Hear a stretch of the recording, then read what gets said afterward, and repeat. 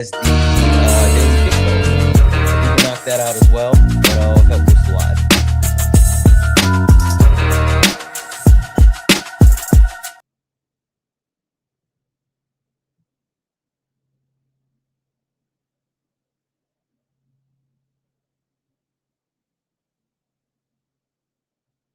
Also, for those who partake, hey Q Beans. For those who partake, such as myself, happy JJK Day. Happy JJK Day. I don't know about other people that watch, but I'm not gonna watch the first couple episodes. I usually like when certain animes come out, like JJK or solo leveling or whatever. I let it build up for a couple of days before I start watching, because I actually enjoy binge watching. I don't necessarily like watching week after week. So yeah, you love JJK? I do too. I freaking love JJK. You are my spaceship. Guys, send your daily heart me, please. Send your daily heart me. It's only 1 coin. Also, can we knock out the love you very much? It's the daily gift goal. If we can knock those out a couple of times, it'll boost the live and push us out to the FYP. Good morning, Stacy. Yano, I have the information on the Bricks Bridge, but I haven't finished looking into it yet. Hey, B.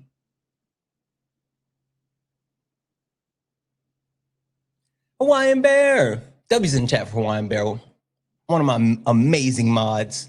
You guys are so fucking awesome.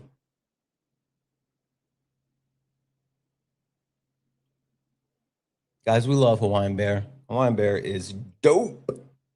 Morning, Court. All right, guys. We are gonna get into it. We are G to G on all platforms. So, Lego. You stepped in the box. Now you're in the ring. Ain't no hugs here. You better take your best swing. Mike Hot. Who wanna step in the flame? This ain't a debate. No. This is a mind game. Yes. Backside lies, get left in chain. One wrong word. Good morning, guys. Out your name. This ain't TikTok T. This is war zone talk. Let's go. No script, no filter, no safe walk. Hey, Riot 200 watch minutes. Let's go. Hey, good morning, Madonna. Thank you. Ain't no rules, no plan, no script. Oh, got a new follower. K just followed. Hey, let's go. Hey, B, thank you for sending that much love. Dot 100 watch minutes. Let's fucking go. Adam the Orland. Okay, block. So, okay. You think someone cares about you saying block? You so want attention. I'll sink your boat. Hey. You talk slick, but you ain't got source. Hello, is that Matilda? Hey, Matilda. Hey, Christy. Dre Rod, what up? How's it going, bro? Hey, thank you, Kay. It is Matilda. I love that movie. Kimona? Hey, CB. I love you. You ready, Ray Dominique? All right, let's go. Let's go. Hey, KC. What? Hey. No. Hello. No cap, no shield. Better know your stuff before you get revealed. Step in. You watch me every morning? That's crazy. Hey, Pumpkin. This ain't a safe place. No, it is not. This is flame space. Step in, don't you wanna? Sparring with Santana.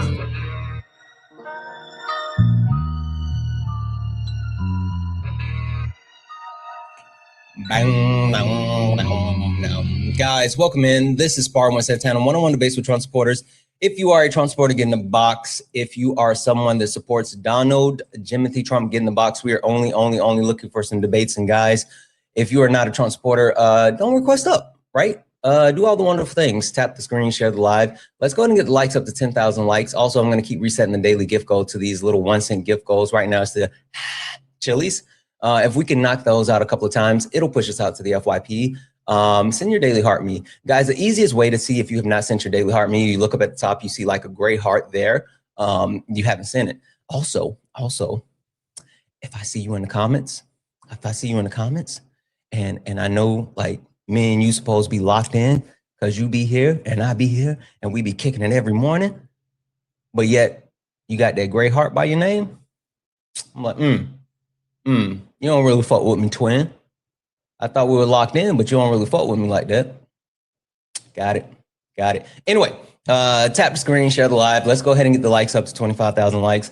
MAGA, get in the box, because the question that I genuinely have is, are you a predator? And I'll start by saying this.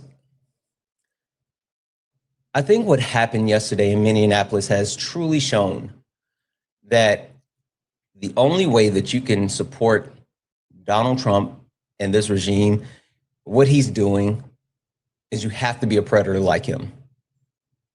Period. Because at this point, what are we doing? I posted a video on my main page and I talked about how, and listen, chat, I'm going to say this right here, right now, and this is not going to be comfortable for a lot of people. So I'm just going to let you know. I'm just going to tell you. This is going to be really uncomfortable, but I think a lot of people need to hear this. This is why I said that in the video, but I need everyone to hear this. What happened yesterday with that woman getting shot in Minneapolis, it will change nothing. Nothing's going to change because of that. We have been protesting and marching on the left. We have been screaming for reform. The politicians on the left have been jumping up and down. We've been demanding better. Nothing changed when people got shot and lost their lives in a nightclub. Nothing changed when people got shot and lost their lives in a movie theater. Nothing changed when people got shot and lost their lives in a church. Nothing changed when politicians got shot. And you know they don't give a damn when nothing changed when kids continue to get shot in school. And it's not that the people on the left side of the aisle, it's not because we're not marching enough. It's not because our No Kings rally aren't big enough. It's not because our boycotts aren't long enough. It's not because we're not calling our politicians enough. It's because the right side of the aisle continues to justify the actions that are being taken. That's why. That's what it is. As simple as that. As long as there's enough people on the right who justify the actions of what happened, we won't get change. As long as there's still people on the right saying, well, she weaponized her car and it was a terrorist attack, nothing's going to change. As long as there are people on the right saying, well, he was doing his job, nothing's going to change. As long as there's people on the right saying sometimes things like this happen and we just have to have thoughts and prayers, things aren't going to change. That's the truth. So until the right wing, until people who call themselves Republicans, conservatives, MAGA, I don't give a shit what you call yourself, until you stand up and say it's not okay for Americans to die, nothing's going to change. We can't do it by ourselves. We need you. Anyway, if you're a Trump supporter, get in the box. Only request up if you're a Trump supporter. We're only looking for some debates. All good. Guess what? I'm going to mute you, bub, because I don't care what you're saying in the comments. Another left-wing grifter. Cool. I'm going to send your request. Come up. Hey, Trump supporters, just a FYI. A lot of you may not know this because you may be new to my space, but I don't let you yip yap in my chat. If you can't say it with your chest, then don't say it at all. Period. If you can't say it with your chest, then you don't get to yip yap in my TikTok chat. I don't do listen, the TikTok chat is for the friendlies. It's for my family. It's for the people that I'm locked in with. And MAGA, you and I, we are not locked in. We are not. So MAGA, Trump supporters, if you're in the chat running your mouth, I'm going to mute you. My mods, they will put you in the cocaine and clutch. Maybe the figure four, maybe a sharpshooter, maybe the walls of Jericho, one of the two, or three or four, but you don't get to run your mouth from my chat. You have to get in the box. This is for the TikTok chat. YouTube, all you Trump supporters over on YouTube, get over here on TikTok. Come debate me. With that being said, we're going to go ahead and get into it. Who's your ideal presidential candidate? AOC. I am absolutely 100% backing AOC to the moon. Can I call you TJ? Yeah, it's fine. Okay, cool. TJ, good morning. How are you? Being perfectly honest, after what happened in Minneapolis, feeling pretty damn sick to my stomach. As you should. Yeah. As you should. Listen, we're going to get into it all in just like a whole second, but like, I think that no matter what your political leanings are, if you are willing to come up here and say like, you know, all is well or whatever, and you're not like disturbed at the loss of, at the very least, at the loss of Americans losing their lives, then that's a problem. So yeah, I couldn't agree more. A woman lost her life. I mean, did I read correctly? She had 3 kids. 3 kids. Yeah. Anyway. All right, TJ. So I'm gonna hit this intro really quick. I know you know who I am and what this is, but I'm gonna give a proper introduction to everyone else. So give me a second. All right. Yeah, you good? All right, guys. This is for all the newbies. All the newbies. If you don't know who I am and what this is, I got you. Ladies and gentlemen, welcome to the main event.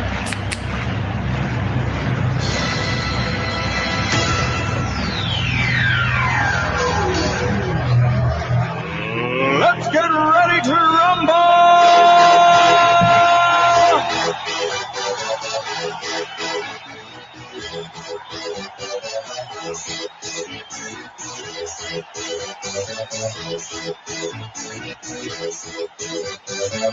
Y'all ready for this? Guys, welcome in. This is Sparring with Santana, one-on-one debates with Trump supporters. If you are a Trump supporter, get in the box. If you're someone that supports Donald Timothy Trump, get in the box. We're only looking for some debates. Guys, please do not request up if you're not a Trump supporter. We're not talking to friendlies. If you're a friendly, tap the screen, share the live. Let's get the likes up to 50,000 likes. Also, guys, I'm going to keep resetting the daily gift goal to these little 1-cent gift goals. And if you can knock those out, it'll help boost the live and push us out to the FYP. MAGA, just again, an FYI. My chat is not your safe space. My chat is not your therapy session. My chat is not your mom. My chat doesn't care about your feelings, and I don't want to hear you from my chat. So get in the box or get muted. Mods, you know what to do. With that being said, TJ, all right. So I know what the big news is and blah, blah, blah. And I do want to get to that. But I kind of want to finish our, you know what? No, fuck it. Let's talk about it, and then we'll finish our conversation from yesterday after that, because I'll kind of want to get into it. So, question for you, right? Yep. I know you said that it makes you feel kind of sick, and that's a human reaction. I get it, and that's good, right? But the question I have is that something that shakes your current support in the actual mass deportation efforts, and even more so, the Trump administration in their response to it, because Donald Trump came out and said that the ICE agent was justified, and the ICE agent almost lost his life as far as like all the injuries and all this other stuff. And Kristi Noem doubled down as well and said that he was,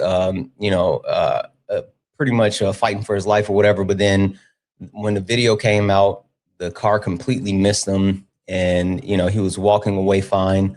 I will give them a little bit. The only thing that I could see that maybe you could say was something is maybe his foot got run over, but he didn't get actually hit by the car. But with all that being said, the Trump administration and Kristi Noem are giving this ICE agent complete coverage.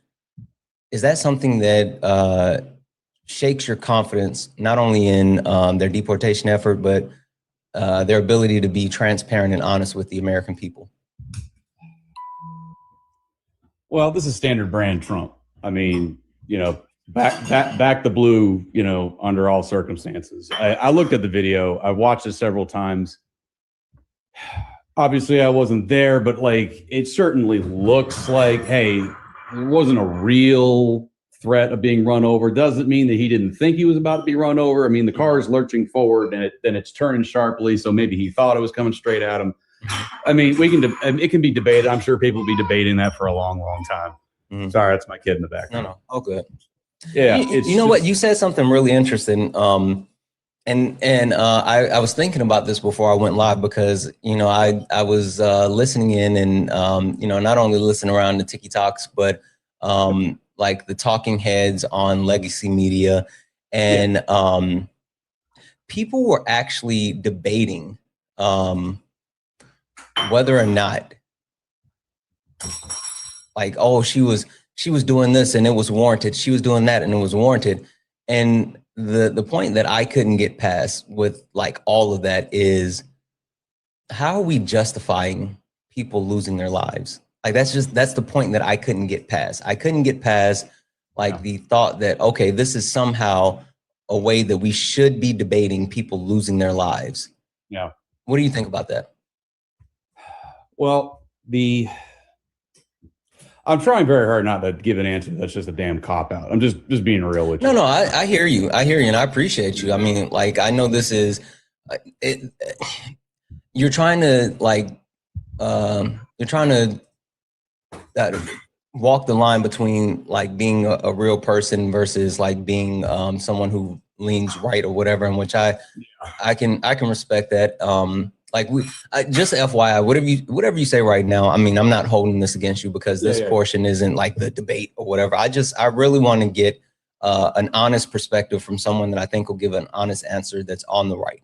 Like, I'm not even looking to get a gotcha, score one or whatever. I just want to hear someone who I know isn't like a droid or a bot or so much of a shield that would just say anything. I'm doing a temperature check for myself, because I don't like to be too hyperbolic in my echo chamber, Sure. This is what I think is going on. For too long, both parties have been punting this issue. The issue is people coming in undocumented because it frankly beats staying wherever they are. They're looking for a better life. It's like they would rather be undocumented here in America than wherever they're living. And it's perfectly understandable. It's very human. Yeah. And the way I look at it, the goal of the United States should be very simple. Every single person who's here should either be in one of two categories. Mm-hmm. They should either be a full citizen, or they should be on some kind of work visa or student visa or some kind of temporary protected status, but mm-hmm. The bottom line is the country's not going to function if it just has people undocumented, because that's not fair. There's a lot of undocumented people in this country that are working hard, mm-hmm. that are contributing, mm-hmm. and they're not full citizens because of the way they entered the country. And it's like, this is not sustainable. We can't have this, mm-hmm. That's wrong. And because big businesses has been like, ooh, cheap labor, and then people, and then in addition, you got, that's on the right. And then on the left, people are like, well, let's have some compassion. They're trying to better their lives. Mm-hmm. This issue just keeps getting worse and worse and worse. And the problem, somebody, you can fact check me, but last I checked, I think it was Pew Research estimated 8 million completely undocumented people in the country, and another 6 that they're not they have like some form of deportation protections. That's when you add them together, it's about 14 million. That's I think it's I think the numbers the total numbers land somewhere between 10 to 12 or something like I have to check, but yeah, like you're not crazy far off. You're not saying 25 million like some people like to scream. So you're not crazy far off. Yeah, I've seen you have those arguments. I'm like, guys, let's just agree on the numbers and move on, please. Wow. Yeah. You know, but the point is like we've got to be driving people into buckets where it's like you're here temporarily undocumented, you're here as a citizen and you're documented. Mm-hmm. And the problem is that you keep kicking the can down the road, and then you get somebody like Trump who's like, all right, and he takes the extreme position. Like the tactics that are being used, I mean, real lives are being ruined right now. Mm-hmm. People that have been in this country 10, 20, 30 years, and they're getting deported because, they were undocumented. And it's like, it's you know, like neither solution. You can't just not address it, which I felt Biden did, but you also can't just like just start ripping people up because like that's not helpful either. Yeah, I got a question. You know? So, well, I got two things. Yeah. I want to call out what you said as far as like people like Trump, right? Yeah. And I want to make something perfectly clear. Sure. Donald Trump is not the head of the snake in the sense of like mass deportation. He's a useful idiot, right? And I say that in all sincerity in the sense of we know who's spearheading like the mass deportation effort and the legislation and how it's been written, and it's Stephen Miller, right? I don't know if you saw this, but there was it was super interesting quote that just came out. Someone leaked the information that was from the Trump administration, and it's directly from Stephen Miller. Oh, dang it. I thought I had it here. Stuff hasn't synced. All right. So it's on the phone that I'm streaming from, not my other devices, and it's not uploaded to my cloud information just yet. But the actual quote is pretty much along the lines of they were preparing Donald Trump for the debate, right? And the conversation around the debate was geared towards immigration.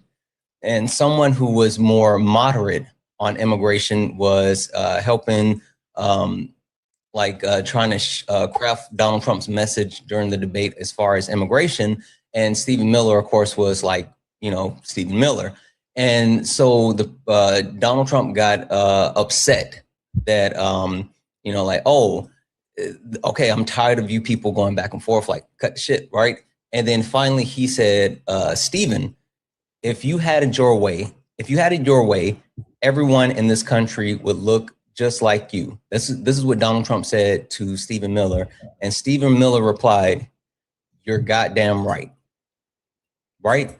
And like, that's who Stephen Miller is. That's what he's about. He is absolutely someone who is looking to uplift white Christian nationalism. He is a Nazi. He is someone who has a history of perpetuating this type of harm. So I think there's a massive difference. If I'm going to be honest, TJ, I don't think Donald Trump really cares about like a lot of this stuff. I think the people around him care way more about like these different agendas and initiatives than he does. And he's willing to do it because it benefits him. I'm going to be honest. Also, 1 second. Hey, Shay, thank you so much for sharing the live. I really appreciate you doing that. But you will only want to share like maybe once or twice because it will hurt the live if you actually share it out way too many times. So like once or twice is perfectly good. Thank you so much. Also, guys, like almost 1,000 people here hanging out. Repost the live as well. Like I've heard that boosts the live a shit ton. Do the repost. That's super beneficial. Sorry, TJ. What do you think about that as far as like the people around Trump being the ones that really care about these actual initiatives and Donald Trump is just getting by? Look, if you're looking for somebody in MAGA to defend Stephen Miller, you're going to have to find somebody else. No, I don't think many people at all. Like when I tell you people within the Trump administration and people like I saw a video from Tom Tillis directly talking shit about Stephen Miller and basically saying that he needs to either get better in his lane or pick a new lane. And, that's fucking senator from a Republican senator from North Carolina. So yeah, I mean, I don't know. I think I can't remember if he's in my district or not. I'm in North Carolina, so. Oh, okay. Yeah. Wait. Okay. Sorry. Side note: this is my ADHD kicking in. Are you ready for Saturday? Saturday. Oh, you just disappointed me, TJ. Yeah, I do that. I mean, I'm white. What do you expect? You know what's happening Saturday, right? Hey, Aiden, thank you so much for the storm. Huh? Hockey games and basketball games for me. The Panthers and the Rams. First playoff game back at the bank in what? 8 years or something? 5 years? Cam is going to be there. 10 years since we went on that historic run to the Super Bowl. Cam is going to be doing the keep pounding drum. Dude, I still remember watching the Super Bowl. That was so damn disappointing. Me too. I was so disheartened. No, I mean, the Panthers have been so dang bipolar. It's like, we beat the Rams, we lost to the Saints. We beat the Packers, we lost to the local Girl Scout troop. It's like, what are y'all doing? Yeah. Well, so, neither here nor there. They're also young. Anyway, one last thing. Not gonna hold you. Last year, right before Luka Doncic got traded to the Lakers, I was in Vegas with my wife, and I went downstairs, and I had like a little bit of extra cash, and I put $100 on the Lakers to win the NBA championship. And this was literally, I put that $100 on, and then like an hour later, Luka Doncic got traded to the Lakers, which is crazy. But I also put $100 on the Carolina Panthers to win the Super Bowl this year, right? And it was such a long shot at that time. The $100 bet, if I get that 100,000 bet, then I win like over $5,000. Yeah. So there's a chance. Don't forget all your white friends that don't deserve the money at all. TJ, you know my white friend. I would share with my white friend. I got white token friends like Kay and Brett and Parker and Dean. I would split it with them. I'm wearing you down, dude. So. Anyway, I'm sorry. Back to the conversation. Yeah. So Trump, if you could just tell, like Trump just thinks in extremely black and white. There is no nuance with Donald Trump, which is one of the reasons why a lot of people like him. It's like, well, we don't have to worry about, what is it the guy's thinking. Mm-hmm. But like he's just thinking black and white. What, we got a bunch of people here that legally don't belong here? Kick them all out. It's like, it's really that simple. It's really that simple. The problem, of course, is that there's going to be a ton of heartache that goes in with that. And what the country desperately needs, we need some enforceable rules that will fix the problem. Again, we can't just have lots of undocumented people in the country. That ain't cool. It's not right, Well, I mean, the last time it was even attempted to fix this problem was McCain-Feingold. And how long ago was that? Was it like 8 years ago? I mean, it was a long time ago. That's not true, though.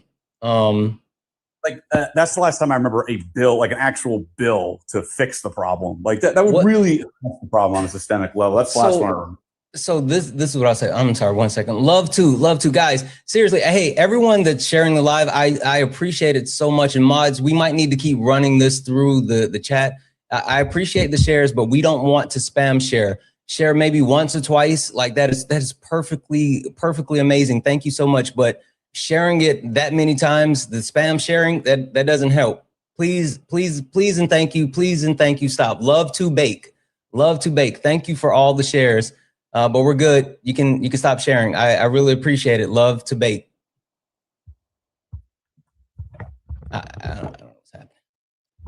So 1 second. So all right, I'm gonna have to do this. I'm serious. Like, I think this person's doing it on purpose. Person's just an asshole. Got it. Don't worry about it. Got it. So what happened? Oh, wait, really quick. Would you be good with a mass amnesty? Like, would you support a mass amnesty effort?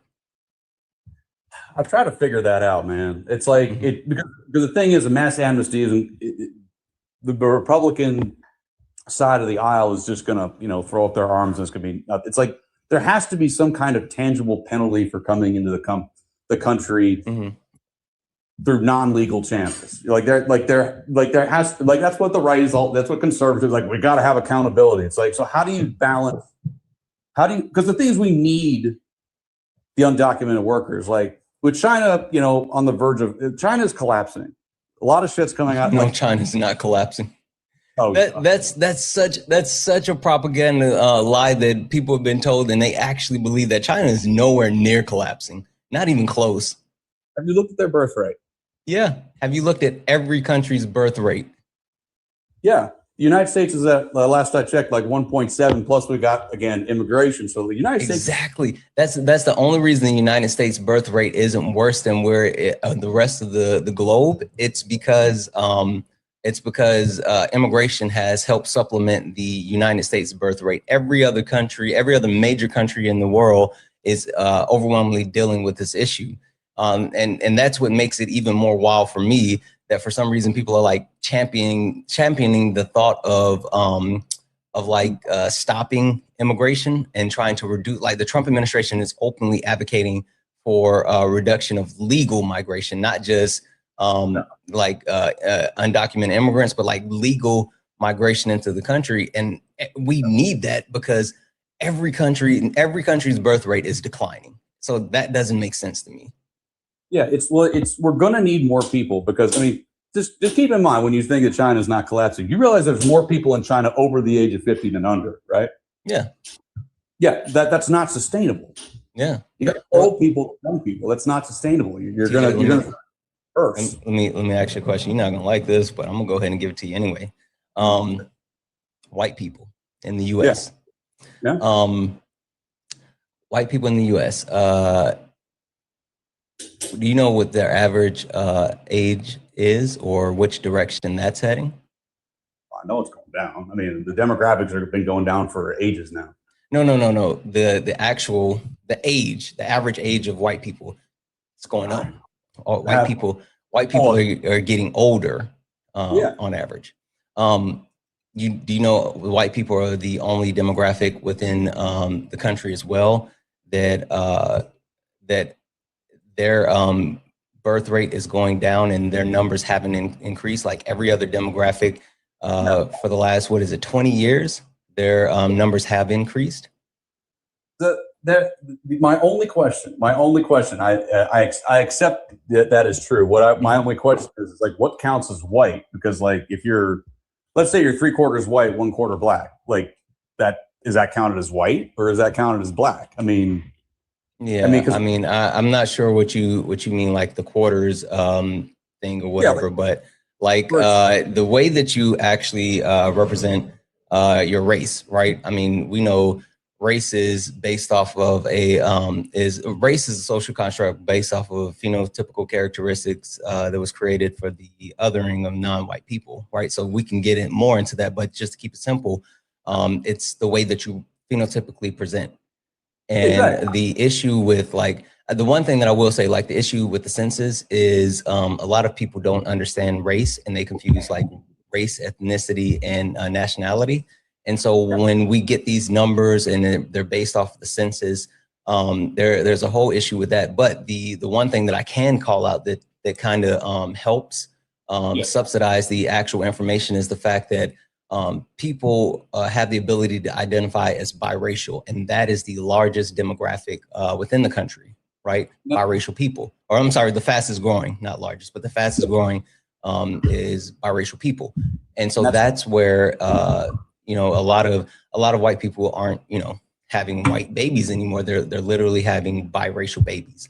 And so that's what's happening. So again, when you talk about the actual decline, the birth rate, that's all driven by like the reason why Stephen Miller is so gung-ho on this is because people like Stephen Miller, like Elon Musk's dad, Elon Musk, they are driven by the white replacement theory. I'm not okay. I'll give you Stephen Miller. That dude is genuinely weird. I'm not giving Elon Musk. No. There's a video on my main page about it. Elon Musk has not only tweeted out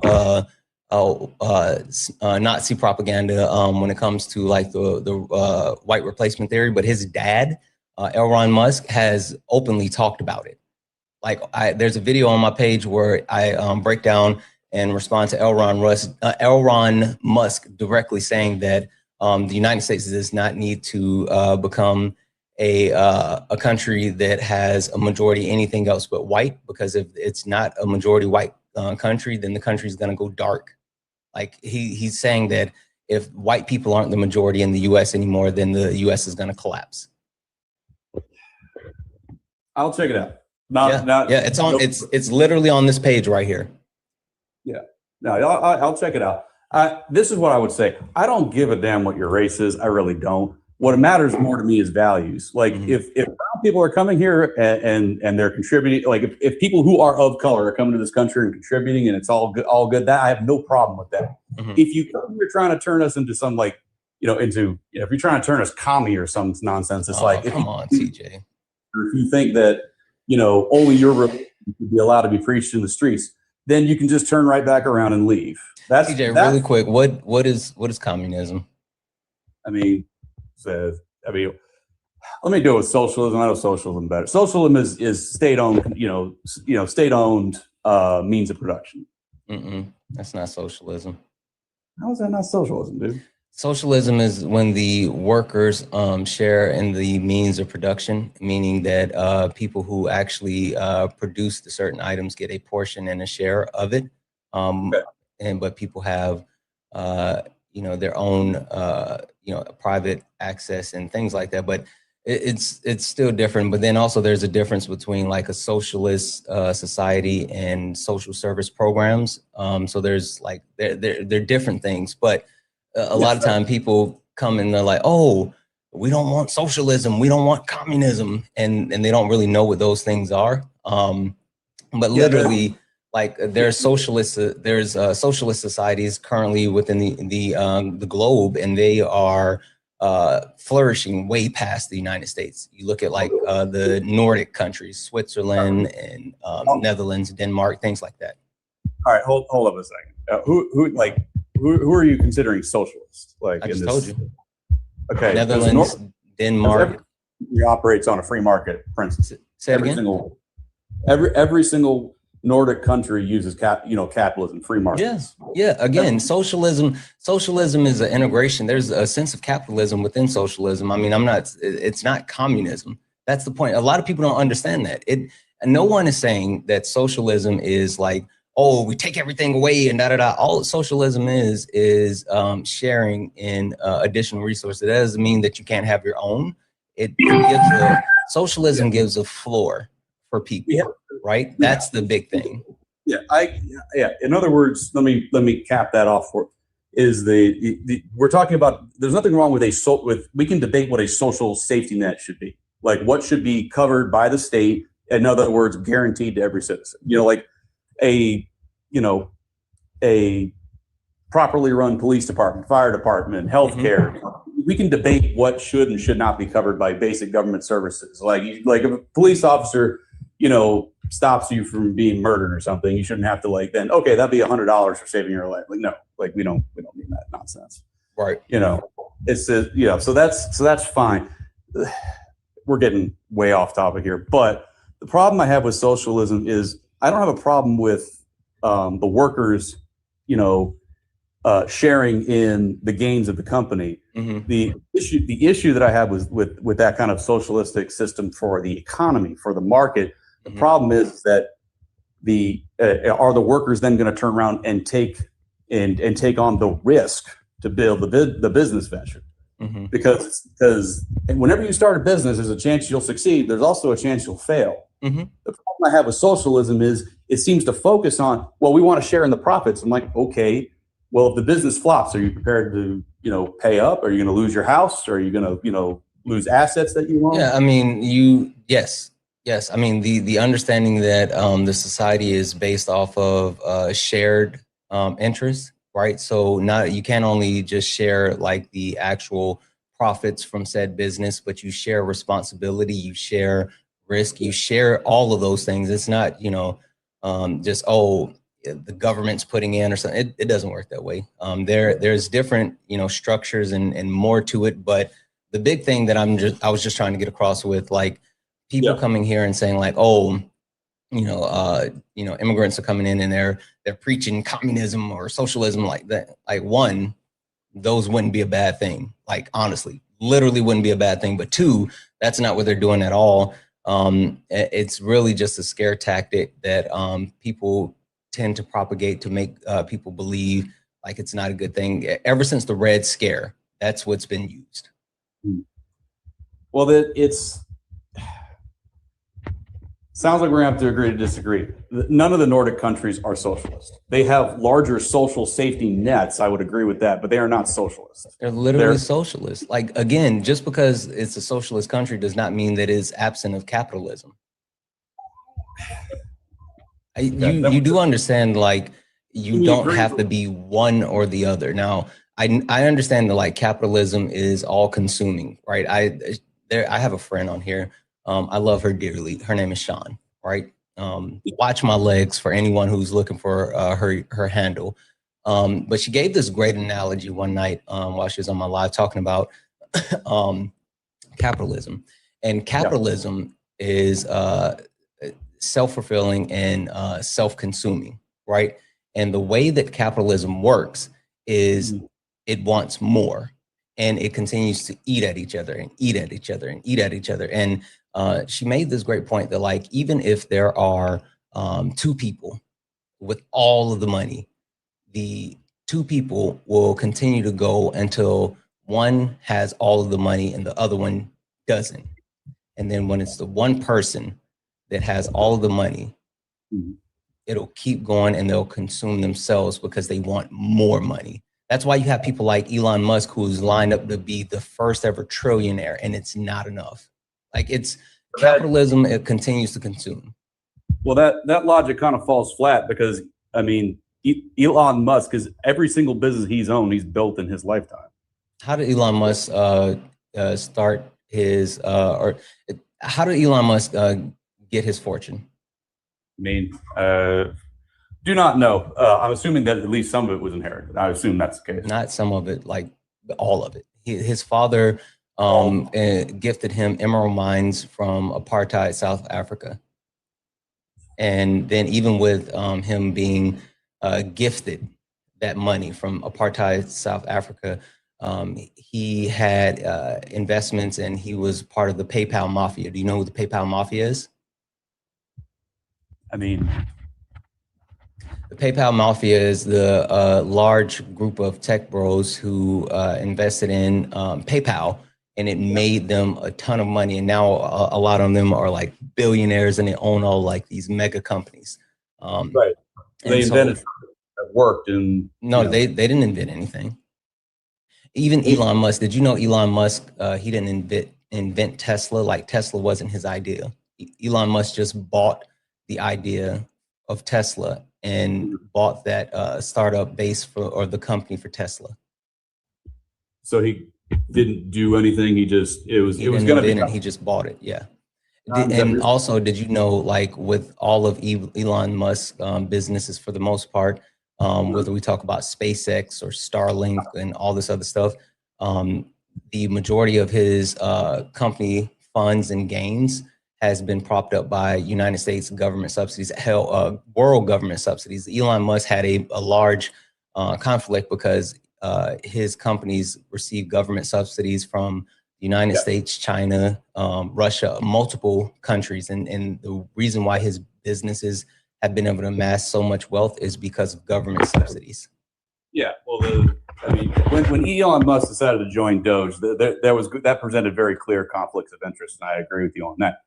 However, one of the reasons SpaceX became as big as he was is because they took over duties that NASA was taking care of, and they were able to do it at a lower cost. So not really at a lower cost, but yeah, they were able to get those government subsidies. And not only did they get those government subsidies, when Elon Musk was in the government and had access to Doge, he had access to competitors' contracts and his contracts as well, which he ended up diverting contracts from competitors like Verizon Wireless, right? He converted the government contract from Verizon Wireless to Starlink for like the internet services. So Elon Musk his companies have lived off of United States government subsidies, but even more government subsidies from around the world. And so the point that I'm trying to make, right, is Elon Musk is not a genius, because for some reason people, just because he says words and he speaks as if he's like hyper intelligent,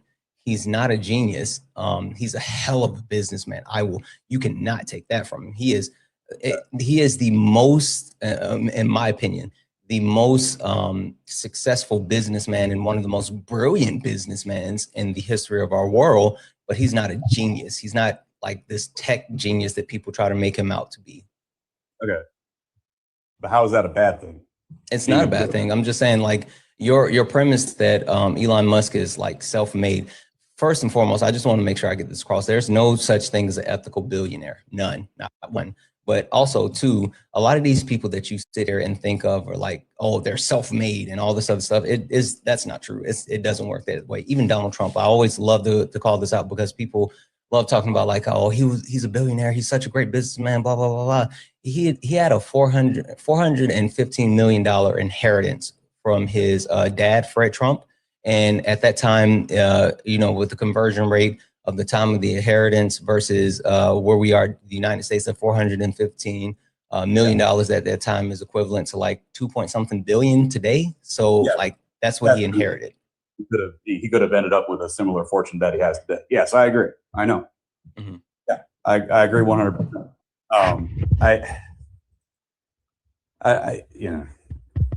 I mean, when you say there's no such thing as an ethical billionaire, I feel, do you not at least acknowledge that is a really, really presumptuous thing to say, to just simply blanket statement, anybody who's got a lot of money obviously didn't do it through honest means. I feel that's no, I'm not saying don't get my statement misconstrued. I'm not saying that they're not honest, but what I'm saying is, in order to be able to amass that amount of wealth, you have to be willing to take from others and do things at the detriment and harm of others. You have to be willing to sacrifice certain things of others. And whether you talk about like companies like Apple that do like mining from the Congo, which cause like people within the global south to either be working in like those mines where they lose their lives.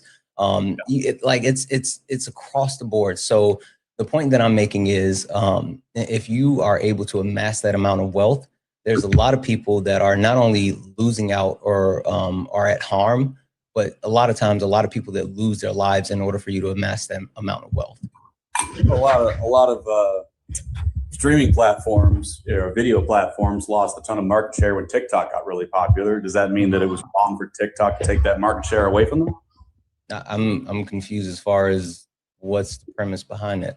I mean, you say stole. Like what did? When did I say stole? What do you mean?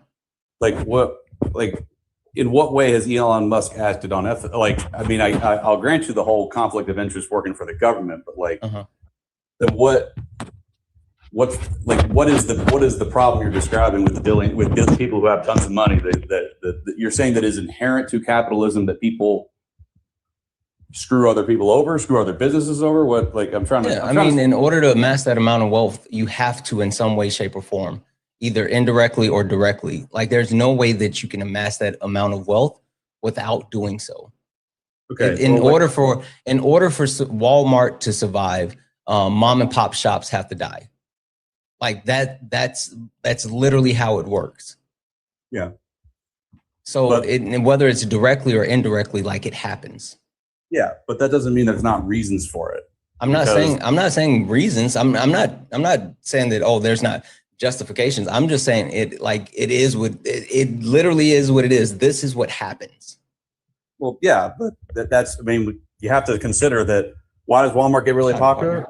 They streamline the business. They reduce costs, and all the products get cheaper. And yes, a lot of mom and pop businesses get driven out of business. Why do all the products get cheaper? They run the business more efficiently. That's not true. What are you basing that on then?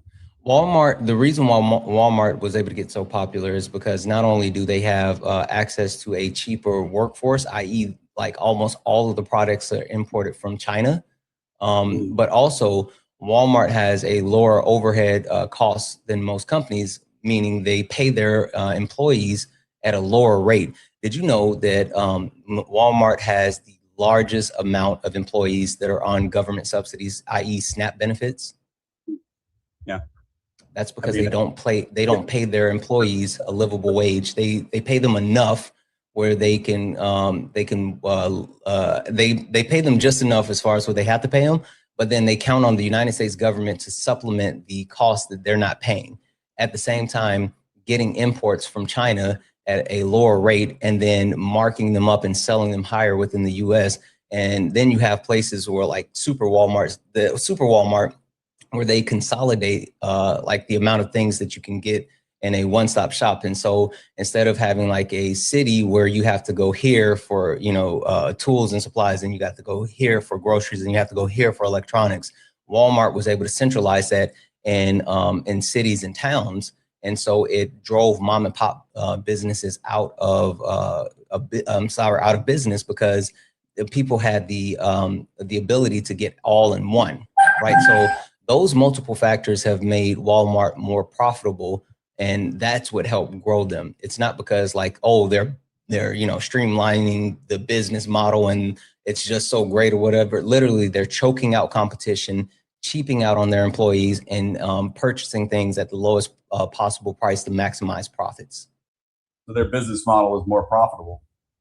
I'm not saying anything about their business model. Again, I'm not debating whether or not they make money. I'm not even debating whether or not that other people doing it. All I'm telling you is, in order to be able to achieve this type of success, it is at the expense of others. I mean, like, if I'm going to be 100% honest, like, that's how competition works. But also, like, you can't sit here and be blind to it. Yeah. Even this TikTok live right now, right? There's 1.2 thousand people watching. 1.2 thousand people watching on TikTok, over on YouTube, almost 500. In order for the 1.2 thousand people to be here watching me, that means people who would normally split their time between another creator has shifted their attention from that live to this live, right? That's how it works. And so while, I'm here and I'm, live and streaming and hoping that people watch and tap the screen and GIF and all this other stuff, it would be absolutely willfully obtuse for me to say that, oh, I don't realize that my presence right now, live streaming, is taken away from other people who are looking to have platforms to push their initiatives and their information or whatever they're doing. Like, it's willful ignorance to sit here and say, like, the success of certain people or businesses or whatever can be achieved without some type of, harm or taking away from others. That's just not how it works. Then how does one make a lot of money ethically then? You don't. So there's no way to make money. Capitalism isn't based in ethics. I mean, I think morality is subjective, but for some reason, people thinking that there's like an ethical billionaire is just laughable. Like, that doesn't make sense. That I don't call that out to try to like get people to, do this or do that. I just call it out so people aren't living under this premise that for some reason, like, billionaires are ethical. That's just wild. Well, my parents are business owners. Are they unethical? I'm sorry, say it again. My parents are business owners. Does that make them unethical? I don't know what type of business they own, what size business, what have they done with it? I'm not sure. Are they like corporate giants? Like, what is our metric for determining whether a business is ethical? It can't, because it can't just be money. I mean, if they make a lot of money, that does not imply that the business is unethical. Yeah. Again, I didn't say business is unethical. I didn't say people are unethical. I said there's no such thing as an ethical billionaire. And I said that understanding that capitalism demands not only consumption, but also demands other people be deprived. The root of capitalism is someone having and someone not having. Like, that's the root of capitalism. Like, that's the point of capitalism. The point of capitalism is I have, you don't have. And if you do have, I want what you have. Like, that's the point of capitalism. Okay. No, not even Taylor Swift. Taylor Swift is not an ethical billionaire. No, not Taylor Swift, not LeBron James, not Bill Gates, not George Soros. No, none of them. Like, I'm sorry. I know we in America, for some reason, we love our celebrities. We love our billionaires. We love the ultra wealthy. And I'm not saying that they're bad people. I'm just telling you there's no such thing as an ethical billionaire, because you don't get that rich without stepping on people in some way, shape, or form.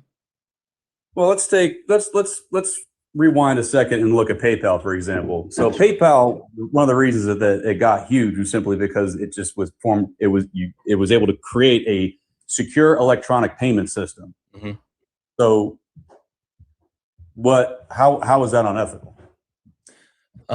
So when you talk about the securance of a payment system, excuse me, you'd have to take a look at the actual inner workings of PayPal. I don't know the up and down of PayPal, but what I do know is that there are certain situations. I know that I use PayPal currently, right? With donations, in which I got a few thank yous. I got to get off here in a minute.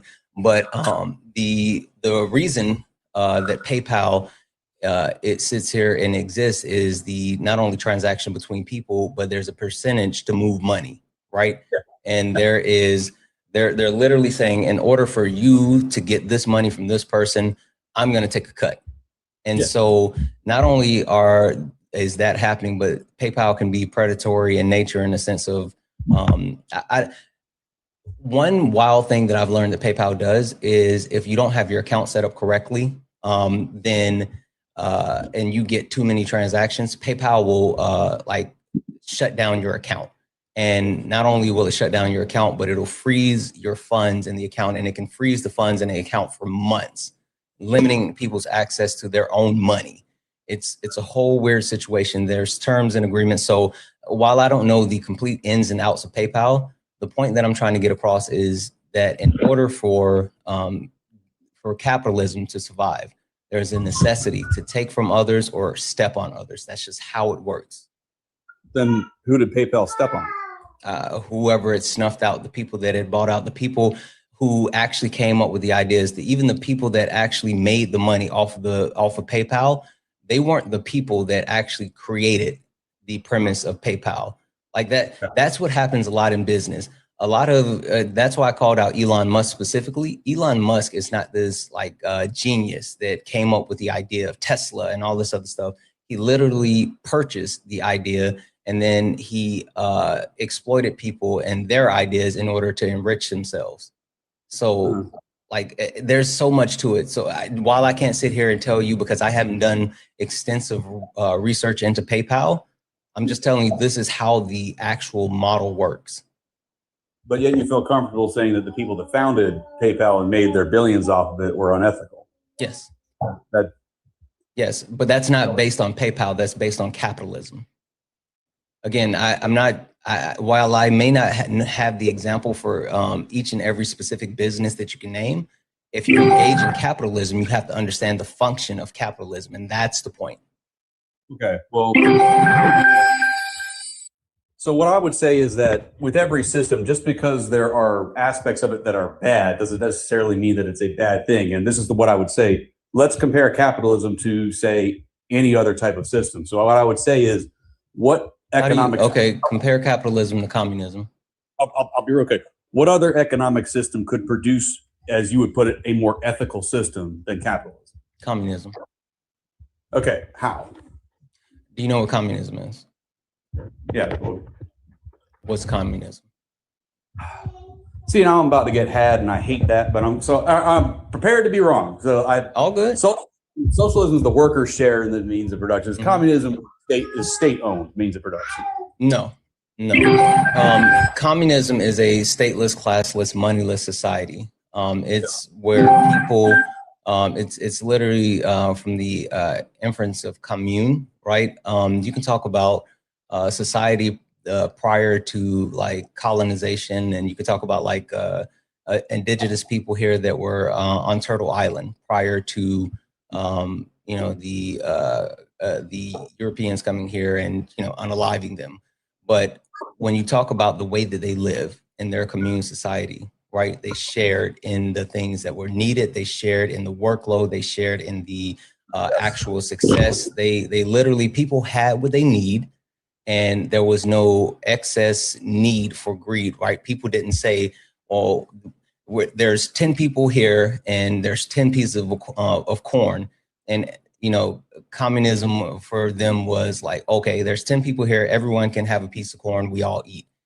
They didn't say, well, you know what? I'm the biggest and strongest, so I'm going to take 3 pieces of corn, and the other 9 people can figure out how you share or what you do with these 7 pieces of corn, right? And so like that, the sense that everyone having what they need, not saying that people can't have more or other their own possessions and things like that, because they absolutely can, but being able to share in the items that are needed for people to survive, that's the premise of it.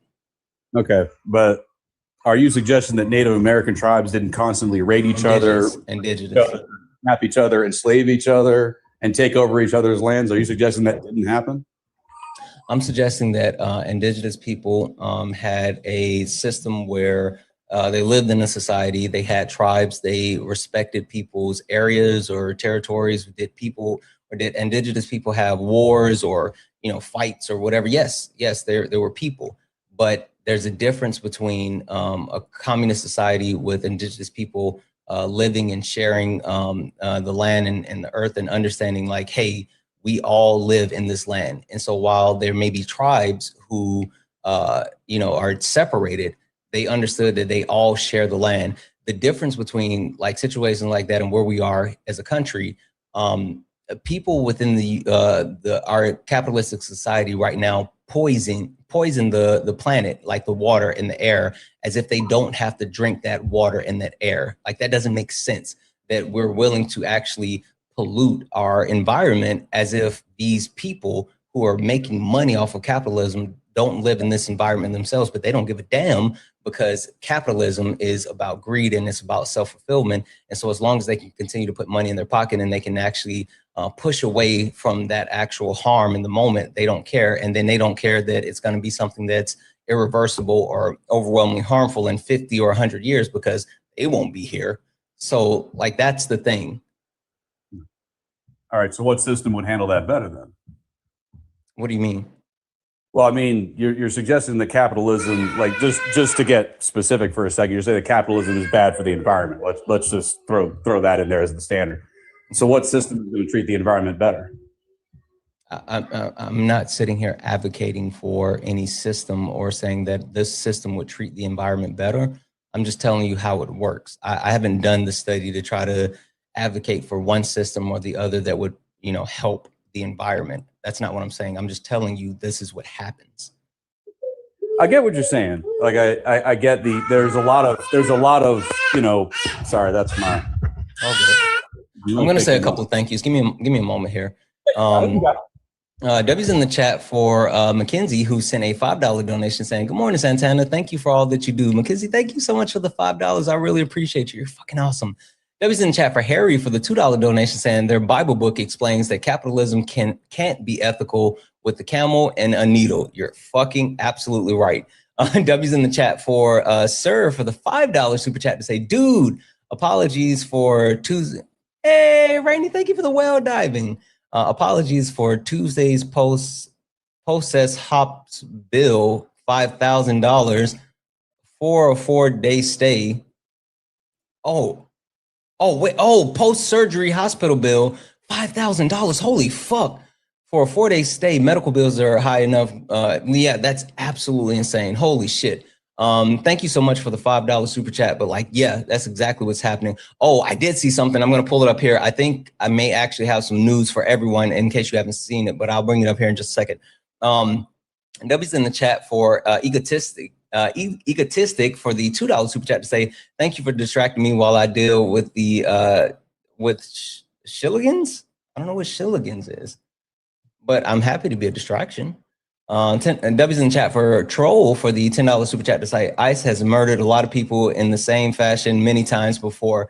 This is obviously a tactic. ICE intentionally put their agents in harm's way to provoke lethal force." I agree. I absolutely agree. 100%. No notes. I agree. W's in the chat for I can't see what your username is because it's cut off. It's something. Hold on. Let me see if I can do it. Wait, I thought I just saw it. I Can't see it's cut off. I can't see your YouTube username. But thank you so much for the $10 super chat to say RIP Renee Nicole Good. My thoughts and prayers go out to her family and to all of those in Minneapolis, Minnesota. Exactly. I completely, 100% completely agree. W's in the chat for Nicholas for the $9.99 super chat to say, he keeps saying Ing. I think you might have mistyped there. He just keeps saying a lot of money. Clarify, it's billionaires. And I think that's a mistype. I think what you're trying to say is that I think the word that has been missing in this whole conversation is exploitation. I agree. It's literally exploitation, and there's no way to get past that. You are 100% positive with that. W's in the chat for Jared for the $1 donation saying their Bible also says to pay to Caesar what is Caesar's, and the original church was communist. Exactly. Like the whole premise behind, hey, Jesus was a communist. Jesus was a communist, for anyone who doesn't know that. Anyway, W's in the chat. If anyone else would like to support the lives, you can do so. Cash App, PayPal, Venmo. All the pay links and link tree in the bio. Santana Speaks For You. Santana Speaks For You is the best way to support the live. Everything's accepted. Anything's appreciated. If you're over on the YouTube, you can send a super chat, and I will read that out. Guys, keep tapping the screen. Let's go ahead and get the likes up to 200,000 likes. Also, MAGA, you're getting muted in the chat. I don't care about you coming in here and saying what you have to say, but spamming like the whole Trump and the American flag, it's weird. I just muted someone and I sent you a request. Get up here. Don't be weird in my comments. Like, seriously, I think that no matter what political preference we have, I think we need to all come here together right now, today, and say in 2026, we're not going to do the weird shit. Like, can we just agree to not do the weird shit? Agreed.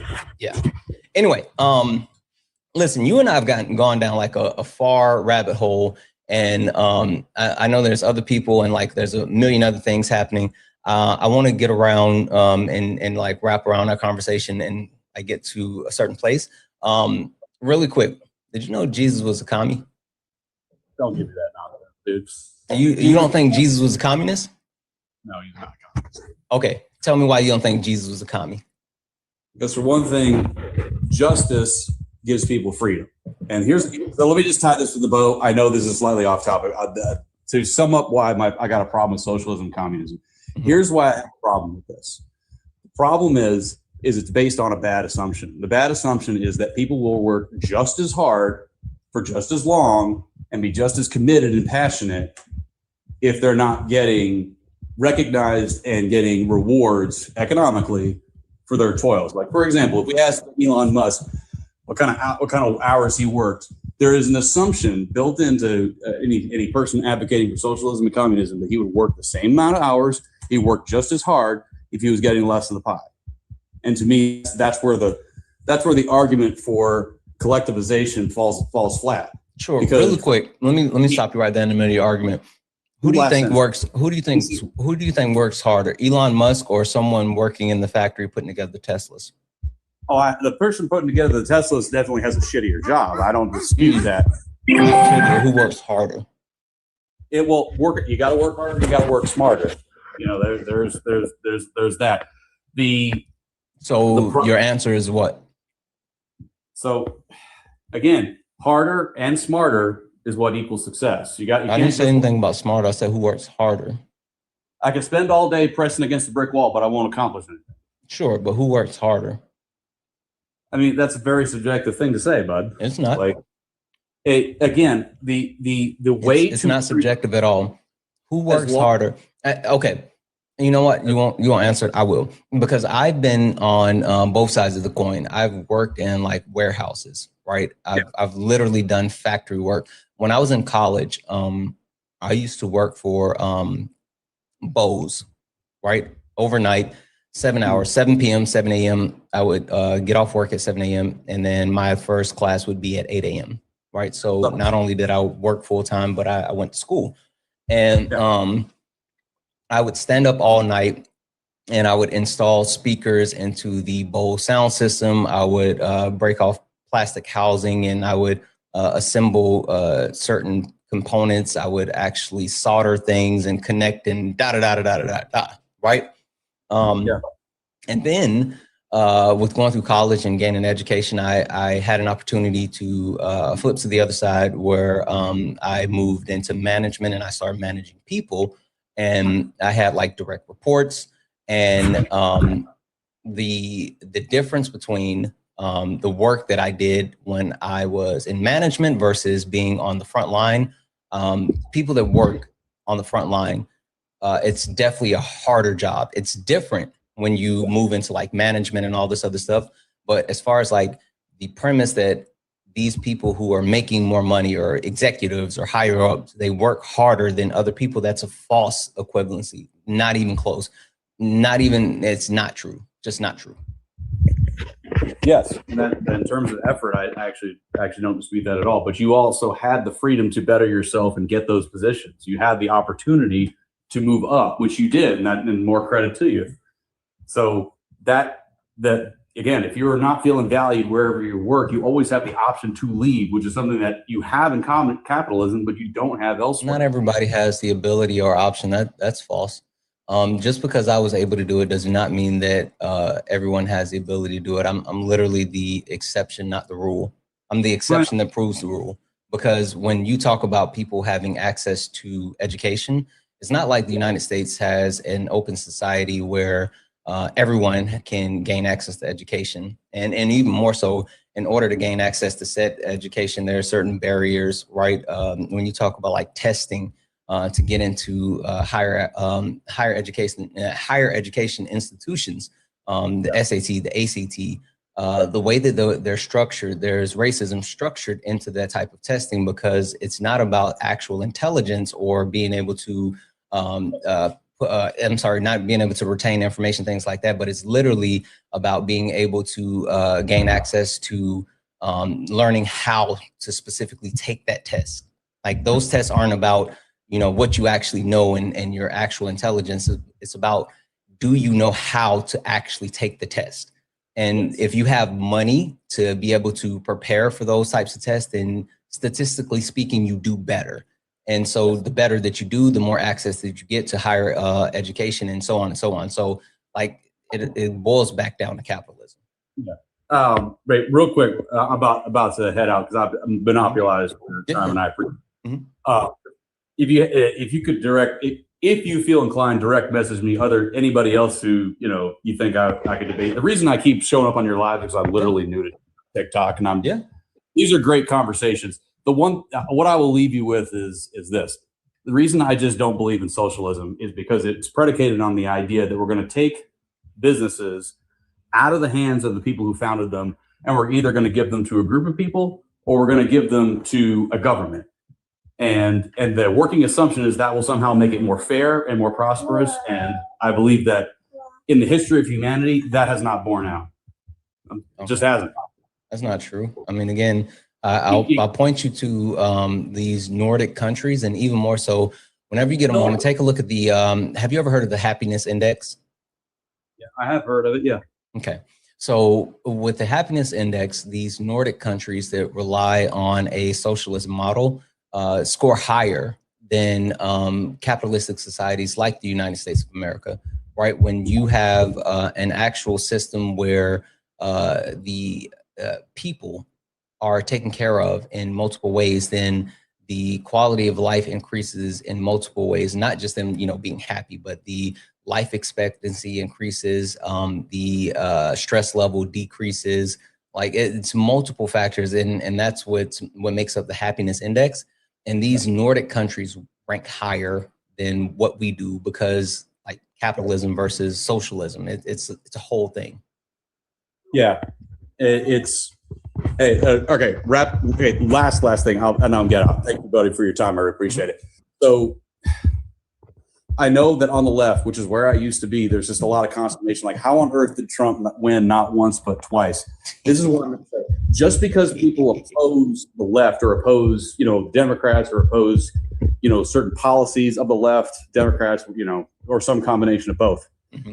thing I would challenge the left, and people like yourself to think, maybe the problem is that the policy prescriptions that you have to address the inequalities that you see, maybe the issue is that people just simply disagree on how to address those inequalities. Not that they don't acknowledge those inequalities exist, but they simply think that your prescriptions for them are simply the wrong path. And with that, I appreciate your time, dude. Wait, don't go yet. Give me 2 minutes. Can I counter argue that and tell you why Donald Trump actually won twice? I mean, go for it, dude. It's because of the patriarchal system, right? Donald Trump was able to win elections against a white woman and a black woman, right? But when he went up against a white man, he got beat like a drum. Now, there's multiple factors. I'm not going to reduce it down to like just simply being the patriarchal system, but to keep it streamlined, because I know you're short on time, Kamala Harris. The reason why Kamala Harris lost to Donald Trump is because of multiple factors, right?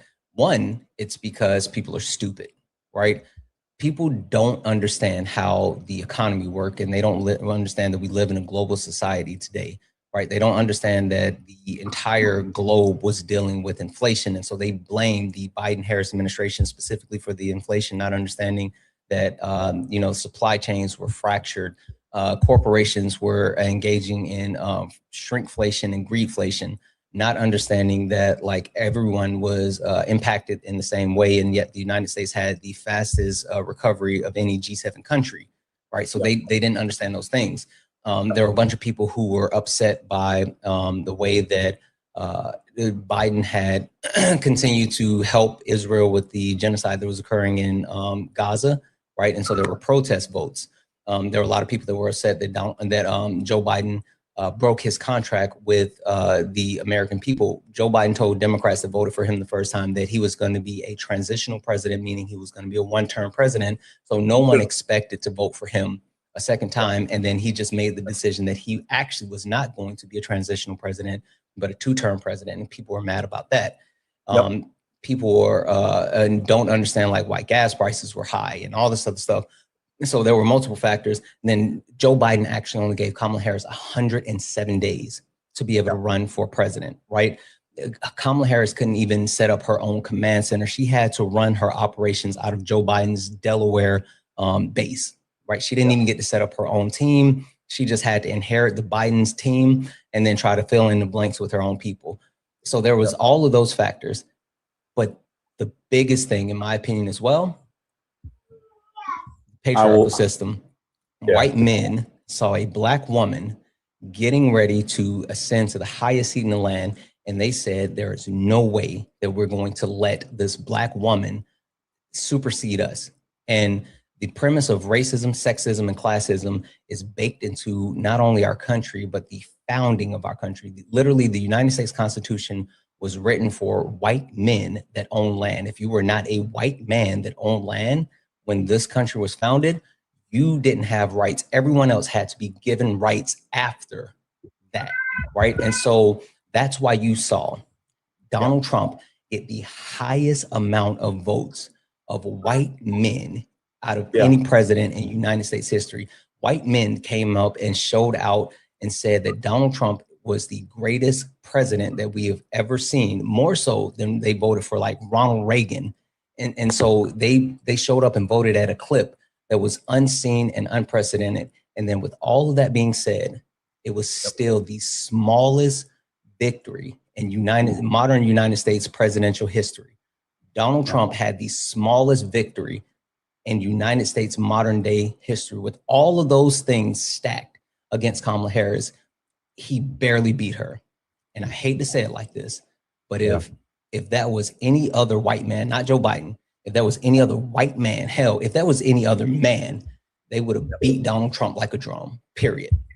What I will say to that is I got a buddy who did 3 tours in Afghanistan. And I once asked him, why did that just go so horribly there and in Iraq? And he said the biggest problem that we had, we did not have a theory of how to win. Mm-hmm. We did not have a theory on how to set the country up, get it stable, and leave. Mm-hmm. That was the problem. And I will warn you, and I said this last time that we spoke, if your assumption is that the reason why Kamala lost, why Hillary lost is because people are misogynistic, because people are stupid. If you keep thinking that that's the reason why they lost, JD Vance will win in a cakewalk in 2028. Okay. They will, because that is not the issue. So did I not lay out like multiple factors that came together as like a perfect storm? What you just all I'm going to say is what you just described, that those constellation of factors you just listed off, that is not going to lead to victory in 2028. It will not. The point that I'm making, right, is honestly, and I think you're missing like the fundamental premise of what I'm saying. If you eliminate one of those things, Donald Trump loses. If Kamala Harris would have came out and said, Bibi Netanyahu is a war criminal, Israel is a terrorist state, and free Palestine until it's backwards, then the portion of the left who either set out or voted for Jill Stein, or hell, even voted for Donald Trump because it was a protest vote, the ones that were on their moral high horse, they would have like been de-armed, and they would have possibly more so voted for Kamala Harris. That would have shifted. I mean, you look at areas like Milwaukee, where Donald Trump, like I can't remember if it was Milwaukee or Nevada or whatever, but there's one like swing state where Donald Trump won by like 10,000 votes, like a very small amount, right? Or if you take a look at if Kamala Harris would have had 4 years to run instead of 107 days like Donald Trump, and then you disarm the people, say, well, she didn't do enough interviews, she should have went on Rogan, we didn't know what she was saying. You disarm that. And so there's that. If you, again, the one big thing that I would have said, or if people would have understood like the legislation that was passed by the Biden-Harris administration, the CHIPS and Science Act, the PACT Act, the infrastructure bill, and they would have understood like the actual positive impacts of those pieces of legislation and how that improved the economy, then, you know, they win. So if it would have been, again, I hate to say this, a white man or just a man, then Donald Trump loses. You eliminate one of those things that I talked about, and Donald Trump loses. So it's not about like, oh, your messaging is off, or it's this or it's that. I'm telling you, like, it was a perfect storm that allowed Donald Trump to get the smallest victory in modern day United States history. Yeah. I mean, I'm sorry, dude, but we disagree on that. Okay. Biden won in 2020 for one very simple reason, because Donald Trump went up on the air in the last year of his administration and made a damn fool of himself, contradicting scientists left and right, and basically looking like a complete moron. And people were like, oh, well, Biden, he's got experience and he's not going to do or say people got tired of the show. That's why Donald Trump lost in 2020. Donald Trump lost in 2020 because he was directly connected to the loss of over 1 million Americans' lives. He also had the direct feelings, because people don't remember what you do for them. People remember how you make them feel. And at the time, as far as COVID and people being stuck in the house, there were so many people that were frustrated. They felt like they were being restricted and blah, blah, blah, blah, blah. Right. And even more than that, Joe Biden represented comfort. People have revisionist history. Joe Biden represented comfort, and he was a white man. He was literally someone that people were used to. And so they were able to lean into the fact that Joe Biden made them feel comfortable. You put that on top of the fact that Donald Trump was actively harmful. More people voted against Donald Trump in the 2020 election than voted for Joe Biden. The people would have voted for anyone that wasn't Donald Trump. 2020, Kamala Harris, presidential campaign. That campaign completely imploded, did not gain a single vote. Not a single vote. That's not true. That's literally not true. Her campaign did not implode. She made a strategic decision. What happens is she saw that there was no clear path to victory after Joe Biden won South Carolina, because prior to South Carolina, I'm from South Carolina, prior to South Carolina, there was an open path for every single candidate. But Joe Biden utilized his friendship with Jim Clyburn, who whipped the Black caucus within South Carolina, and it propelled Joe Biden to a massive, overwhelming win where he had been struggling prior to South Carolina. And so Joe Biden was propelled to victory by Black people in South Carolina, and other candidates realized that this was no longer a clear path to victory. And so Kamala Harris said, instead of actually fighting and trying to get this clear path to victory, let me go ahead and position myself for a key position with whoever is the Democratic nominee, and she was able to angle the position so she was able to become the vice president of Joe Biden. So it wasn't that it was so bad and then imploded or whatever. No, the math on everything changed after South Carolina. Well, I guess we'll see who's right, bud. Anyway, hey, you gave me a lot of time, and I just want to say thanks. All right. Yeah, no, I appreciate it. You have a good one. Yeah, dude. See it. I gave facts, but okay.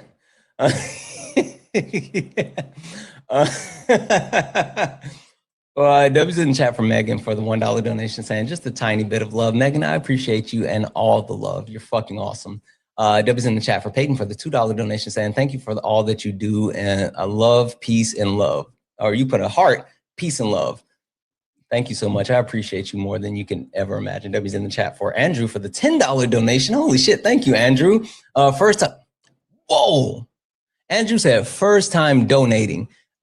Andrew, thank you so much for that $10 donation. That's massive. That means so much to me. And you said, I can't give more. Andrew, I promise you $10 is an amazing amount of money. I really appreciate it because you didn't have to do it. Thank you. Thank you for what you do. Thank you for being here, Andrew. I really, really appreciate you. Benjamin, hey, Benjamin. W's in chat for Benjamin for the $5. Benjamin, I'm going to actually add you. I saw your message yesterday. I'm going to add you on Discord right now while I'm thinking about it. But W's in chat for Benjamin for the $5 donation saying people can agree on many things, including falsehoods. Consensus is not a substitute for truth. That is absolutely positively correct. W's in chat for Kimberly for the $5 donation saying if Kamala and Hillary didn't win for other reasons and not because they're women, why have we never had a woman be president? It's simple. Patriarchal system. Easy. W's in the chat for egotistic. Shingles. I know what shingles are. Like your roof, but a disease. Got it. Shingles. W's in chat. Thank you for $2 super chat. W's in chat for Susan for the $10 super chat. Say people would do the craziest mental gymnastics to convince themselves that capitalism is superior to socialism or democratic socialism. In reality, capitalism equals suffering. You're right. Capitalism is, it's greed. W's in the chat for 1234 for the $5 super chat. Say Trump won because COVID fatigue and America didn't want a female president, a woman president. Funny thing is, Trump is the reason why COVID was so bad. I completely agree. We know these things. That's how it goes. W's in the chat for Yono. I appreciate you. With what you just did at the start of the message. I'll be struggling with names. W's in the chat for Yono for the $15 donation saying, you're so awesome. That's it. That's all. Yono, you're way more awesome. I fucking appreciate you. Thank you so much for the $15 donation, guys. If anyone else likes to support the live, you can do so. Cash App, PayPal, Venmo, pay links and Linktree in the bio. Santana Speaks for You. Santana Speaks for You is the best way to support the live. Everything is accepted and things appreciated. If you're over on the YouTube, you can send a super chat and I will read that out, guys. Only request up if you are a Trump supporter. We are only looking for some debates. Please do not request up. If you're not a Trump supporter, we're not talking to friendlies. We are only looking for some debates. If you are friendly, tap the screen, share the live. I see a couple of people in the requests, and I think you're friendlies. If you are friendly, do me a favor, guys. Take a look down at the bottom. If you see the pink and blue person, you're good. If you see pink and blue, you're good. You're not in the request. But if you see a gray person down in the bottom, that means that you are in the request. If you are in the request, you are a Trump supporter. You are here. You're ready to debate. So only request up if you are a Trump supporter and you are looking for some debates. We're not talking to friendlies. If you're friendly, tap the screen share live. MAGA, I want to understand, are you all predators? Because my answer is yes, you are. Period. I don't think this person's a Trump supporter.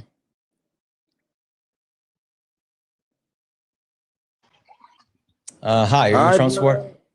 Hi, brother. How are you? Only request up, guys, if you're a Trump supporter. We are only looking for some debates. Please do not request up if you are not a Trump supporter. We're only looking for some debates. Let's see here. Hi, Spreading. Are you a Trump supporter? I was. So you're not? Not anymore. No, All right. W's you. W's in the chat for Sam for the $1 donation saying, hey, Santana, guys, stop saying that. Seriously, I promise you, anything that you guys do is more than fucking amazing. I sent you a DM yesterday, nothing important, just letting you know I appreciate you. Sam, I didn't see it, but I'll check. I will absolutely check. Thank you so much for the, not only donation, but the DM. I will definitely take a look at that. Absolutely. W's in the chat for Jocelyn for the $1 donation saying, it's the way they always, oh, got it. Sorry. It's the way they always hone in on just one piece of the breakdown you give for me. Can you please open their ears? Like, you know what? It's selective hearing, because the reason why I say the things that I say, I try to build out a complete argument and a complete understanding. I'm not sitting here just saying like the one thing, but if they focus on the one thing, then they don't have to address the actual sum of the argument, right? That's the problem. They don't have to lean into the sum of the argument. They can just say, well, you said this one specific thing, and this is what I want to try to break down, because the rest of it makes too much sense. But like the things that I tend to put out, they all work in conjunction. And so while you may try to pick at one thing, that one thing can stand on its own, but once you combine it with the rest of the argument, there's no way to actually shoot that down. So it doesn't work that way. W's in chat for Jared for the $1 donation saying, did you see the judge has determined that acting U.S. Attorney John Scarnon investigation of Letitia James is serving on, oh, no, I didn't see that the judge ruled it to be unlawful. I'm going to have to check that out. I'm going to have to absolutely check that out. W's in the chat for Kojo, who sent a $10 super chat. Didn't say anything, but just sent some love. Holy fuck. Thank you so much, Kojo. That's absolutely amazing.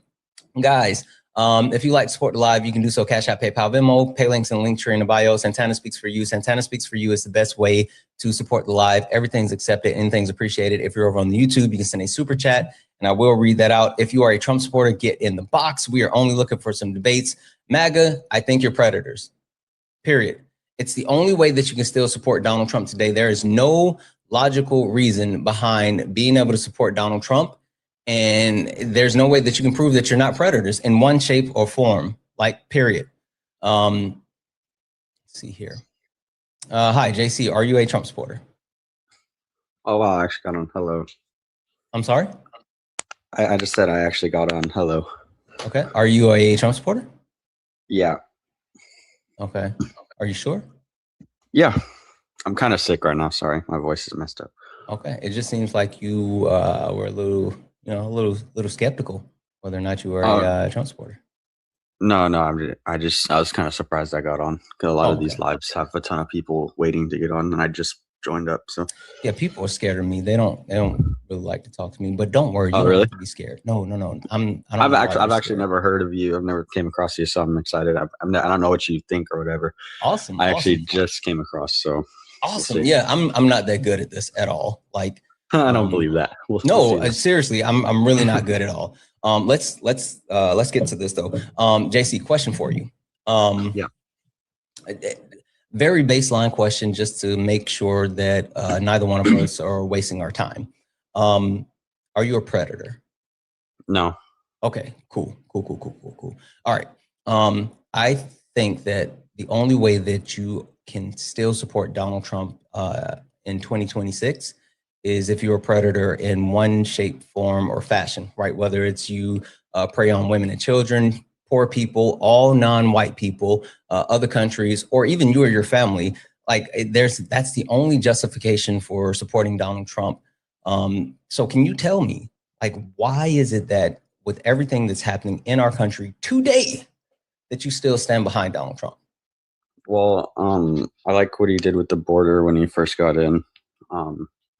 Shut down like the illegal immigrants coming in. And then with the corruption with Tim Walz recently in the daycares in I think it was Minnesota, where they were money laundering hundreds of billions of dollars. I don't think that's a good thing. Okay. And then I'm going to cut you out for really quick, just for TikTok purposes, and let you know that that's not true. There was no hundreds of billions of dollars. There's not even a claim of hundreds of billions of dollars. The claim is allegedly 9 billion. So not hundreds of billion, but even that 9 billion claim has not been substantiated. I do have to make sure that I say that for TikTok purposes, or you will get taken down for misinformation. And I want to be able to talk to you. So anyway, yeah, okay. Go ahead. My bad. No, all good. I just want to make sure I clarify that. Okay, yeah. I mean, even 9 billion, that's still a lot, but you said it hasn't been like no, it's alleged. Yep. Yeah. So, but whether or not that's true, that's not. Well, let's just agree 9 billion is still a lot of money. You said it might not be true, but so that's still like up in the air.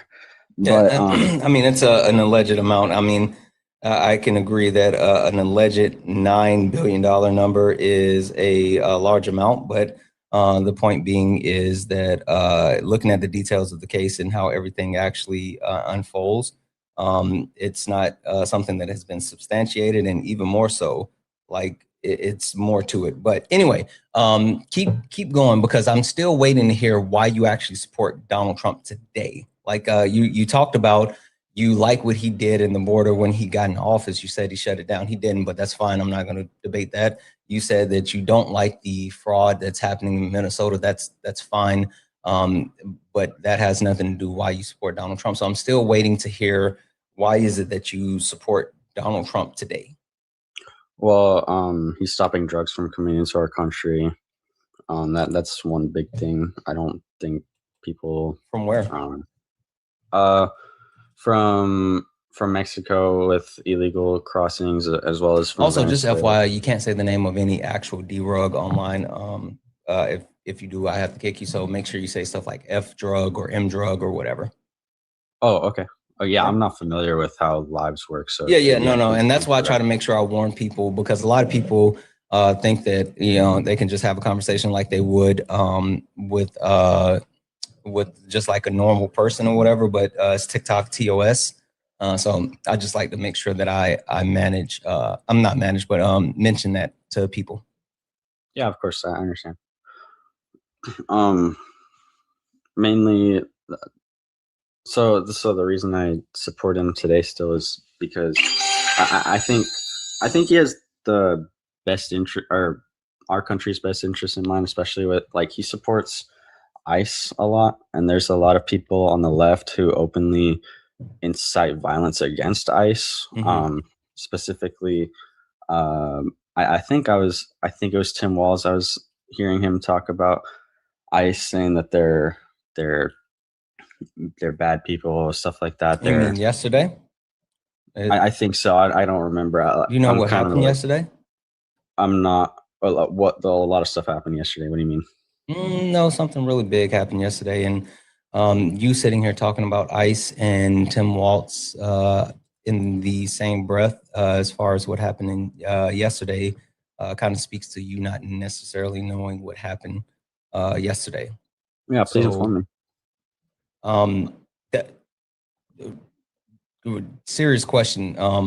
No, finish your thought. That's fine. Finish your thought. I interrupted. I apologize. Tell me about ICE and Tim Walz and the bad things that he said, and the support of ICE. Keep telling me about that one.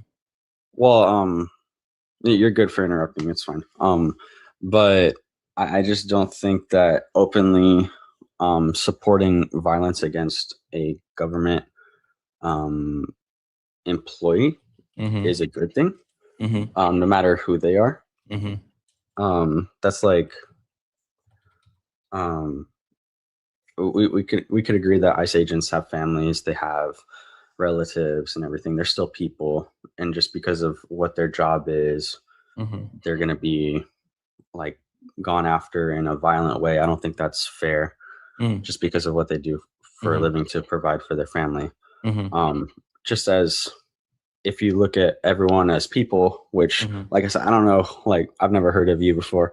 I don't know how you think about these things, but if you see everyone as people, then I don't think it's fair to, just because of what someone does as a job, to be violent towards them, you know?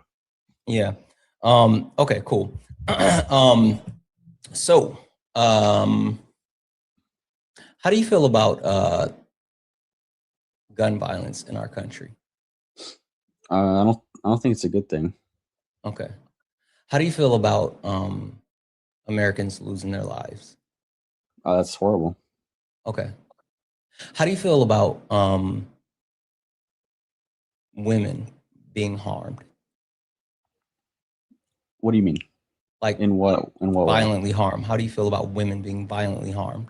Anyone being violently harmed is a bad thing. No, I'm saying specifically, how do you feel about women being violently harmed? Yeah, that's still bad. Okay. That's still a bad thing. How do you feel about people trying to flee harm? Like if someone's being attacked and they're trying to get away from being attacked. How do you feel about that? Are you talking about the woman who ran over the ICE agent or tried to run over? What woman that tried to run over ICE agent? There was I believe it was in Minnesota. Uh-huh. She attempted to run over an ICE agent with her vehicle and was shot because of that. Is that what you're referring to? Okay. When did that happen? I believe it was the other day. It might have been the thing you're referencing is yesterday. Oh. What was the specific thing? Yeah. Hey JC, you kind of stepped in on this one, but I'm not even gonna hold you. I'm glad that you saw the train before it actually hit you just now. But Drake once said, if you're reading this, it's too late. And it's too late for the point that you're trying to make. So the person that you're actually referring to, right? The woman, yes, the woman that absolutely lost her life yesterday. It was yesterday. Renee Nicole Good, right? Shot multiple times by the ICE agent. Was trying to actually get away from ICE because ICE was doing active raids and harassing people. What happened was, and have you watched the video? No. Okay, cool. You should probably watch that video. Yeah. They were trying to stop her from leaving, right? This is an American citizen who was trying to leave. And as she is backing away, she's backing away from them. And then she turns her vehicle, the wheel, to try to drive past, right? The ICE agent who was in the front corner of the car was not hit, she was not going towards him. Once she got past where he was no longer in front of the car, he was right here towards the corner, and her wheel was turned because she was going this way. He was here, right? So like that. Yeah. He then opened fire. Actually, the first shot was still when she was in front, and then he shot multiple times after she had already turned the wheel and was trying to get away. So she was not trying to run him over. Even prior to like the turning and trying to move, she was literally just backing away, trying to get away from where he was. At no point was she trying to mow him down or run him over. They were literally trying to stop her in her vehicle, and she was trying to get away from them. And he opened fire multiple times from point blank range, literally in the front of her car, and took her life. And then Donald Trump and Kristi Noem lied and said that she ran him over with the car. And again, watching the video, he was never touched by the car. He never hit the ground. He never flinched from the motion of the car, nothing. And so it was a flat out lie. It was an execution. Is there a video that you can show me? No, there's absolute videos that you can look up. Oh, okay. I'm not going to play it on here, one, because I don't want to perpetuate that type of violence on live and subject people to it that haven't seen it, that don't want to see it. But it is accessible to everyone, and literally everyone's been looking through it. And last but not least, I did make a video for it for anybody that wants to see it. It's on my main page. So I'll check it out. Yeah, like the point being, right, whether you agree with the efforts that are occurring with ICE or not, I think the disagreement and the symmetry breaker should be and has to be Americans losing their lives. Like I don't think that's a point of debate. I don't think that it's a hot button topic or a hot button item for me to say that people shouldn't be dying in the streets of America especially from federal agents. Like that shouldn't be it. Yeah, I agree. Now, like, obviously, I haven't seen the video or anything, but just from what I heard, like, I'm not too like. You probably shouldn't go off what you hear, though. Yeah, have you ever heard the term believe half of what you see, none of what you heard? No, I've never heard that, but a famous philosopher by the name of Sean Carter is the one that said that. You should probably look that up. But sitting here saying, you know, from what you heard, like that's one of the most harmful things that you can bring to a debate, because trust me, bro, and people don't just, you know, trust you. But even more so, if you haven't verified that actual information, then how do you know what you're saying is going to actually not only prove what you wanted to prove, but if, like, I fact check it, because I do a lot of facts here, and it's not true, then it absolutely harms your argument. Fair enough. So I just don't say stuff that I can't substantiate. Yeah, of course not. That's fair. That's a good thing that you do that. You say things that you can only prove, which is a good thing. With what you said you support ICE, right? Yeah, I generally support illegal immigrants not undocumented being here. Yeah, sure. Question for you. Yeah. What do you know about ICE and under this Trump administration? That they're actively deporting illegal immigrants. Well, that's false, because ICE doesn't deport people. Well, the administration. That's still false, because the administration is deporting people at a lower clip than the Biden administration or the Trump or the Obama administrations. They're not worried about deporting people anyway. Like, that's false. But do you know like, what are the qualifications to be able to join ICE? No. Can you tell me that? So a couple of different things. In order to become an ICE agent, there is a physical fitness test, which makes sense, right? You have to be physically fit in order to be an ICE agent. Yeah. Cool. Did you know that the Trump administration was so desperate to increase the number of ICE agents that they actually eliminated the physical fitness portion of the ICE requirement? That's actually after reducing it twice. They reduced it down one point where it's like, I know the numbers are a little bit off, but it's somewhere close to like 20 push-ups, 20 sit-ups, and like running a mile in like 14 minutes or some shit like that. But they reduced it twice. Apparently not, because they reduced it twice and then they just got rid of it. Wow, that's kind of crazy. So wait, did they just eliminated the physical fitness test like completely? Mm-hmm. Oh wow, that's weird. Yeah. And let me just say that, like, I don't. If something's bad, it's bad. I'm not just gonna sit here and support everything that Trump does. I'm not that kind of person. Yeah, no, I can dig that. If something's bad, I'm gonna say, yeah, that's not a good idea. I appreciate you being intellectually honest. That's like really important to me. Like, I'm really big on being intellectually honest, because like there's no point in having this conversation if I present facts or information and you're unwilling to engage in it. So that's a huge thing. Yeah, exactly. I mean, if everything you told me about the ICE agent killing the lady, which that's a horrible thing. If everything about that was true, then obviously I wouldn't agree with that. But at least from what I was told, what I heard, and everything, which you what was that quote again?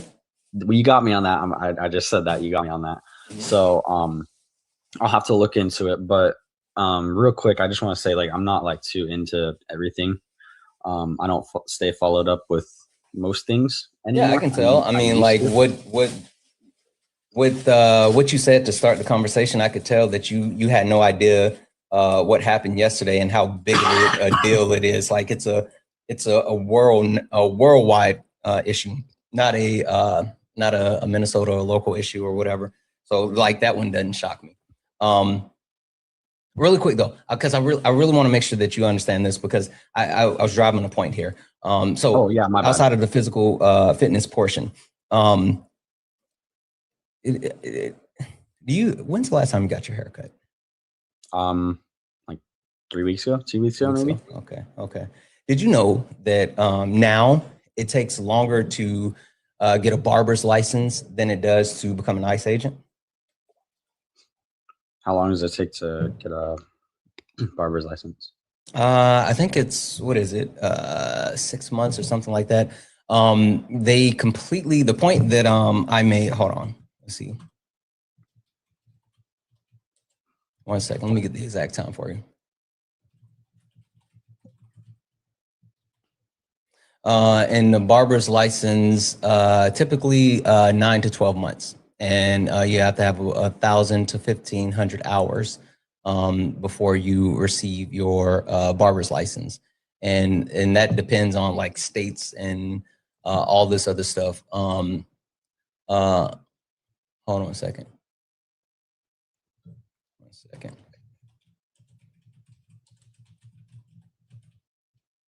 Let's see here.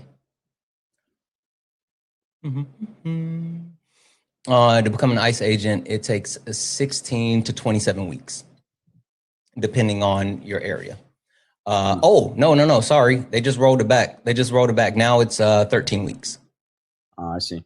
13 weeks. So the point that I'm making is it takes longer to become a barber than it does to learn to become an ICE agent. Okay.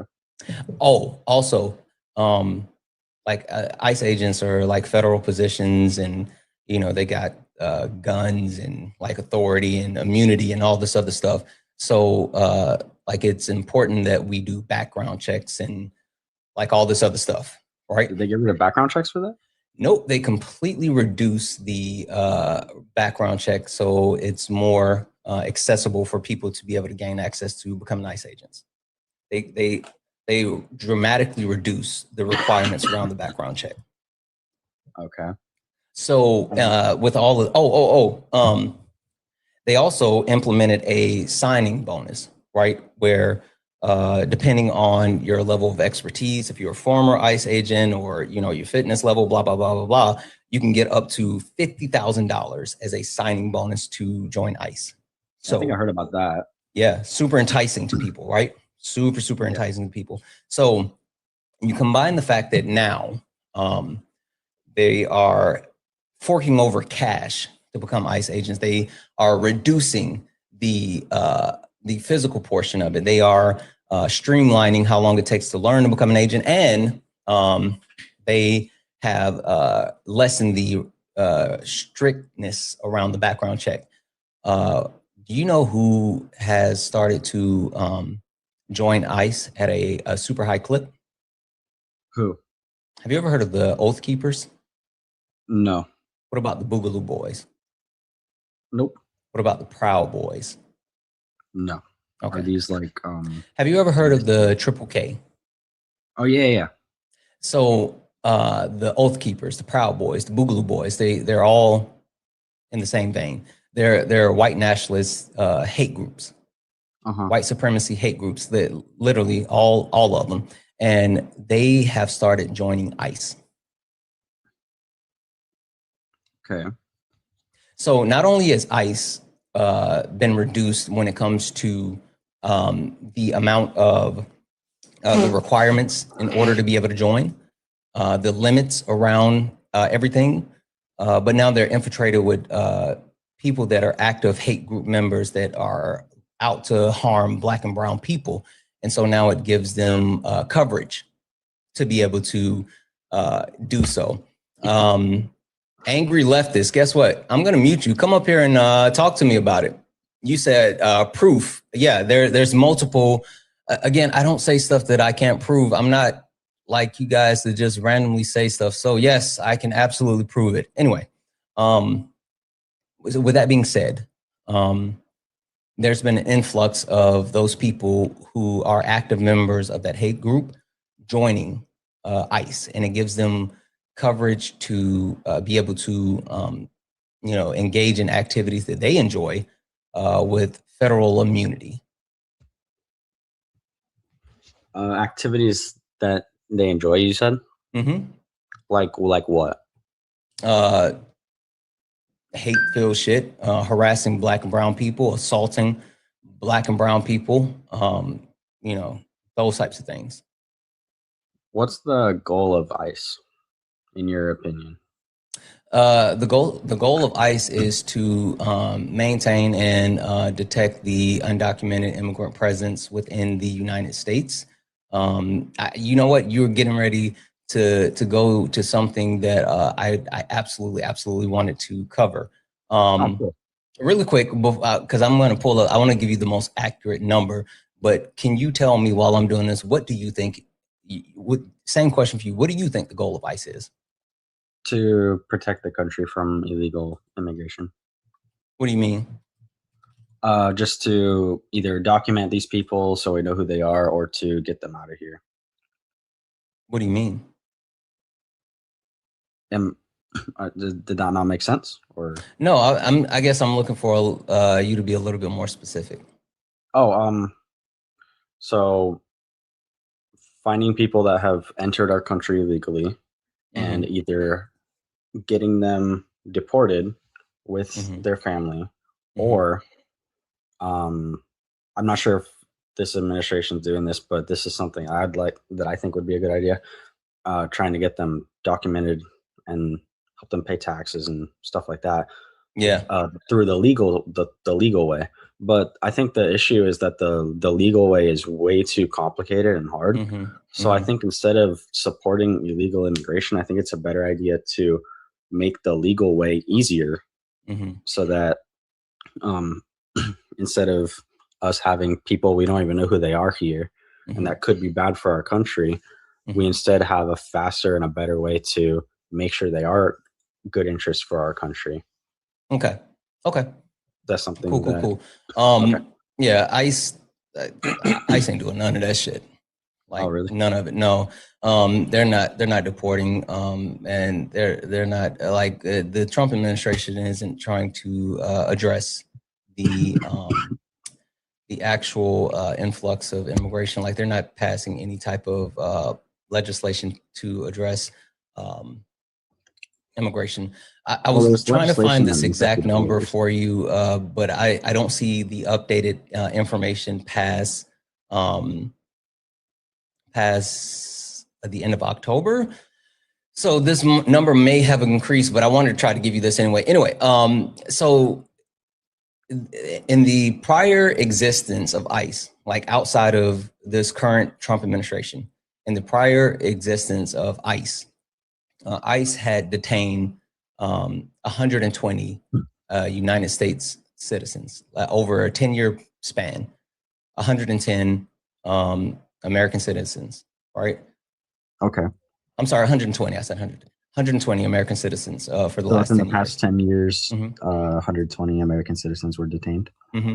From the time that Trump was sworn in until the end of October, there's been 170 American citizens detained. Okay. So in a 10-year period prior to this current iteration of ICE, 120 American citizens were detained in a 10-month period. 170 Americans were detained. Point being, the way that the Trump administration has adjusted what the functionality of ICE is, how they actually do things, the requirements, just all of this other stuff has led itself to being infested with people who are only driven by the 3,000 person a day quota that was directed by Stephen Miller, instead of actually functioning as they supposed to function, which is a huge problem. So I guess the question I have with all of the information I just laid, sorry. One more thing. Yeah. One more thing. Do you know what HR 4371 is? No. Cool. You and I can agree that we should protect children, right? Yeah, of course. They're the next you and I generation. can agree that like SA is bad, right? Of course. Okay. You and I can agree that we would never want to legalize SA, right? Of course. Cool. Hey, the Republicans put forth a bill, HR 4371, that passed through the House and is with the Senate now. And HR 4371, what that does is gives an ICE agent legal ability to SA undocumented immigrants. More specifically, if you are 13 years of age or older, you're an undocumented immigrant.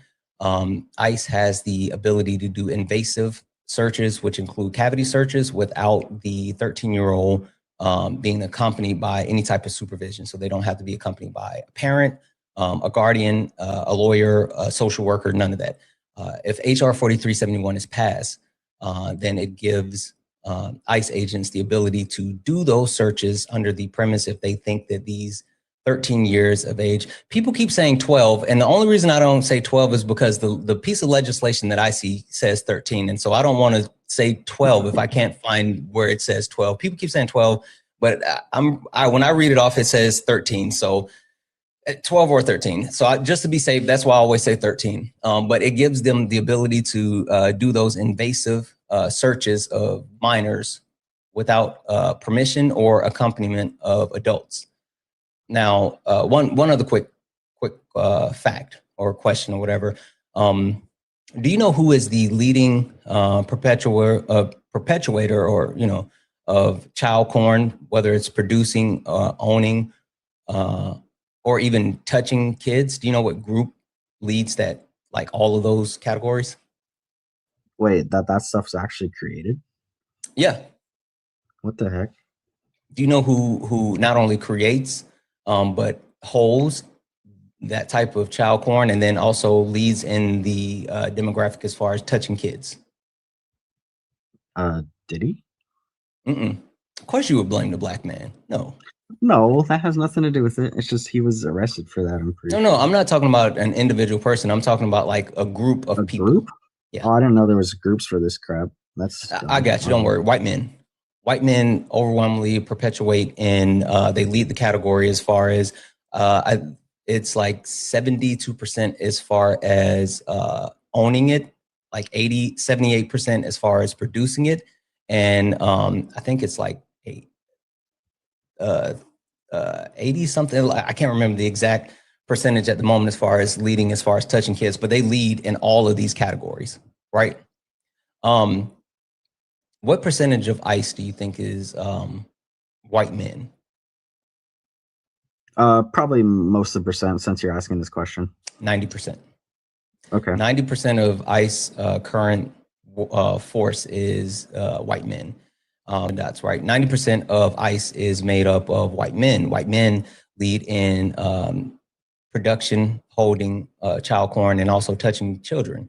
This bill, HR 4371, gives them legal coverage to say, hey, the reason why I did this invasive search of this 13-year-old in this room by myself is because I thought they were a gang member, even though, they could just like touching kids, but it gives them legal authority to do so. And there's no supervision whatsoever. No. That's not a good thing. It's not. It's literally not a good thing. HR 4371 is not a piece of legislation that should be passed, but it's there. Yeah. Yeah, that's definitely weird. Yeah. So I guess with everything that I've laid out right now, right? Because I told you about like what happened in Minneapolis yesterday. I told you about like ICE, the infiltration of ICE, all the other things that are happening. I told you about this bill that's getting ready to come out. Like all of these things put together, right? How do you still support ICE? Well, real quick, I did have a question about you said the 10 years and 10 month thing with, I believe it was 120 and 170 something. What's the equivalent counts for those time periods for illegal or undocumented captures? Would that be a right way to say it? You want to know how many undocumented immigrants have been detained by ICE during that period? Yeah, because you said American citizens detained between those two periods. I'd like to hear the numbers for the undocumented detainees. I'm not sure. I haven't looked that up. What are you trying to say? Well, if there's such a large amount, then of course there's going to be a couple of American citizens caught up. Well, no, what I'm saying is that if the volume is that much more with American citizens, I think it's logically at least considerable to assume that the undocumented detainees are also that much more. Would that be a good assumption? I don't think so. Why not? Because what happens is understanding that American citizens, not only undocumented immigrants as well, right? Undocumented immigrants have the support and protection of the United States Constitution, right? And so with the 4th, 5th, 6th Amendment, they're protected as far as unlawful search and seizure and due process and like all these other things, right? But at the very least, American citizens being able to provide identification should be enough to ensure that they don't get detained. But what you see is ICE agents and holding American citizens literally for 4 days that produce. There's a case where an American citizen produced their legal, I don't know if it was their driver's license or state issued ID or whatever. They produced that.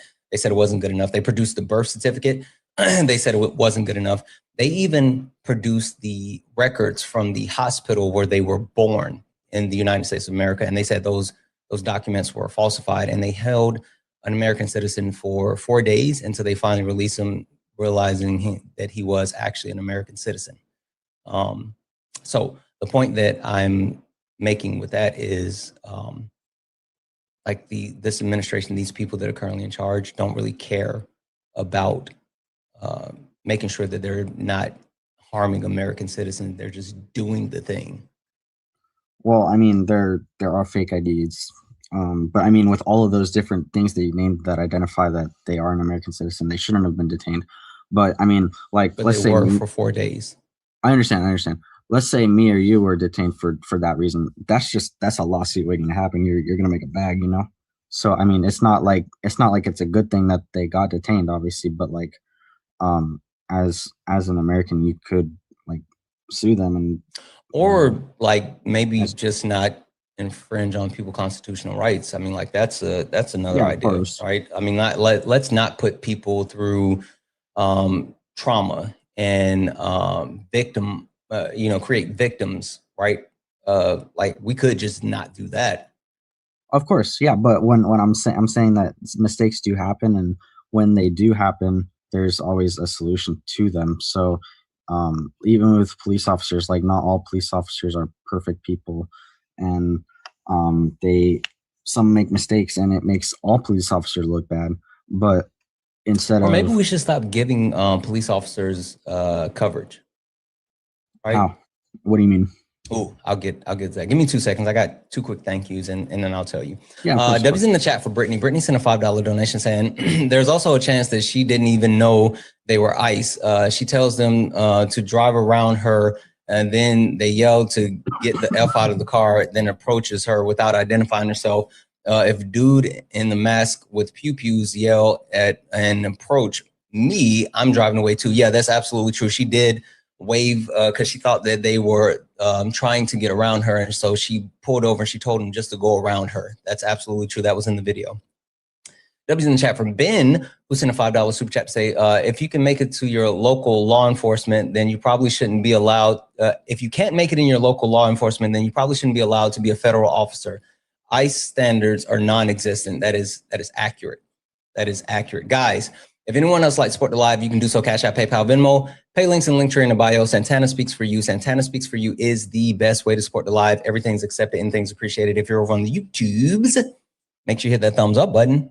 We should have as many thumbs ups as we have people watching, but hit that thumbs up button and you can send a super chat and I will read that out. Guys, tap the screen for me. Let's get the likes up to 300,000 likes. If you are a Trump supporter, get in the box. We are only looking for some debates. Please do not request up if you're not a Trump supporter. We're not talking to friendlies. We're only looking for some debates. Can we knock out the daily gift goal? It's the Hi Bears. Hi Bears. Can we knock those out? Please, please, please. Last but not least, guys, take a look at the top. If you see the word follow, you're not following me. Hit that follow button. Hit the follow button. Follow me. This is the backup account. We bounce back and forth between the backup account and the main account. So make sure you follow both of them. Turn on notification. If you look up here and you don't see the word follow, but you see a gray heart, you haven't sent your daily heart me.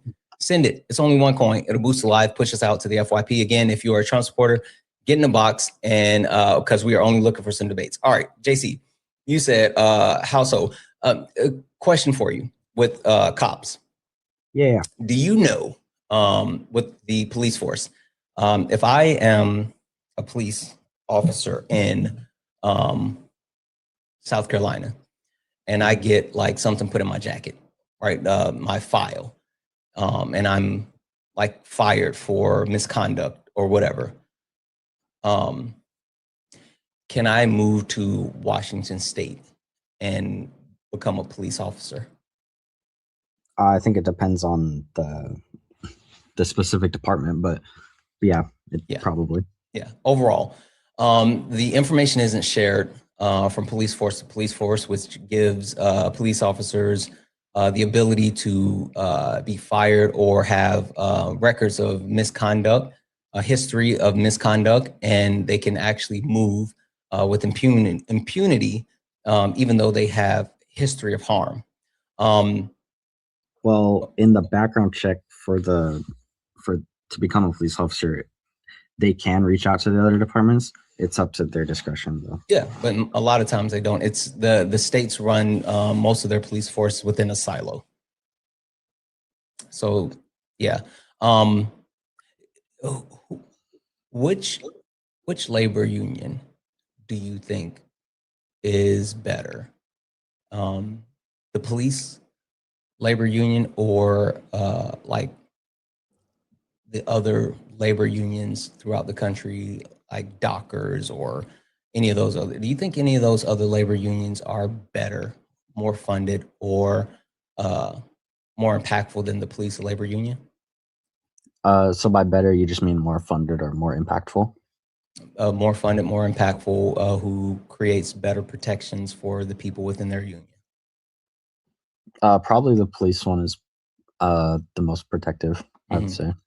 The police union is the most powerful union in our country, and they continue to expand the different level of immunity for police officers. That's why you see police officers who take the lives of people, and they say that they fear for their lives, even though credibly you can see that there was not necessarily a quote unquote fear for their life. And what happens is, instead of going to jail as a criminal, they are either reassigned, to desk duty, or maybe they'll lose their job, but they don't lose their pension. And so they have access to their retirement fund and all this other stuff. The point that I'm trying to make is, when you talk about, one last thing. Is there a difference between the police and the military? Yeah. Do you think that the police should have military grade equipment? Yes. Why? In case there's a need for it, like for example, like armored vehicles, like if they're need to defuse a bomb or something in a big city or things like that, and like if there's a need for it, it shouldn't be like. Wait, so then what's the need for the National Guard? Well, the National Guard is dependent on the I forget who it's dependent on for them to call. The governor. Yeah. Yeah. So my question though, then, like, if there's a need to militarize the police, then why would you have a localized military in the National Guard? Double protection, I guess. I don't know. Yeah, that doesn't make sense. That kind of contradict each other. Do you think the police should have Lamborghinis? Does that happen here? I thought that was only in like Dubai. No, down in Miami. Really? Wow. The point that I'm getting across is, like, the funding for the police force. The police force budget is massively bloated. The way that the police force budget, especially in like cities like New York and Los Angeles and stuff like that, the way that the police force budget is funded, it's funded like the United States military, and they also get United States military equipment. The point that I'm getting across here is that the police force within the United States are protected like no other. They have the ability to move with impunity like no other. They are funded like no other. And they do all of that at the same time of not stopping crime. Like the point of police is not to prevent crime. Police are reactionary, right? But they also perpetuate a high percentage of harm. And this isn't just Black people. Yes, we know that overwhelmingly police analyze Black people. They over arrest Black people. That's why the exoneration rate is so high for Black people. But the amount of lives that police officers take on a yearly basis, and not just normal citizens, the amount of lives that police officers takes of other police officers is staggering. The point that I'm making is that maybe we shouldn't just like let them do whatever the fuck they want. That's the point. Wait, so you think police officers can just do whatever they want? I think police officers walk around with a level of immunity that gives them the appearance that they can do whatever they want, and then they exert that appearance on others. Yes. Well, you have to understand, police officers literally put their lives on the line every day for their work. Okay. And like I've been around police officers and stuff. I know how they too? Yeah, I know how they think and how they operate and everything. And they, in order to see their family again, they might have to play a bit unfair. But no, that's not true. Well, I don't like anecdotal experiences, right? I don't like anecdotal information or whatever, but I will give you this one, right? So one of my best friends, I've known him since we were freshmen in college. Like literally we stayed across from each other as freshmen, right? And after we graduated, he did a couple of things, and then he moved into law enforcement. He was a state trooper in South Carolina. He moved into like a sheriff position as well. And I had many conversations with him about like law enforcement and his ideology and how he views the world and the premise as far as police officers. And we would often then talk about like police shootings, right? And the thing that he told me is the conscious decision that you have to make in order to pull your weapon and take someone's life is something that not only is drilled into them to understand the level and the gravity of what they're doing, but it takes a certain level of instability to be able to actually do it, right? And so while he literally feared for his life on a daily basis because of what he does, he would always tell me how like it's important to mitigate any type of factors that would cause him to put his life in the line, right? As far as like traffic stops. If there is a situation with a traffic stop that seemed like it may be volatile or whatever, something that it has him more aware or worried, then he would call for backup before approaching the vehicle, right? He would be hyper aware of his circumstances. And so the point that I'm getting across is that, yes, these police officers understand the fact that they put their lives on the line due to their jobs. But that was what they signed up for. They understand it, and they're given every tool in their tool belt to find ways to not pull that weapon. Yeah, them pulling their weapon is the last resort. He told me this, and it's funny he told me this because I don't know if you like anime, but like Shanks, Shanks, red hair Shanks, said that guns aren't for threats, guns are for action. That's what Shanks said. And if you are pulling your weapon, then you have to be prepared to take someone's life. Yeah. And so if you're so terrified that your first inclination is to pull your weapon, because again, if you pull your weapon, then you have to take someone's life. If that is your first inclination, then you should not be doing the job. Yeah. That should be the last resort. Like you said, that shouldn't be the first thing that they do. And most officers, that's not the first thing that they do. That's a problem. Why is that a problem? Because if that's your first option, then you're in the wrong line of work. No, I said most officers don't do that. Oh, I thought you said most officers. Oh, I thought you were saying like most officers don't, use that as the last resort. I'm sorry, I misunderstood what you said. Yeah, I don't know. Most officers don't like first thing pull their weapon, Oh, okay. But I mean, you were sitting here talking about like, you said that sometimes I don't know if you said bad or evil or whatever, but you gave like a bit of coverage and justification for the ones that do it. No.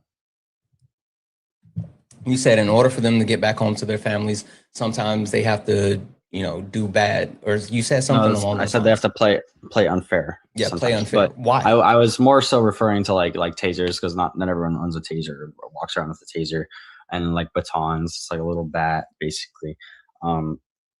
Because police officers have weapons that most people don't. Yeah. And in order to, if it's a life or death situation, to make it out alive, you do anything you can to get out. Yeah. I've seen body cam footage where a cop just comes up to a person on a traffic stop and they just start shooting at him. Like the person in the car just starts shooting at the officer. And it's like, you don't know who you're dealing with. That's what I mean. Like every day that officers go to work, they're putting their life on the line. They don't know who they're approaching. And it really is scary. But with what you were saying, that if that's your first inclination to pull your weapon, then that you shouldn't be doing the job. I completely agree with that. Yeah. Question for you. Do you know who Sonya Massey is? Nope. Okay. I suck at names, by the way. Oh, good. I do too. Give me 2 seconds. I'm going to say a couple of quick thank yous. W's in the chat for Rita. Rita sent a $20 donation. Holy fuck, Rita. Thank you so much for the $20 donation. Santana, thank you for all that you do. Rita, thank you so much for that $20. That means a lot to me. Thank you for the love. W's in the chat for Fifth Mark for the $1.99 YouTube super chat that said, find the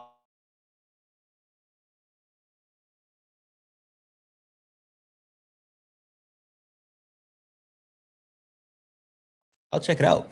W's in the chat for Tika. Hey, Tika, who sent a $5 super chat to say Ellie, you mean JC probably, isn't even, wait, huh? Ellie isn't even the top 10 most dangerous jobs in America.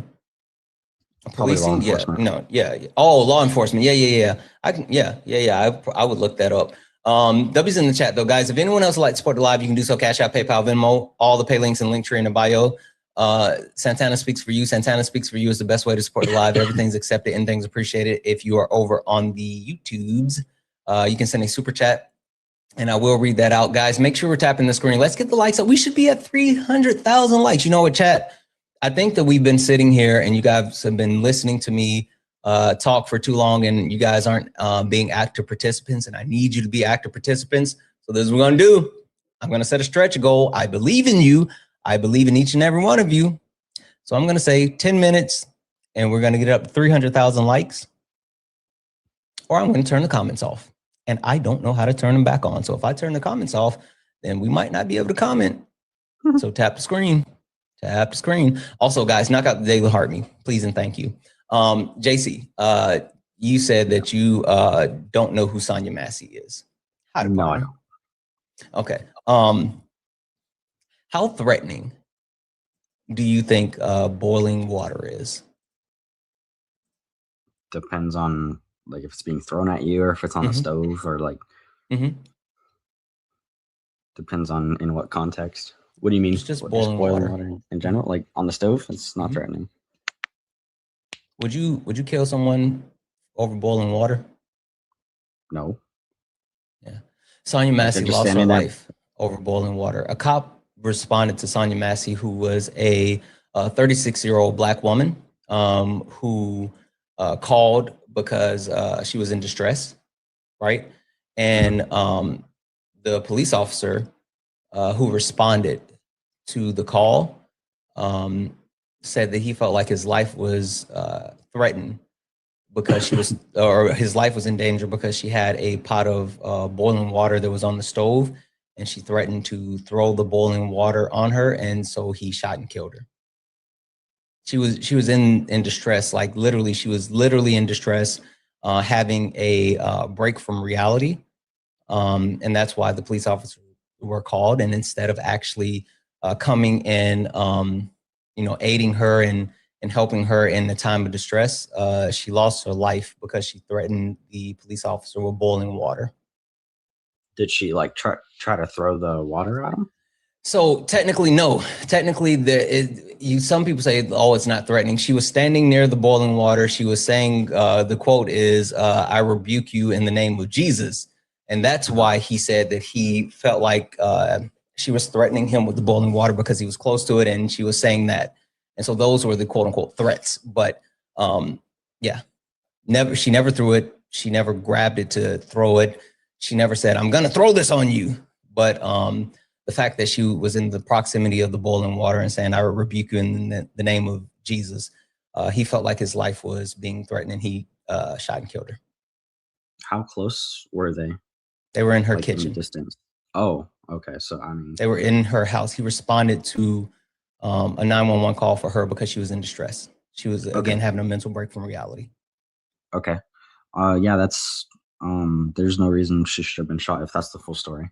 I'm like I said, if something's bad, I'm not gonna say it's good. Yeah. I said that way earlier.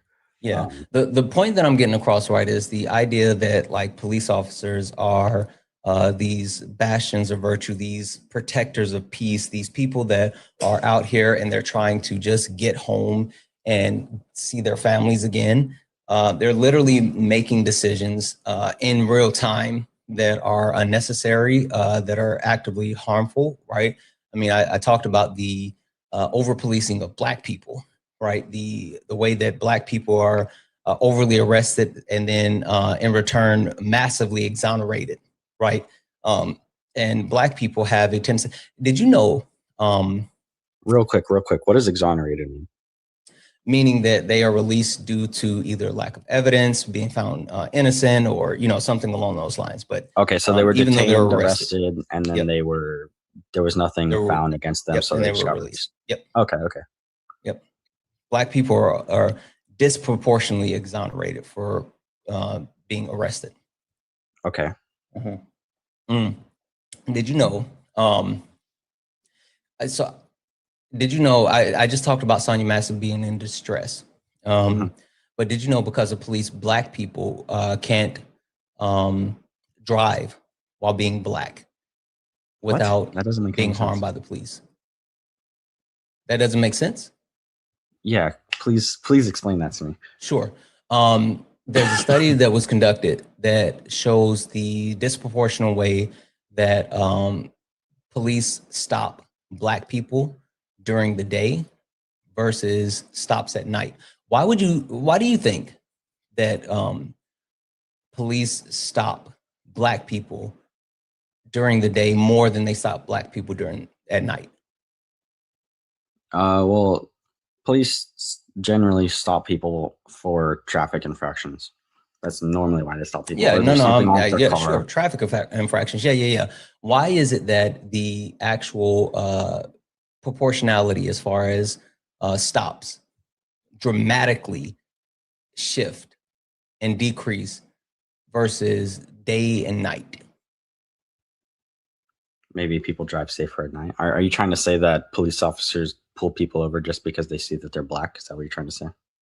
Is it easier to see who's driving a car in the day versus who's driving a car at night? Is that what you're trying to say? I'm just asking you. Well, it's obviously easy. It depends on the window tint, but it's obviously easier to see during the day. Yeah. So the study shows that, yes, disproportionately police stop Black people during the day because it's more visible, versus at night it's harder to see who is actually driving the vehicle. And so the actual percentages of stop equals out. So again, they are disproportionately targeting Black people during the day because they can see the Black people, versus it being harder to see the Black people at night. But that wasn't even necessarily what I was talking about when I said you can't drive in Black people can't drive without being black. And there's this one video, right? There was this black guy who is pulled over, right? And he's sitting in his car, and the police tell him to get out of the car. He's not resisting. He's sitting there. He has his hands up, and he's just not getting out of the car. And he's like, he's waiting for a supervisor. He's recording it, and the police bust open his window, right? And then drag him out of the car, which, okay, you're removing him from the car because he wouldn't get out. Okay, cool. But once they get him out, he's not resisting. They immediately start punching, beating him. And then they throw him to the ground, and they continue to beat him while never resisting, literally beating him. So black people can't, we call it DWB, driving while black. Okay. That's a crime. I already told you about Sonia Massey. Oh yeah, no, it's a crime for black people. Sonia Massey, who was in distress. So you can't be in distress while black because a police officer take your life. Hey, did you know that black people can't even sleep in their home without police taking their lives? This is not true. Who's Breonna Taylor? I've heard the name, but I don't remember what the story is with her. Breonna Taylor was a woman who lost her life, who was in her own home, sleep, and police officers burst in and started shooting because they actually had a warrant for the wrong place. They burst in, and instead of like trying to look for who they were going to get or whatever, they started shooting, and she died while she was asleep. Why'd they shoot? Because they were in the wrong home, and they decided that it was better to shoot than actually figure out what they were doing. They literally went into the wrong home. Okay. So they walk into a house and just shot the lady for no reason. Question for you. Well, wait. Can you just answer that? Yes, they started shooting because they thought that it was a threat in the home, but they were in the wrong home, and she was asleep. How can she be threatening if she was asleep? Yeah, she wasn't. I mean, cool. Yeah. Cool. What was your question? Just wanted to make sure that it's moot. It's moot. The point that I'm trying to get across, and I think I'm really driving it to the point of like I don't even know what we're doing here at this point anymore. The point that I'm trying to get across is that real quick. Police officers don't. Sure. Someone said that the boyfriend had a gun with that situation and started shooting first. That's not true. Well, that's just what someone said in the chat. Someone said in the comments, yeah, there's 2,000 people here. There's a shit ton of Trump supporters. There's also a bunch of racist white supremacists, people who are perpetuating misinformation. Remember what I said about like half of what you see, none of what you hear? Yeah. Yeah, people like to perpetuate misinformation because it makes their narrative sound better. That's absolutely not true. Her boyfriend did not open fire on the police officers that caused them to open fire. That's not true. It's literally like the actual documentation is available for everyone to view. And yes, they did do a no-knock warrant, meaning that they just burst in without actually like knocking on the door and all this other stuff.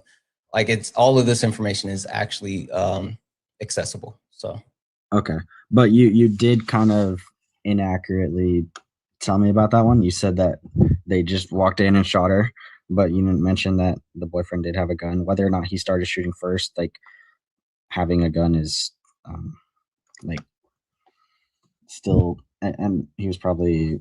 So I mean, can you like? I'm not. What? Okay. 1 second. Hold on. Okay.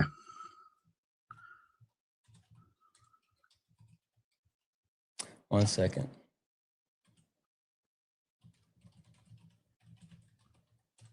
All right. So let's see here. Make sure I have this. So they were in the bed, and the police officers used the battering ram to knock down the door, and then they came running through the door. And what happened was the boyfriend grabbed his 9mm gun for self-defense and went into the other room because he heard it, and they opened fire. It was a hailstorm of gunfire because the boyfriend went into the other room with his 9mm. He didn't open fire on the police. They weren't in the right place. He literally grabbed his weapon for self-defense because he heard someone kicking in the door, and the police, as soon as they rammed through the door, they saw someone and they started shooting. No one shot at them first. No one did anything as far as like attacking them. And they opened up fire and not only shot him, but took her life. And this has already been litigated, and there was a lawsuit filed, and they won the lawsuit against the police. Right? Okay. So yeah. I guess my question to you is, JC, do the police have the right to break into your house and take your life? You, JC? No. Okay, cool. JC, do you believe in the Second Amendment right? Of course. Okay, JC, do you think that you should lose your life for owning a weapon in your own home? Of course not. Do you think you should lose your life for not firing your weapon in your own home? What do you mean? Do you think that you should, for not firing your weapon in your own home, do you think that you should lose your life for not firing your weapon in your own home? No. Then why should Black people? I don't think it has to do with race. I think it has to do the with point that intent. I'm making is you started looking for justification. As I'm giving you the story, you started looking for coverage. You looked to the chat and you thought that you had something when it's like, oh, the boyfriend had a gun and da da da da da da. And again, that's why I said you should actually pull up the information and verify it yourself. But more than that, I don't think there's any justification for any person, any race, to lose their lives while sleeping or just being in their own home, especially when the police are the ones that fucked up. They not only fucked up in the sense of opening fire when there was no fire given to them first, they were in the wrong home. This isn't even a case of like, oh, they were there to get this person. No, they were in the wrong home. Literally the wrong home. That's the point. Like for example, like if someone broke into my house, like you said, they had a warrant and they didn't announce themselves, so they broke into the house. Someone broke into my house. I would grab a gun and I would go at least approach them. He didn't know that they were police officers, but to the officer's perspective, they think they're in the right. Obviously, they weren't in the right house. They think they're in the right house. This guy has a gun. And you said earlier that about if an officer, if their first inclination is to pull a gun and intend to kill someone, because having a gun means that you have intention to kill someone. The same thing applies here. JC, who was in the wrong? The officers were in the wrong. Okay, I'm not saying that they were if right. the officers are in the wrong, what's the justification that you're going through now? Like serious question. I'm truly trying to understand what's the justification if the officers were in the wrong. Is it that you are trying to? I'm legitimately trying to figure out what's happening here.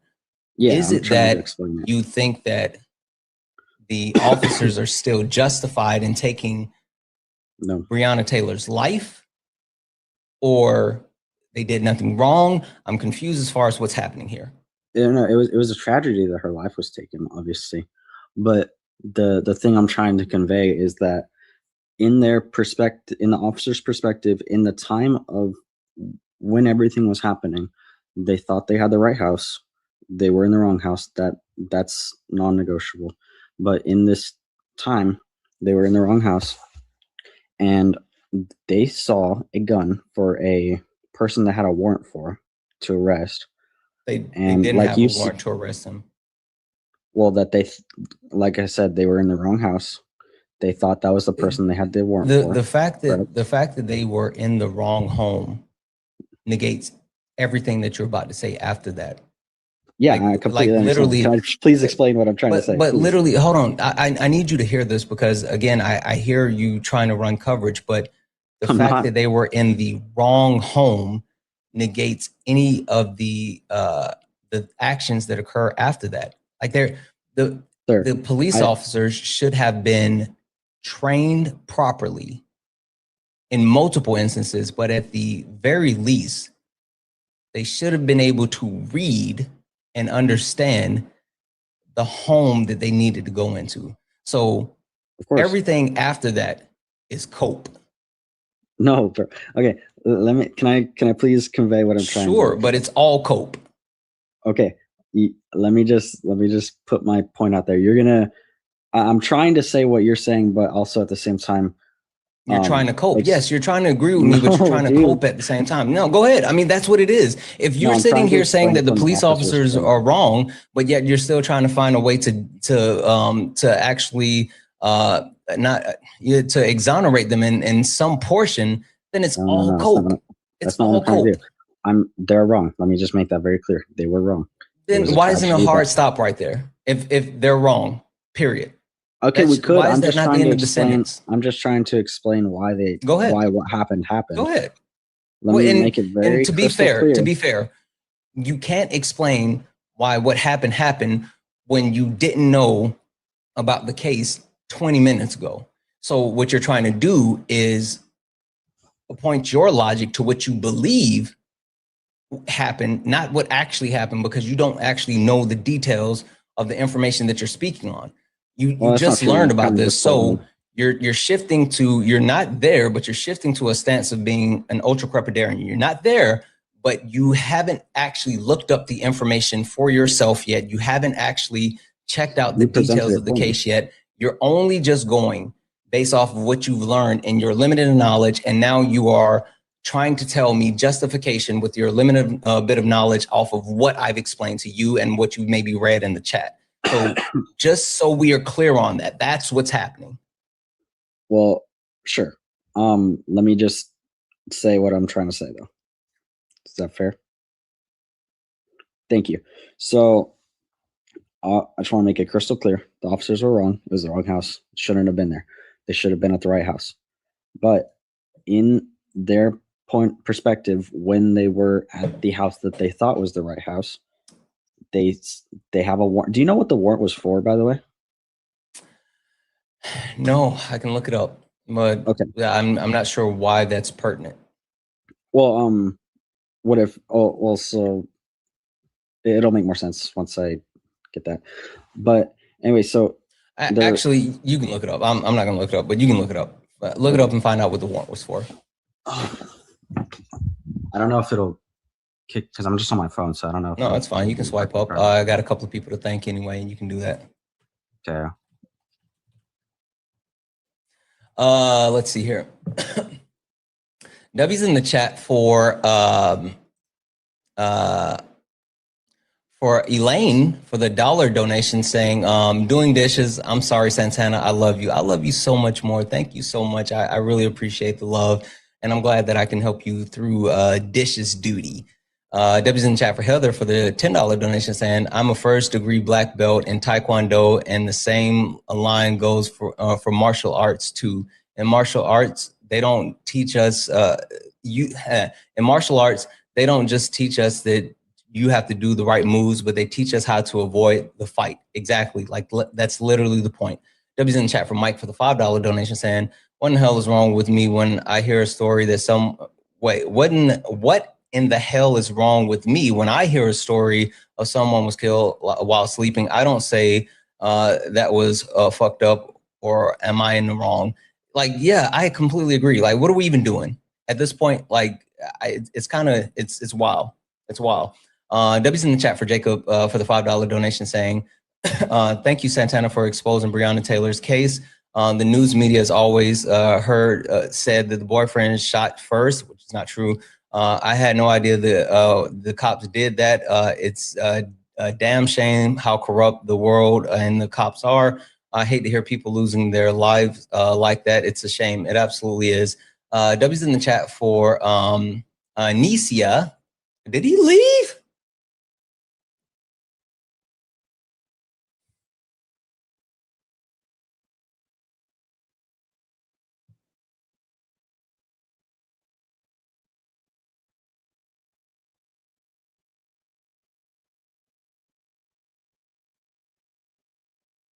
Oh, okay. You can request backup. He said it was an accident.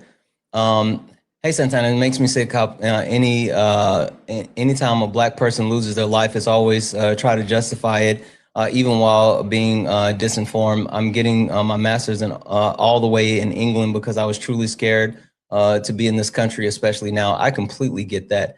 W's in the chat for Anna for the $3 donation saying, love you, Santana. I don't know how you have the patience to deal with these races. Guys, we weren't even supposed to be here. Like, it's fucking wild how we got to this point. It's the rabbit hole that we had to go down to get to where we are is like wild. It's wicked. JC, you said that you accidentally left, but you didn't request backup. And now I don't even see him in the live. He put in the chat that he accidentally left, but he didn't request backup. Then you say you're here, get back in the request. You're not in the request. You're literally not in a request.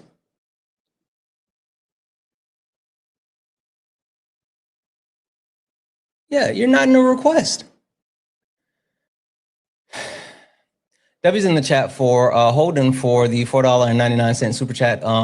Being an officer and being fearful is like being a surgeon that doesn't like blood or a fireman afraid of fire.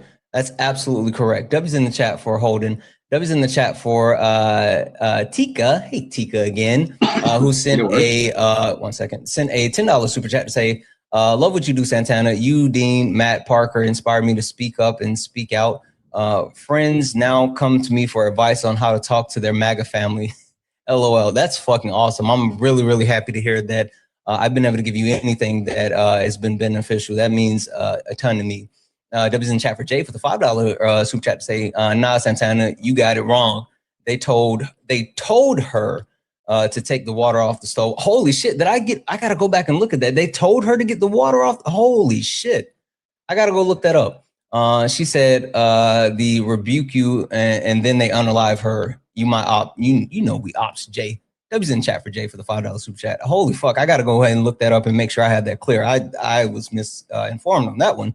W's in chat for Darren for the $4.99 super chat that said, what about the cop that entered her neighborhood home thinking that it was hers and shot the owner? Oh yeah, I remember. Yes, I remember that. The police officer that literally killed the person because she thought that she went into the wrong home and she thought it was her home. And so she shot the guy because she was in the wrong. It's fucking wild. W's in the chat for Kat for the $5 donation saying, from a white woman trying to date someone who isn't white, and you'd be amazed at the things you see and hear just going about your business when you're out together. Yes, I have seen those things. Holy fuck, yeah. W's in the chat, guys. If anyone else would like to support the live, you can do so. Cash App, PayPal, Venmo, pay links and Linktree in the bio. Santana Speaks for You. Santana Speaks for You is the best way to support the live. Everything's accepted. Anything is appreciated. If you're over on the YouTube, you can send a super chat and I will read that out. With that being said, guys, keep tapping the screen. Share the live. Also, W's in the chat for Jeffrey. Jeffrey sent a $10 donation saying, police officers have volunteered to put their life on the line. So as guardians, they are morally obligated to de-escalate and respond in defense, not shoot first and apologize, being generous again, later. They want us to respect them like heroes, but as safe as a librarian. FFS. I don't know what FFS means. Also, W's in chat for Lizzie for the $10 donation saying, thank you for continuing to be a voice of reason and in these unprecedented times. And thank you for speaking up for Breonna Taylor's name. Never forget, resist. You're fucking right.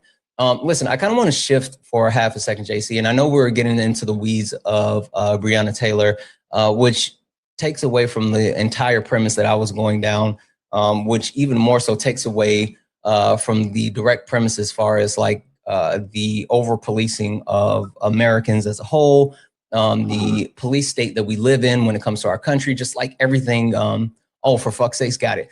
Everything that we're dealing with in the country. I do want to like get out of the weeds, but more so I want to like get to where we want to be. But I have Joanna up here. Joanna used what's called her tag me in. Chat, Joanna used her tag me in. That allows you to, if you are a member over on YouTube, or you are I think it's called a super fan or whatever here on TikTok, it gives you the ability to come up and while I'm debating, as long as there's no friendlies on the panel, and you can actually step in and spar for me, meaning debate for 5 minutes. With that being said, JC, I'm going to step back from the conversation we were having. I'm going to give the floor to Joanna and allow her to guide this conversation. All right. Hey, JC. So the reasoning that you were trying to give behind why you feel like they should have had the mindset to, you know, come in and bang, bang, bang was because Breonna's boyfriend had a gun in that instance. So I know you're not good with names and you don't know a whole lot of things. So you have no idea who Ayanna Stanley Jones was either. She was a 7-year-old who was in her house, asleep on the couch. The police barged in once again at the wrong house, at the wrong address. She popped up off the couch because somebody barged into her front door, and they shot her and killed her too. So it has nothing to do with them seeing a weapon or not. All of the cases that were mentioned, you know what they did have in common? What? They were Black people. Okay. We've seen over and over and over and over in this country that race absolutely plays a part in how the police treat people, whether it's a traffic stop, whether it's a warrant, whether they're going into the right house or the wrong house, whether they actually had a reason to feel threatened or not, because we have instances where it was a toy gun that wasn't being pointed at them, and they still shot and killed, like John Crawford and Tamir Rice. So why would you continue to think that race doesn't play a part in what's going on? Well, with the one you just mentioned with the 7-year-old, why were they there in the first place again? They had a warrant for a different house for illegal substances. Okay. And they're just in the wrong house. Yeah, like I said, like I'm not gonna sit here and be like everything that everyone does is good, and like if something's wrong, it's wrong. I'm gonna say that. I'm not just gonna be like, oh, that was a good thing, you know. And you continue to say that, and I hear you, but in the same breath that you say that, you turn around and make excuses for what occurred. So No, I wasn't trying to make excuses. I was trying to explain what was happening in that moment. I fully acknowledge that they were wrong. So and then you tried to justify it and say why. I didn't misunderstand. Every instance that you've been given, it's, well, yeah, but this is why they did that. First of all, you're not in their heads. If you are, that's also dangerous. But don't you think that if you're so fucking scary that a 7-year-old popping up off the couch causes you to open fire, maybe you should have a different profession? Yep. Yeah, I agree. Then there is no justification. Then there's no justification, right? Again, I wasn't justifying anything. I was trying to explain. But I mean, if you want to keep saying that, then that's all you. You trying to explain why they did what they did and the mindset that they had that caused them to do that in the moment that they did it literally is a justification. No. A justification would be saying that this is right and this is why. Me explaining why they did it isn't. Well, I think you're missing the maybe you don't understand like justification, but the justification is you trying to logic what happened, right? I mean that's the and to say it's right, no? Right, but you're trying to logic things that happen. By I'm you trying saying to think of why it could have happened. I'm not trying to think of why it was right because it wasn't right, you know? Right. But what I'm saying though is like if with the information and I think this is the problem that a lot of people run into, right, is that when whether it's the situation with like Breonna Taylor or like the young child or like the person who lost their life yesterday, when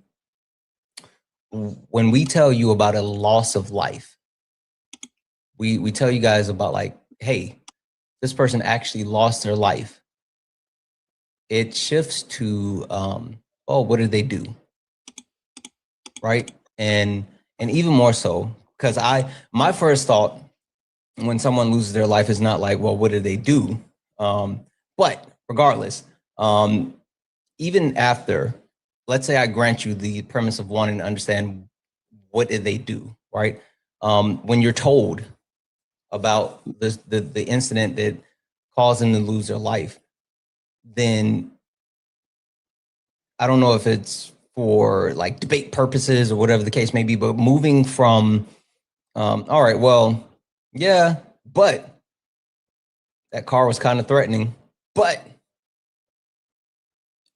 that person had a weapon in their home, but they fear for their life. Like the move towards the justification to take someone's life is the problem that we have. It's the thing that we're struggling with, the actual way that we're twisting and turning to try to find a justification. And while we're talking about this on like this level, it seems to be a way that things work on the right. And a lot of times you hear it as, what about Biden? What about Biden? Yeah, Donald Trump. To be fair, you guys do that too. Donald Trump essay women, or Biden sniff kids' hair.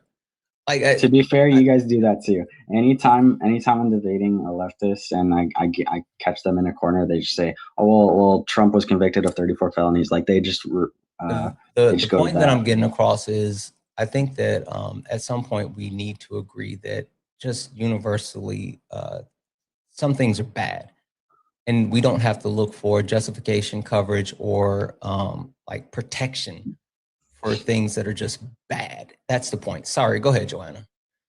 Yeah. And to like reconnect it to the earlier point that was being made about another case that you actually didn't know about, because like I said, you don't know a lot of stuff. Seeing constantly, especially since now we have body cam footage and everybody has a cell phone in their pocket, so there are recordings of these things when they happen. Seeing police officers routinely take the lives of Black people. And the first instinct of a lot of people in this country that are not Black is to figure out why the police officer did what they did to give them cover for it over and over and over. That's the exact same thing that's happening now with what happened with ICE yesterday.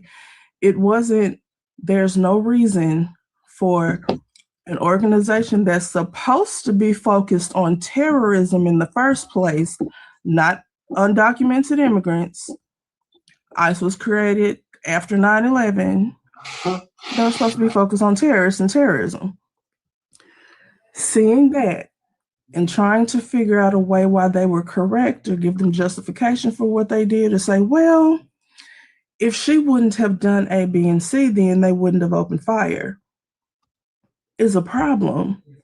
And like Santana said, at what point are we as Americans, as people, period, going to get back to the mindset of people shouldn't lose their lives for nothing, which is exactly what happened yesterday. People who are in positions that they should not be in get into those positions. At this point, ICE is rife with white supremacists, and that's a fact. They shouldn't be there. It's purposeful. And these are things that are being perpetuated by a party and a president that you voted for.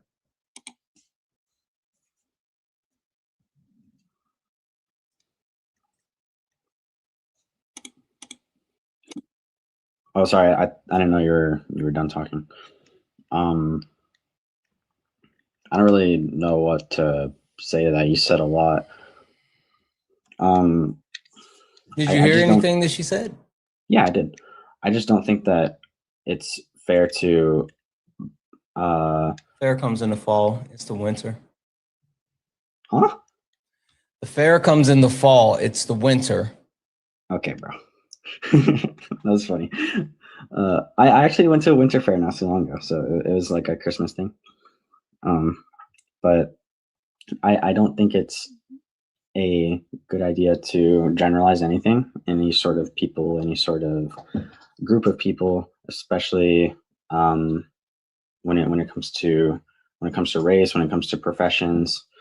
And I don't think that generalizing all police officers as, oh, they're just out to get you, or all ICE agents out as they're out to get you. I don't think that's healthy for the country. Hey, question. Did you ever hear the quote? The head of ICE had to go and testify in front of a judge, and specifically an ICE agent was entered into the record of saying, after pulling his weapon on a protester and saying, bang, bang, die liberal. What do you think about that?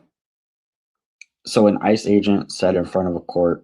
No. The head of ICE had to testify to an agent actually doing that, and had to say, yes, my agent actually did that in court. The head was in court and had to testify and validate, yes, that actually happened.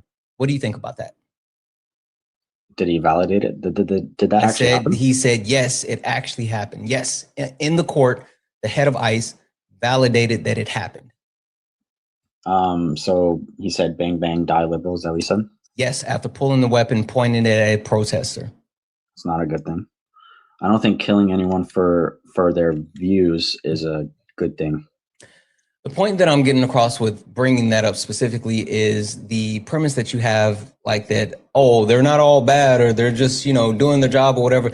I like, we started this entire conversation with me telling you about the evolution of ICE and where it, went from to where it is, the infection of ICE, of white supremacists that can't pass physical standards, don't have an extensive background check, and are under trained while being overcompensated.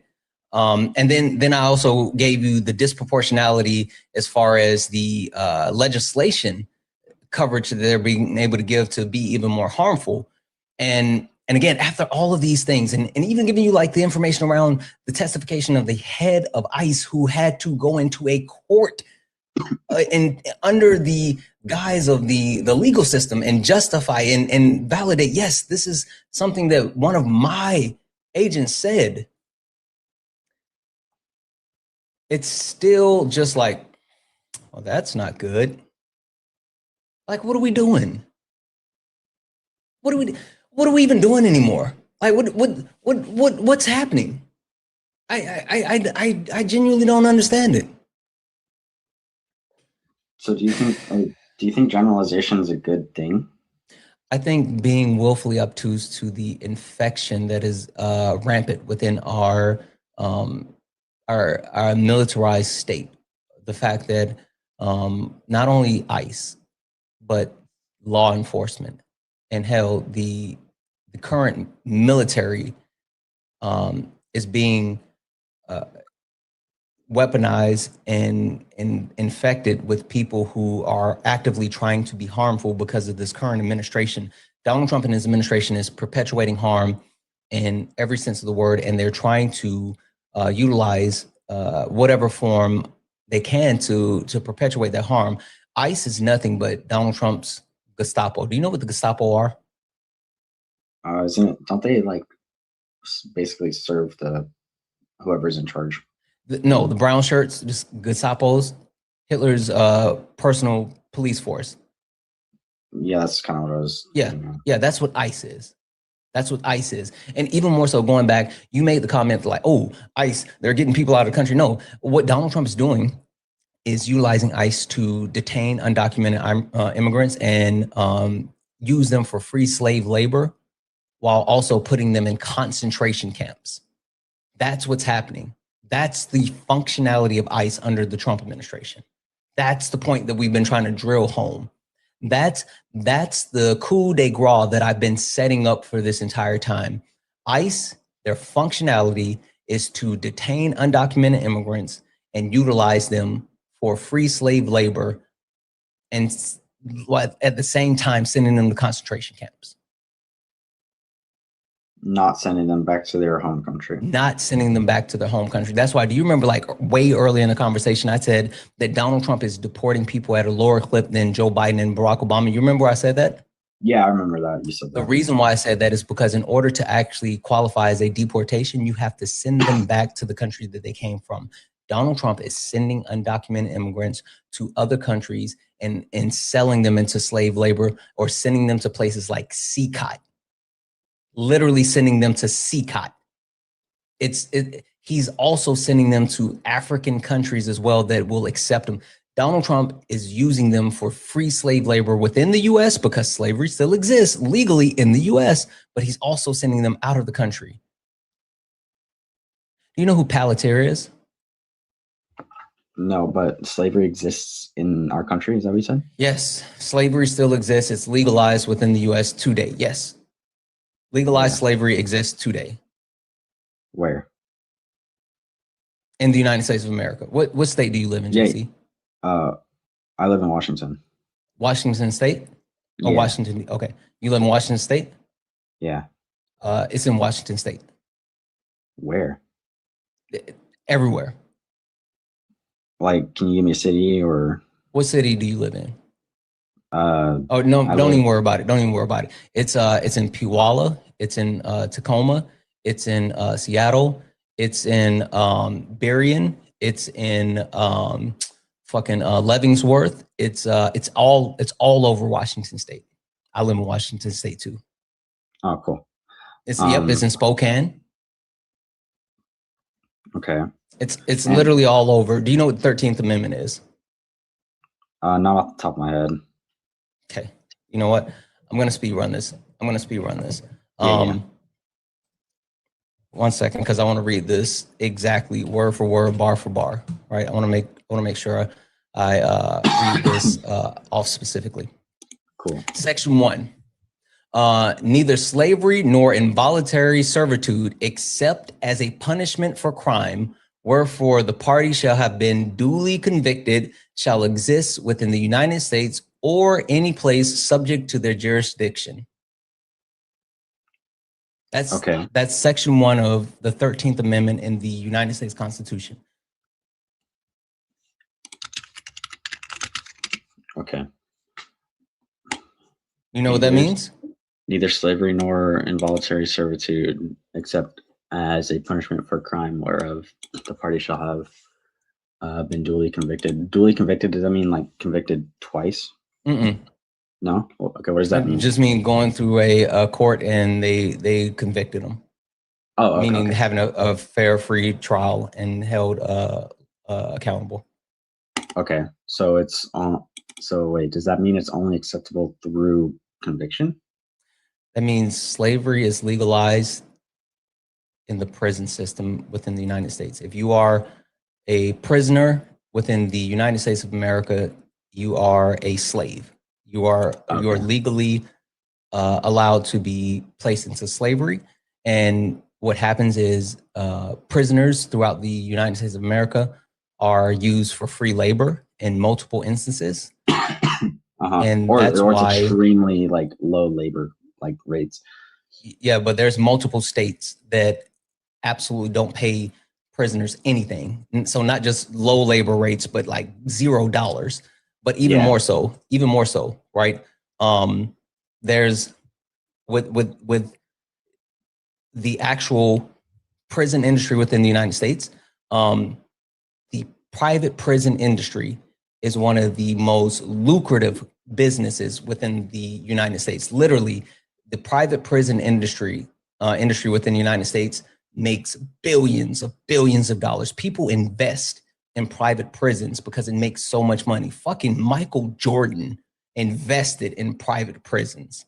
They make billions of dollars. And so they continue to pump people into the private prison system because it's lucrative. And so that's why Donald Trump is using ICE to detain undocumented immigrants, feeding them into the private prison system and not deporting them. So instead of actually giving them hearings and deporting them home, he's holding them for 2, 3, 4, 6 months. And then instead of sending them home back to where they came from, he sends them to El Salvador to CCOT.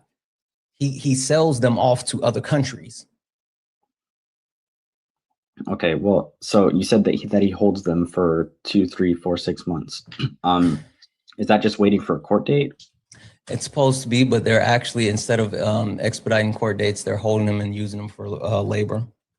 Well, don't they have a lot of people to go through that need court dates? No, I mean, they're not trying to actually, instead of actually, they invested billions of dollars into ICE as far as the federal funding, instead of actually investing in like the border and judges. They've also, instead of hiring judges, they've now just shifted Trump-backed lawyers to giving them the ability to rule as judges instead of hiring judges.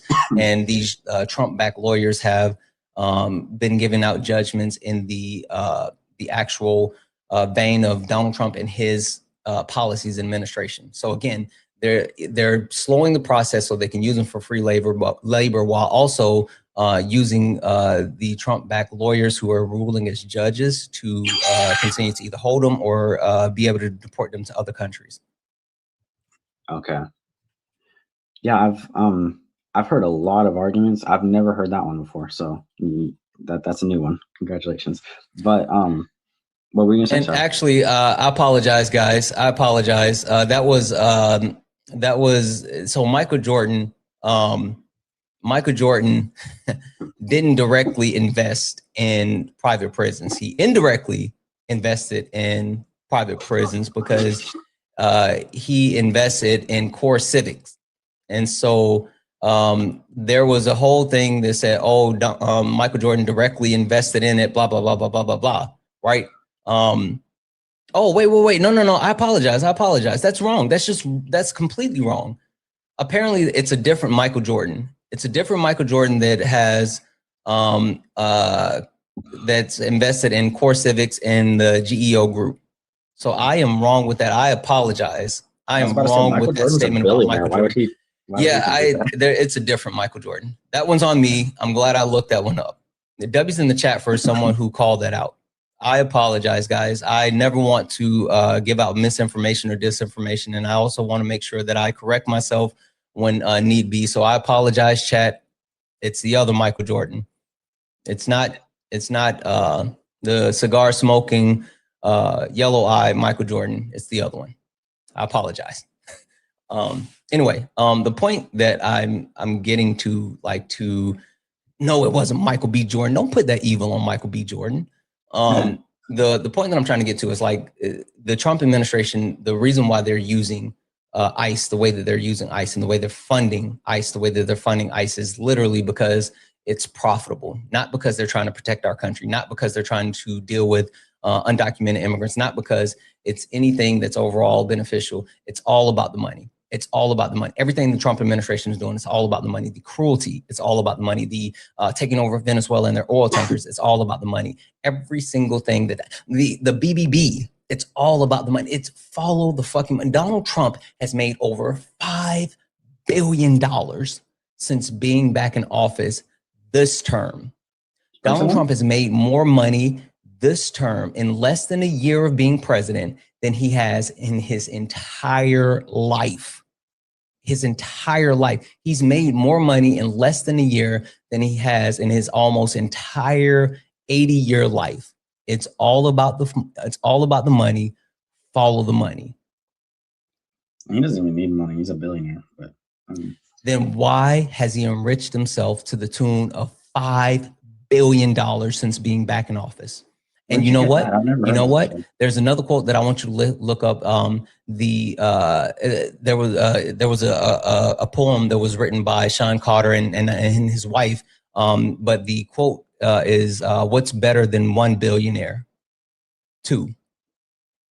So another great philosopher by the name of Dwayne Michael Carter once said, too much money ain't enough money. You know the Fed's listening? Ninja what money? Anyway, the point that I'm making is just because someone has billions or someone's rich does not mean that they don't want more. That's capitalism. That's greed. They feed into themselves. They want more because they want more. Mm-hmm. Yeah, I understand. That makes sense. But I mean, at least if I were to be a billionaire, I wouldn't want more money. But that's just me. Why the fuck you lying? I'm not lying. Why you always lying? Oh my God. Stop fucking lying. That was funny.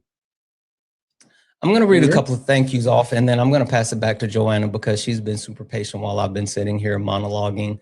And I apologize, Joanna. You're a cool dude, by the way. Okay. Thank you. Thank you for the cake. W's in the chat for Chris for the $10 donation saying, really appreciate your debate style. I think it brings more MAGA into the fold in the way that you will change your minds better than your peers. I hear you. I appreciate it. I really hope that, because when people come up, I don't necessarily think that I have the ability to change their minds. And even more so, I don't think that I normally would get through to certain people. But I will say that when I'm able to have a conversation with people like JC, it's better for both of us, because the amount of people that come in and who can't even like hold together a sentence, or they immediately slur, or like, while I disagree with a lot of stuff that JC has said, he hasn't been like just crashing out and leaning into like all the isms and phobias and all this other stuff. So at the very least, it's conducive to a conversation. Holy fuck, guys. W's in the chat for Yvonne for the $80 donation. Yvonne sent an $80 donation saying, hey, Santana, I always love listening to you every chance I get. Thank you for all that you do, Yvonne. You are fucking awesome. Thank you so much for the $80, guys. Fucking massive W's for Yvonne for the $80. Holy shit.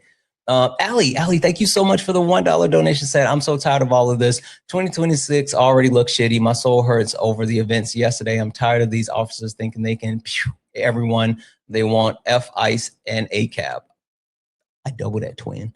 W's in the chat for Doreen for the $2 donation saying, on behalf of white people, I'm sorry for white people claiming we don't see color. Without a doubt, the cops went into the house knowing that they were going to unalive whoever they found. I know we're all racist, even when we think we aren't. Yeah, inherent racism is a thing, but I think addressing your racism, I think addressing any privilege that you have is like the most important thing that you can do. So no matter if it's racism, misogyny, like classism, addressing all of those things are super important. That's the only way that we're going to be better. W's in chat for MAGA cries for the $2 donation saying, I have an idea for a new drinking game. Watch Santana live, and every time MAGA deflects or defends grape or justifies schmurder, we take a shot. MAGA cries, you're going to have everybody fucked up. Like, period. No way. W's in the chat for Alicia for the $5 donation saying, hey, Santana, first time watching, but I always see you on Dean and Parker's Live. Just wanted to say you're very well spoken and super intelligent. Alicia, thank you so much for that $5 donation. Thank you for watching, and I hope you enjoy the live. W's in chat for Mike for the $5 donation saying, please let the caller know most black people won't even call the police because they may become a victim of the police they called. Exactly. Black people, we don't fuck with the cops. We don't.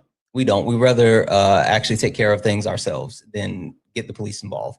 W's in the chat for Jonathan for the $1 donation saying, it's not fair to generalize a profession, and that was in quotes. It's not fair to say that certain personality types may be more attracted to a certain job. You'll never find a professional firefighter who's a pacifist. Or professional fighter. Why did I say firefighter? Professional fighter is a pacifist. I agree. W's in the chat for Heather for the $1 donation saying Trump follows the green brick road instead of the yellow brick road. Big facts. Big facts. Fucking W's in the chat for Sherry. So holy shit. Sherry. Fucking W's in the chat for Sherry for the $50 donation saying love from a blue girl in a red state, Idaho. W's in the chat for you. Thank you so much for that $50 donation. You are fucking kind. Oh, that's awesome. W's in the chat for Spooky for the $10 super chat to say all these apologies love this. All these apologists love to say just comply with the officer, but they never even do comply when they get unalive. Thinking of, or they never say anything when they do comply and they get unalive. Thinking of Felicio Castillo. Yeah, Felicio Castillo. Yes, that's a great point. He identified the fact that he had a weapon in the car and he was still unalive while on live stream. So there's that.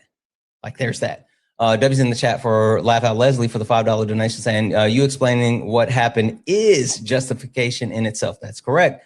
W's in the chat for Muzi, who sent a $5 super chat to say, gonna hop on TikTok and pay up your tag me in too. I wish these people could get it. It's self-defense it's self-defense hours. People, teach yourselves fast. Exactly. Make sure you're protecting yourself in every way. And last but not least, W's in chat for Damo for the $5 super chat to say, give them a lesson on how, I don't know what that is. Oh, use Clearview. You'll love. Hold on, I'm going to look that up. I don't want to say that yet, but because I want to make sure that I understand what that is. I will get back to that because I want to make sure I know what this is. W's in the chat though for all the donuts, guys. If anyone else would like to support the live, you can do so. Palantir utilizing Clearview. What is Clearview?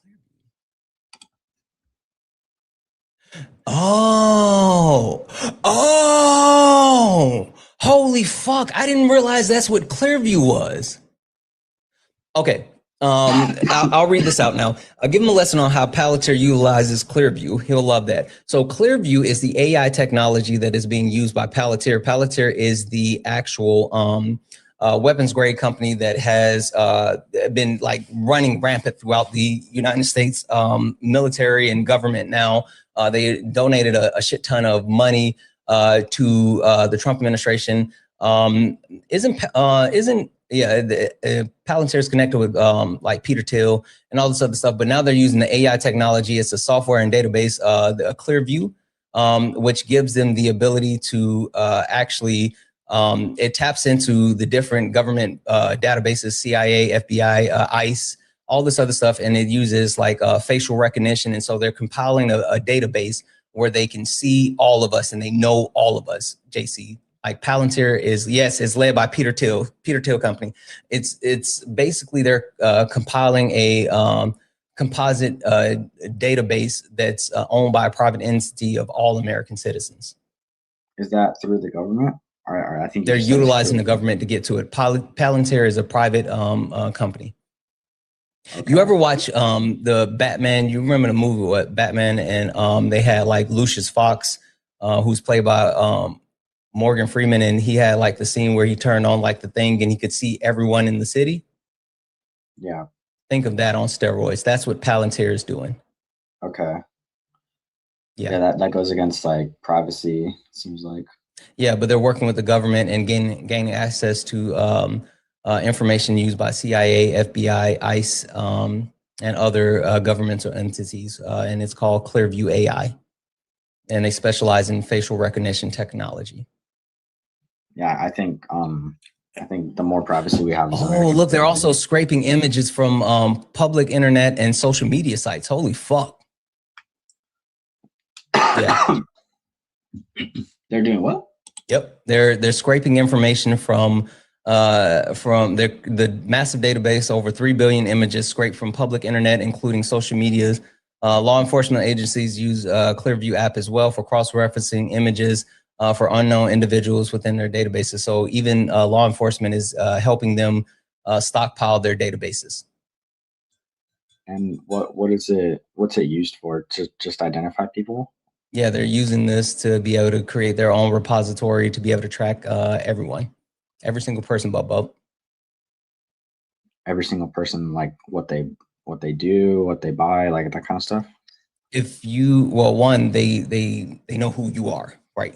JC, even though you're in a flag on TikTok right now and you have what, 7 followers and you're following 5 people, they know exactly who you are, JC. That's the point. They know exactly who you are. They know where you are. They know more about you than they should know about you. And then the access and gaining additional information allows them to create additional composite information. It reminds me of a movie. It was a movie where like they had like this system that they created, and they would arrest people based off of predictive crimes, meaning not crimes that people committed, but like knowing it was that a Minority Report, wasn't it? Was it Minority Report? Yeah. Sounds familiar. Yeah. That's what like arrest people before they commit the crime. Yeah, that's what this.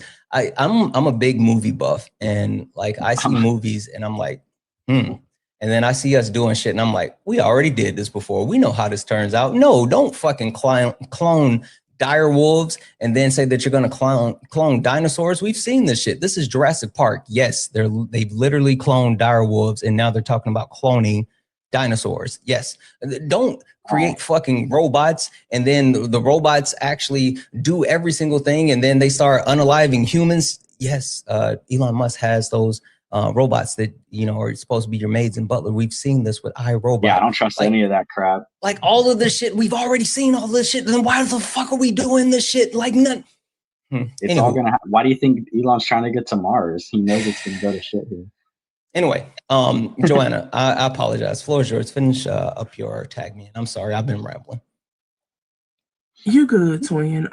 Quick fact though, that whole technology, you know where they've been doing a test run on it to see if they can get it done exactly the way that they want to get it done for the purposes that they want to. Ukraine. Also in Israel and in Gaza. Yep. Literally using it to profile people so they'll know who they should and shouldn't and can and can't brutalize. JC, you just said that you don't agree with any of that. You don't support any of that. You think that's why Elon is moving to Mars when Elon is actually a supporter of all of this fuckery. Also, FYI, Elon doesn't really care about Mars. If anyone really wants to know what they're doing, they're all planning on moving to Dubai. And I'm not joking, literally. Anyway, go ahead. Like you saying that you don't support any of this, and often with so many of examples that you've been giving, you said, well, that's wrong. Well, I don't think that should be happening. Well, I don't like that. Well, no, that's not right. But you voted for it, though. Like, did you not look up anything before you decided to vote the way that you did? Like you saying that you don't feel like race is a factor in certain things, although we know that it is. I'm gonna guess you don't agree with racial profiling, right? No. I would ask you, did you know, but you probably don't. Sheriff Joe Arpaio was found to have deported people, even American citizens, based on race. And he was supposed to pay restitution for it. He was supposed to get in trouble for it. He was found to have done it by the highest court in the land. And instead of him actually having to face accountability for what he did in real life, he was pardoned by Trump in 2017. So all of these things that you've been told, Sheriff Joe Arpaio, all these things that you've been told that you don't agree with are things that you voted alongside of. So why?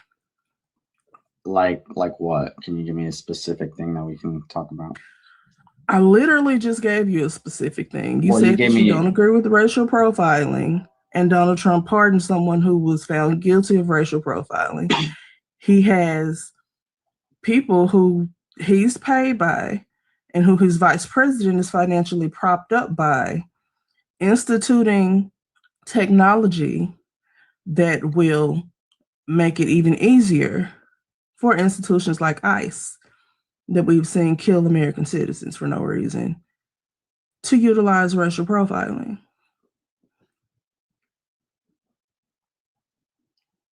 Well, let me see. These things aren't. Wait, can you repeat that? I'm sorry. You said you wanted a specific example. Yeah. Just that last part. I just missed that last part. I'm sorry. So everything that we told you about the technology where they're snatching images and activity and all that to be able to use with Palantir system will increase the level of racial profiling, and the person that you voted for supports that. And so does his vice president, and so does that party. So all these things that you say you don't agree with are things that you voted alongside. So why is my question? Well, first, I don't think Trump agrees with racial profiling, and second, I think that I just told you he pardoned somebody that was found to have done it on a wide scale. Go ahead. Yeah, and then secondly, I think the government already knows like a lot about everyone that they. I'd say a little bit too much. Like they have the information on people that like they track certain things, and I think that just more of that isn't like necessarily a good thing, but they already have it. So I mean, like, I hear you. You said you don't think that Donald Trump agrees with racial profiling. He also racially profiled people before you were born. I'm guessing that I'm older than you because I'm 38. Racist. Okay. Before either of us, all three of us, as a matter of fact, before either of us were born, him and his father were found guilty of racial profiling. And like I said, he just pardoned someone in 2017 in his first term. So this isn't new information that did racially profile people to keep them from facing accountability for it. So if he did it and he pardoned people who did it, and he's helping to institute technology that's going to make it even worse, why would you say that he doesn't agree with it? Are you talking about with specifically with Trump? Are you talking about when he with his properties, or because you said Correct. He did? Okay, can you him and his father? Can you explain the specific instance and when he did that? So the government found Donald Trump and Fred Trump guilty of racial profiling. They would get applications where the finances checked out, everything should have been fine, but they were Black people, and they would put a C on those applications so that they would know not to rent their properties to those people. And they didn't rent their properties to those people. Okay. As a property owner, you get to choose who rents your property, right? And if you only Donald Trump and don't Fed Trump rent, I'm sorry, go ahead, Joanna. If the only reason that you're not renting to people is because they're Black, then you're a racist, and you do support racial profiling because you're doing it. Yep. Are you okay? Yep. Donald Trump and Fred Trump actively admitted to racial profiling. That was a part of their settlement, and also a part of the actual article that they had to put out in the newspaper saying that they wouldn't do it anymore. So you can't even say that they didn't admit to it. They literally, that was a part of the settlement, was admitting that they did it and saying that they wouldn't do it again. Also, Donald Trump's dad, Fred Trump, was arrested at a Triple K rally. Oh, wow. Yeah. Hey, did you also know that Donald Trump's grandfather, who is German, had ties to the Nazi Party in Germany? Did not. Yeah. Was he Donald like a Trump, high-ranking official, or like? No, he fled Germany after the fall of Hitler. Oh, I see. Yeah. Also, Donald Trump has perpetuated racism in multiple aspects, whether you talk about the consistent and persistent attacks on the exonerated five, or we could talk about the perpetuation of harm with the cats and dogs story in Springfield, Ohio. We could talk about him saying that Kamala Harris turned Black, questioning the Blackness of a Black woman. We can talk about him specifically saying that he wanted to dismantle DEI while specifically only targeting Black people and removing certain historical preferences from like the Smithsonian, including information around slavery.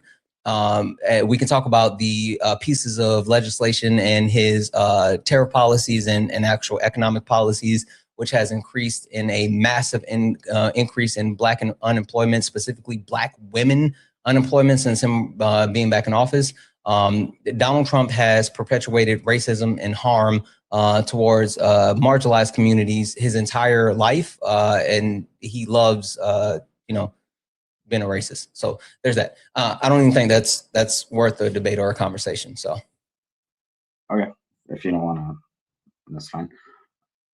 I'm just saying, like, anyone that's trying to say that Donald Trump isn't a racist doesn't know what race nor racism is, or is just, caping for a white supremacist. Wait. Can you repeat that?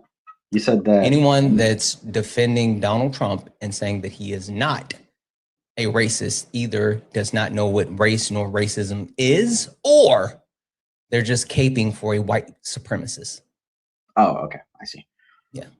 Misheard you. Okay.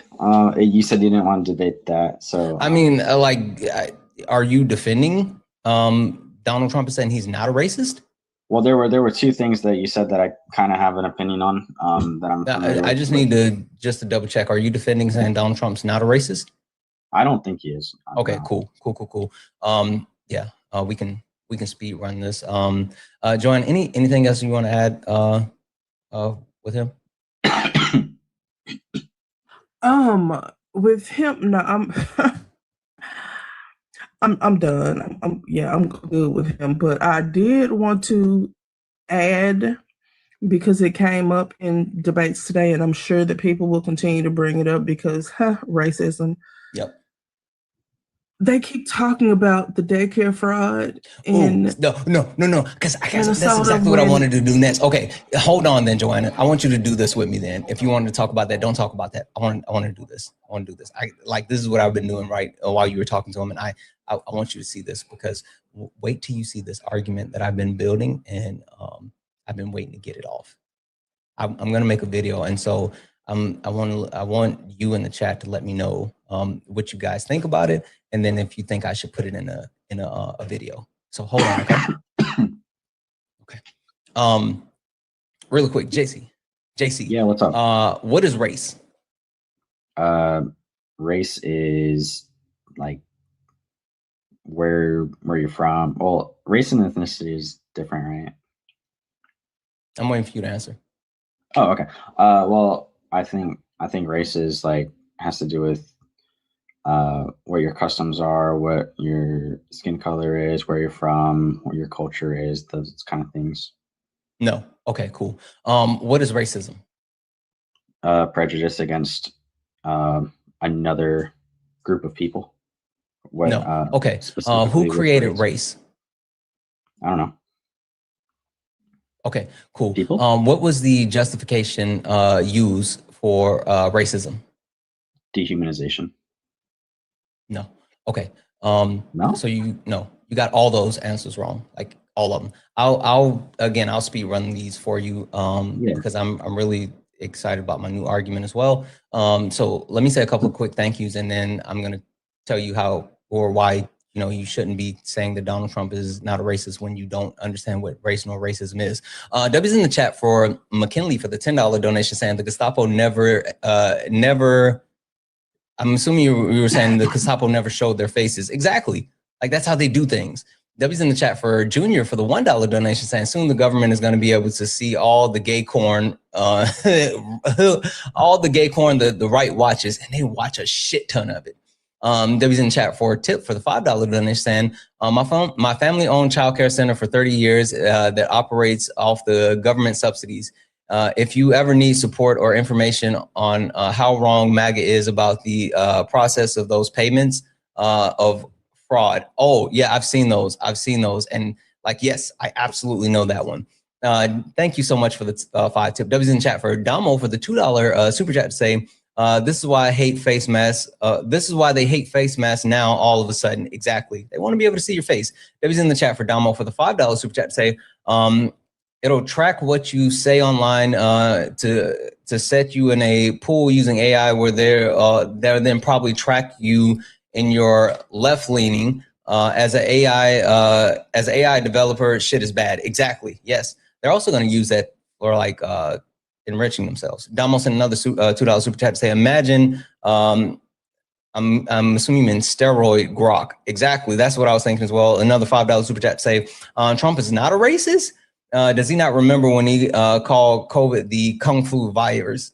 Kung Flu. Yeah, it's actually xenophobia. But yes, W's in the chat for Damo for a $5 super chat to say he's also used anti-Semitic slurs from the 80s like 2 months ago. Yes, he did. He does all of those things. Fucking all of those things. W's in the chat, guys. If anyone else would like to support the live, you can do so. Cash App, PayPal, Venmo. All the pay links and link tree in the bio. Santana Speaks for You. Santana Speaks for You is the best way to support the live. Everything is accepted. Anything's appreciated. If you're on the YouTube, you can send a super chat and I will read that out. Guys, keep tapping the screen. Let's go ahead and, can we knock out the donuts? Can we knock out the donuts, please, please, please? Also, look up at the top. You see the word follow? You're not following me. Hit that follow button. This is the backup account. Follow the backup account. We switch back and forth between the backup account and the main account. So make sure you follow both of them and turn on your notifications so you know when I go live. All right, JC, race. Race is a social construct that's based off of phenotypical characteristics that are widely acceptable in order to lessen the non-white people and the furtherance of white people specifically. Racism is a system that was created to justify chattel slavery. It utilizes race. It was created by a Portuguese man by the name of Gomes de Zurara. He actually used race to say that these black people were of the lower hemisphere, therefore they could actually be put into chattel slavery, and it was used to get justification from the Catholic Church with the Pepper Bulls, and so they gave them the go-ahead to be able to use black people as capital. Black people were the first capital here in the United States of America. So slavery, race was literally created to justify slavery, chattel slavery specifically. I said that racism was dehumanization. That's basically what you said. No, it's not. It's not. To say it's dehumanization is like fucking wildly off. Like you can talk about the actual structure and systems that still persist today that actually perpetuate harm, whether we talk about within the educational system, whether we talk about in the healthcare system, or we talk about the prison industrial complex. For you to just say that, oh, it's dehumanization, it's much more than that. It's literally a massive infrastructure that is deeply rooted in the history of white supremacy, the world, and society as a whole. Just saying that it's dehumanization is like saying, that's why they justify. You saying dehumanization saying is like, you know, Michael Jordan once played basketball. Well, let me clarify. That's how they justify it. How about that? No, they justify it through the sense of superiority. And again, it was justified through the Pepper Bulls. Race, right? It was justified through the Pepper Bulls as far as them being lesser than, them being, you know, basically subhuman, and so they could be enslaved. Yeah, that's literally dehumanizing, right? Point being is you just saying that it's racism is dehumanizing, or it's the simple way to put it. I would say that in the quick. You said you wanted to streamline it, so I was trying to give you a quick answer. Name a form of racism that exists today, and don't use the word hate.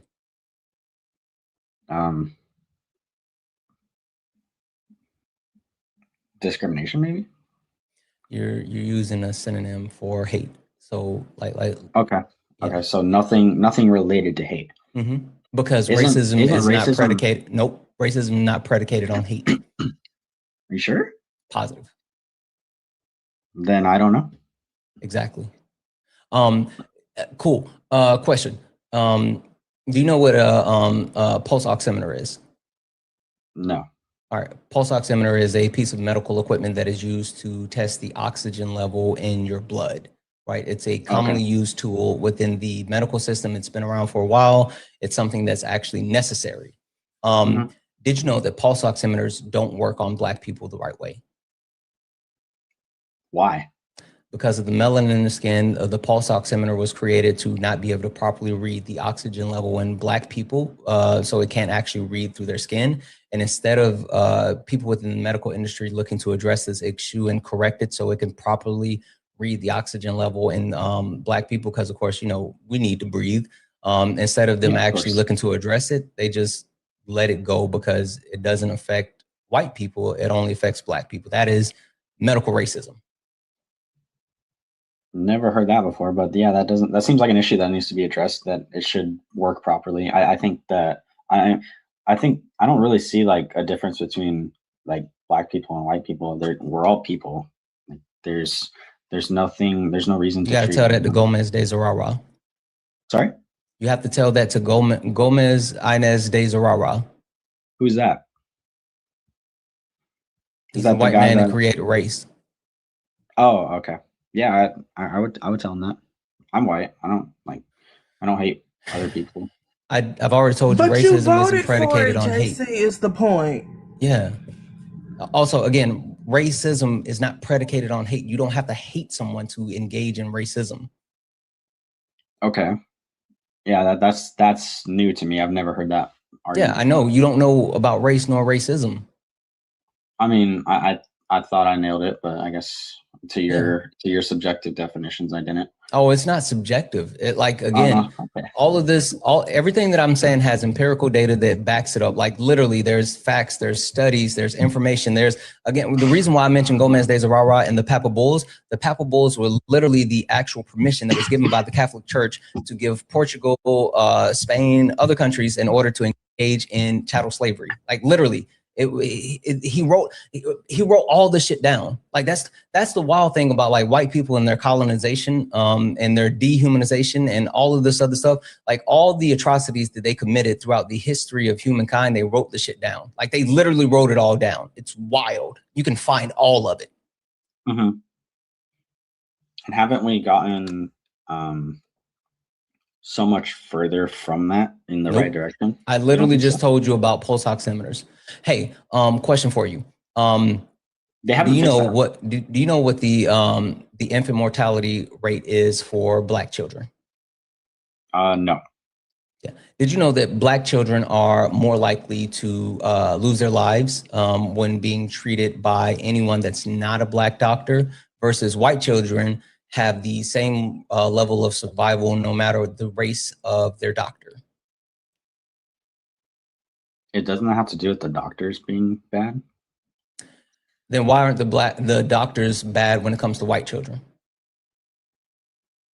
Well, I'm saying the specific doctor being a bad person, not like caring for the Black child. Listen what I just said. Listen to it one more time. Yeah. Black children have a higher mortality rate when treated by anyone outside of a Black doctor, while white children have the same level of care, access, and survivability no matter the race of their doctor. Okay. Why is it that Black babies die when treated at a higher clip when treated by anyone else that's not a Black doctor versus white babies survive at the same level no matter what race their doctor is? I don't know. It's medical racism. Well, is there literally medical racism? Well, is there something medically like wrong with the baby? Like, do they have like no? Again, that's you looking for justification. That's you looking for justification. Yes, no, it's completely healthy babies. Okay, all factors are the same when it comes to the baby. I'm not sitting here saying like this baby is sickly and this baby is not. No, all factors are the same. That's all I was clarifying. I'm not trying to justify anything. Like, okay, just chill. Just like if. I was just asking for clarification. So to your point that with the Black infants having a higher mortality rate, if they're all healthy, more than the white infants, then that's an issue with the doctors, and that needs to be addressed. I feel like it's medical racism. Okay. Black people are given pain medicine at a lower percentage rate than their white counterparts because medical racism has persisted and said that Black people feel less pain.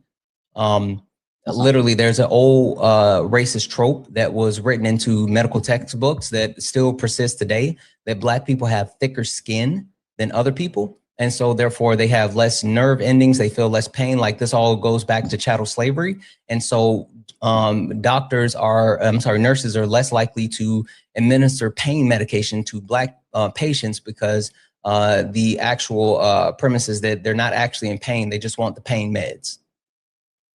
That's weird.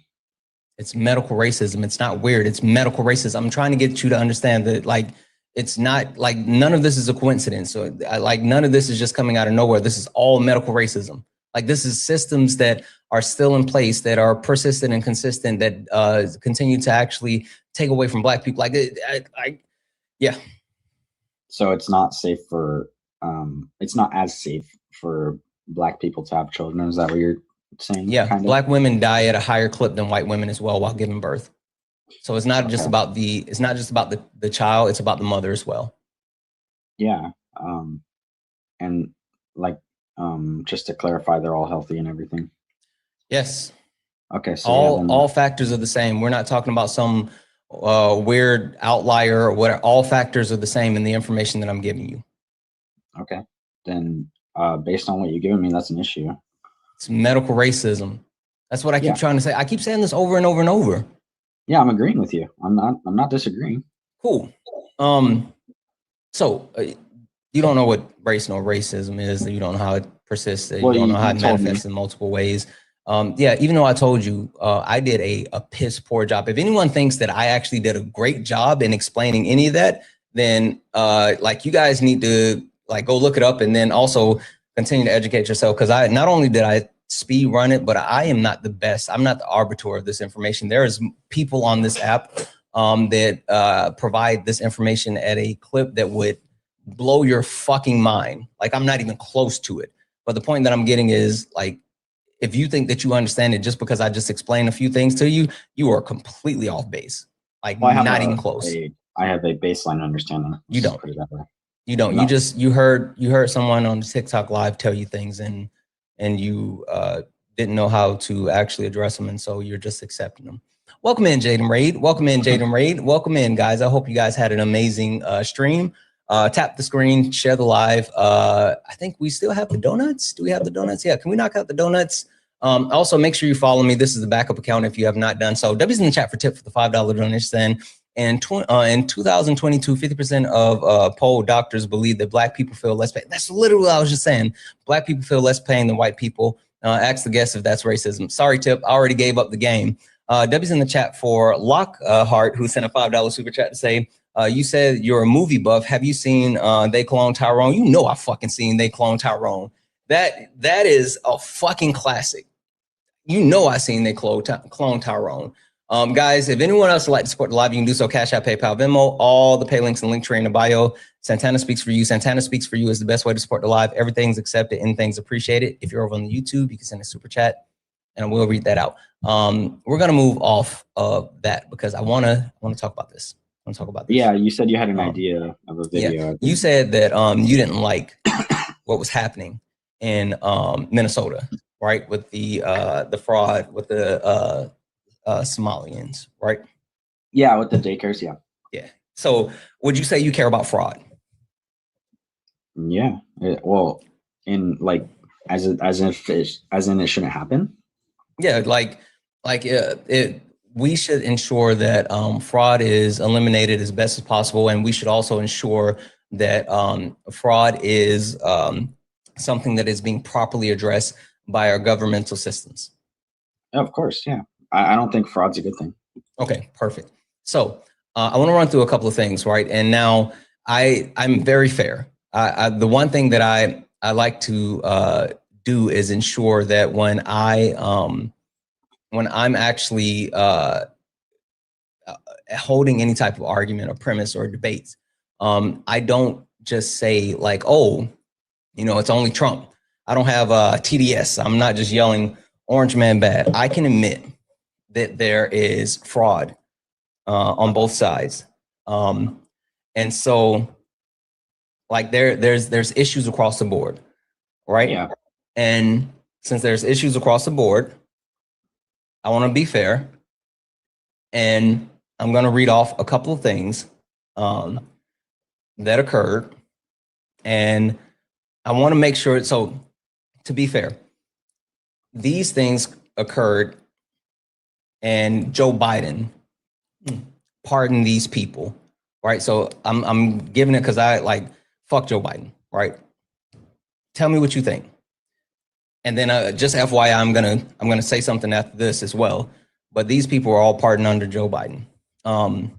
Michelle Flores, Flory, who was in Arizona, who actually did a massive fundraiser for fallen police officers, and instead of actually using the money that she raised for that, she actually used it on cosmetic surgeries and other lavish gifts.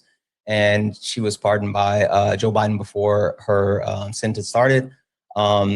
There's the Chrisley family that had 12 counts of bank fraud and tax evasion. They were pardoned by Biden as well. Philip Emeros, who had his sentence commuted, he actually stole $1.3 billion and was sentenced to 20 years for health insurance fraud.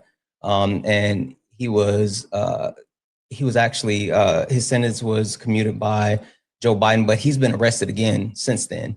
And last but not least, Tevin Milton, who actually donated $1.8 million to the Harris campaign when she was running for office, and then hired Barack Obama's in-law for like legal assistance, and was able to get off on his fraud charges.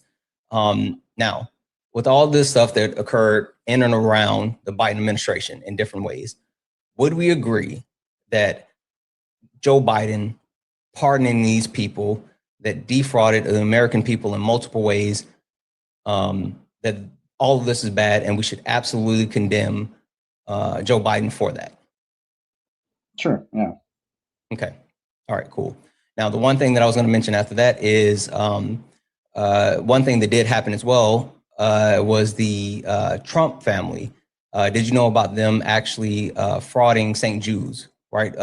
They were actually found to defraud St. Jude's for children's cancer, and they had to return $2 million. Did you know about that? No. Okay. All right. So that's not good. That's bad too, though, right? Yeah, of course. All right. Any sort of fraud isn't a good thing. Cool. So with all of those things, what would you say is worse? The things that I gave you that occurred under the Biden administration, or the fact that Donald Trump and his family directly defunded the cancer, child cancer, for $2 million? Well, I don't think worse is a good way to put it here. I think both were bad. Well, yeah, I agree both are bad, but which is worse? I don't know. All of the things that occurred under the Biden administration or the Trump family with the $2 million? And just FYI, I mean, like, there's the other, to be fair, there's way more than that, but and those all equate to like billions of dollars versus the $2 million under the Trump family. Uh-huh. So all the stuff under Biden, you said, was billions, and then the Trump family was 2 million. Is that what you said? Yeah. Okay. Financially, the billions under Biden was worse, but I don't know the specifics of any of these things. Okay, that's cool. I can't really fairly give a knowing what you know, the fact that I covered that Joe Biden actually pardoned all of these people and gave them coverage. Let's say Joe Biden were to have actually ran for president again. Would you have support? Or hell, what if he was president right now? Let's say Joe Biden ran and was still president right now, and you knew all of these things that I just told you. Would you be calling for like Joe Biden to have some type of like to be held accountable for like giving coverage to all these fraudsters and stuff?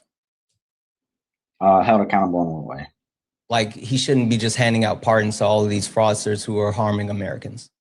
I don't think presidential pardons should be a thing, honestly. Okay, but you should say at least like Biden shouldn't have done that, right? Yeah, there's a lot of things that Trump shouldn't have done too. Right, sorry, but yeah,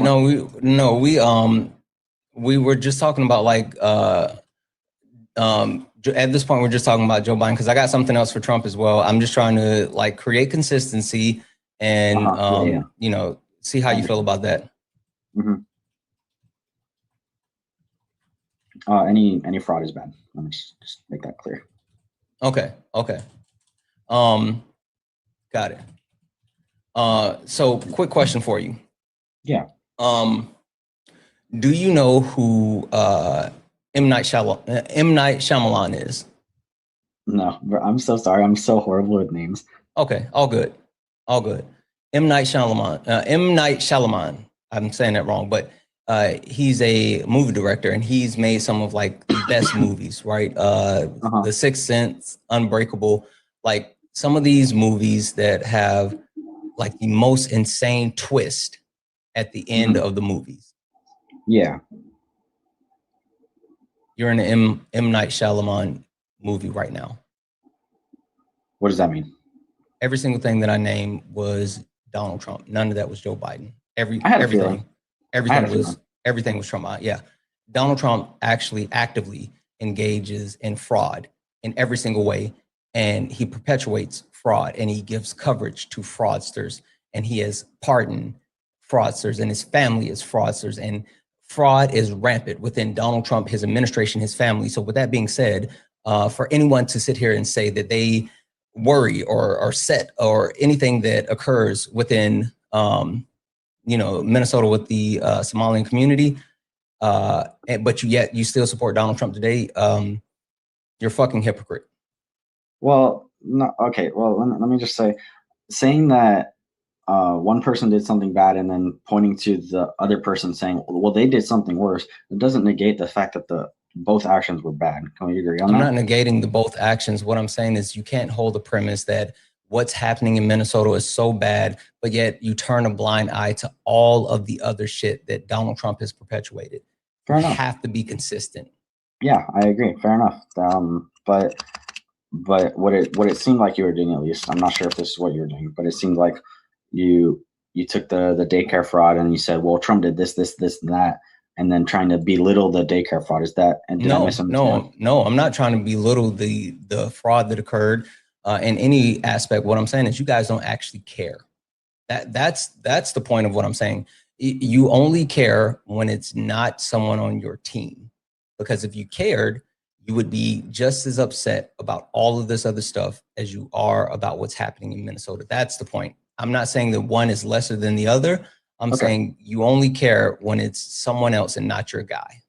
Okay. Assuming that I don't care is kind of crazy, even though I've said that fraud is bad regardless of who does it. Mm-hmm. So to be fair, that I don't think that your assumption that I don't care about that is how many people who have been committed with fraud has Donald Trump pardoned this administration, not his entire time, but just this administration? I don't know. How many? Let me get the total. I know of 4 right off of the top of my head. I can get you the number for sure, but multiple millionaires and billionaires who have been convicted for fraud and defrauding the American people have been pardoned by Donald Trump, this administration, meaning that they also don't have to pay the restitution. They don't have to pay the people back that they defrauded. And this is since Donald Trump has been back in office, this administration. So they just fraud and get out. Yes. They just get all the money, whatever. Yes. Yeah, that's not good. Yeah, but that's what he does. Okay. Because, you know, his family does fraud as well.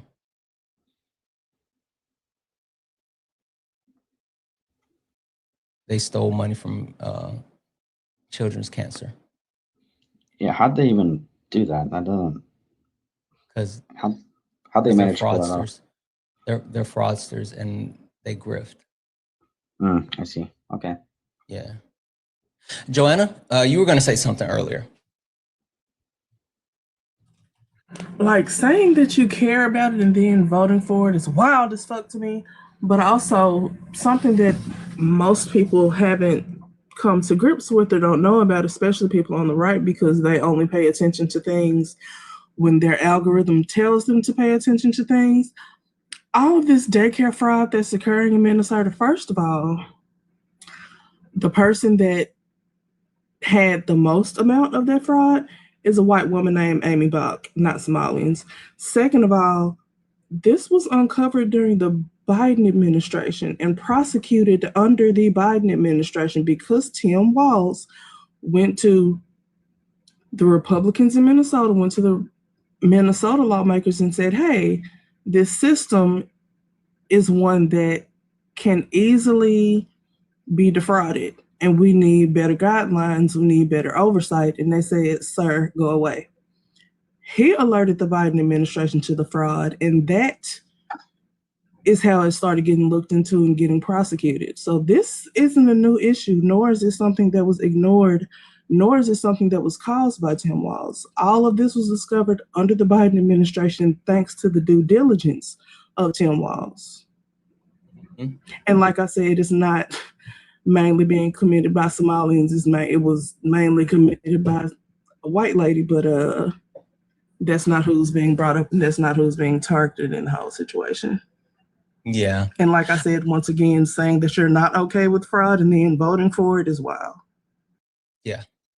I want to read this off really quick because I was looking for the specific number and I stumbled across this, and I think this is really cool because Gavin Newsom actually launched this. It's called Newsom launches website tracking Trump's top 10 criminal cronies as new data shows California crime continues to drop. Right. And so it's gov.ca.gov. And it gives like a highlighted, gives like the homicide, robberies, aggravated assault, violent crimes. All those are down in California. And then Oakland has seen a decrease by 25%, while San Francisco has seen a decrease of 21%. Right. Mm-hmm. And so it's just targeting the actual, overall decrease in crime when it comes to California. But the thing that's super interesting to me is the list of the cronies, right? He has Donald Trump, which is, whatever. There's the Buffalo dude from January 6th, who apparently has been reconvicted for rape and DV, right? Domestic violence. He also was convicted. He has a conviction history of possession of child porn. Again, not shocker. And essay of children, driving under the influence, reckless homicide, burglary, grand theft, home invasion, and resisting arrest. And he was pardoned by Trump. The former Honduran president, who actually trafficked 400 tons of booger sugar into the U.S., who was, and also weapons. He was pardoned by Donald Trump. Chiping Ziho, which they just call him Z, this is the person I was looking for. He was the person that frauded $2 billion from American investors in his company, and Donald Trump pardoned him. But then we got Ross Urchabit, I think that's how you pronounce it, but he's the guy from the Silk Road that helped escalate the sale of $240 million of illicit substances through the dark web. Trump pardoned him. Rob Volkovich, I think is how you say his name. He was actually charged with multiple corruption charges for his political connections within the state of Illinois and trying to sell access to the Illinois Senate seat. And Donald Trump pardoned him, thinking that he would actually flip and support the Republicans. Devon Anker, former businessman and private equity investor, who frauded $60 million in a bond scheme. Donald Trump pardoned him. The BitMix brothers, 4 different guys that Donald Trump actually pardoned that were connected with cryptocurrency. They pled guilty for the Bank Secrecy Act. I already mentioned Michelle Flory. Oh, George Santos. Donald Donald Trump pardoned him. We all know that George Santos was a massive liar and all into all the frauds and all the other shit. But the point that I'm just trying to get across with this is like Donald Trump fucks with crime heavy, like real heavy. Okay.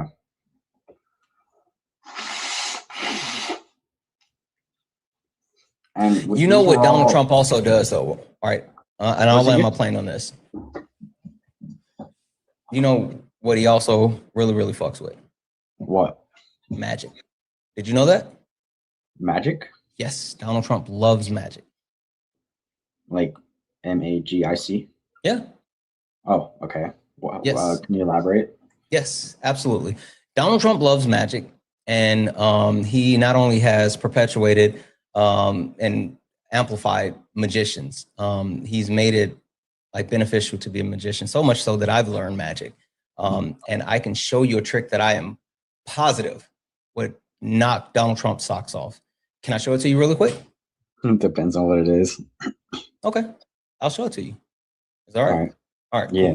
Cool. All right. I feel like I'm about to get kicked.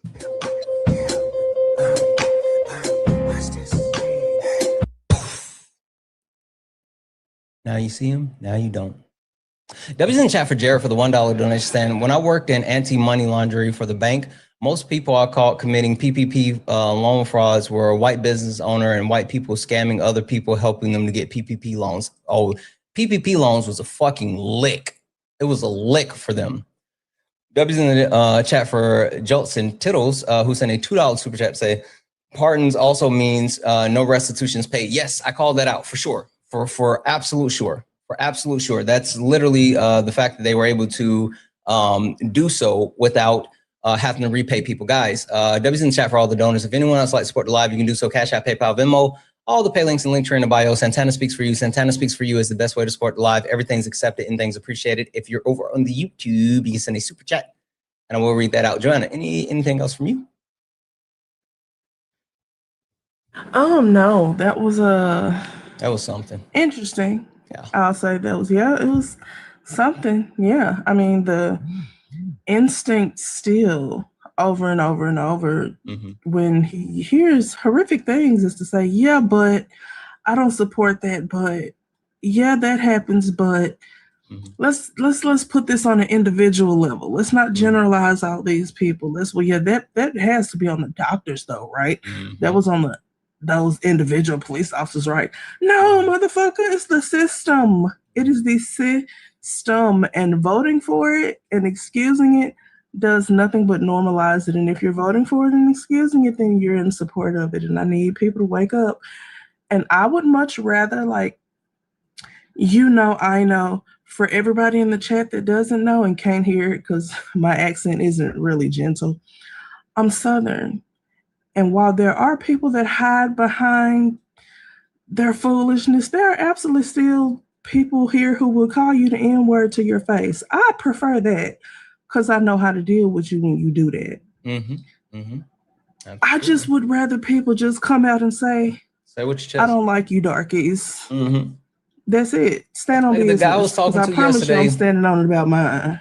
Exactly. Like the guy I was talking to yesterday who was like, oh, men and women's sports and da-da-da. It's like, do you even watch women's sports? No, no one does. Like, all right, just say that you hate transgender people. Like, why the fuck are you lying? So anyway, Joanna, I appreciate you.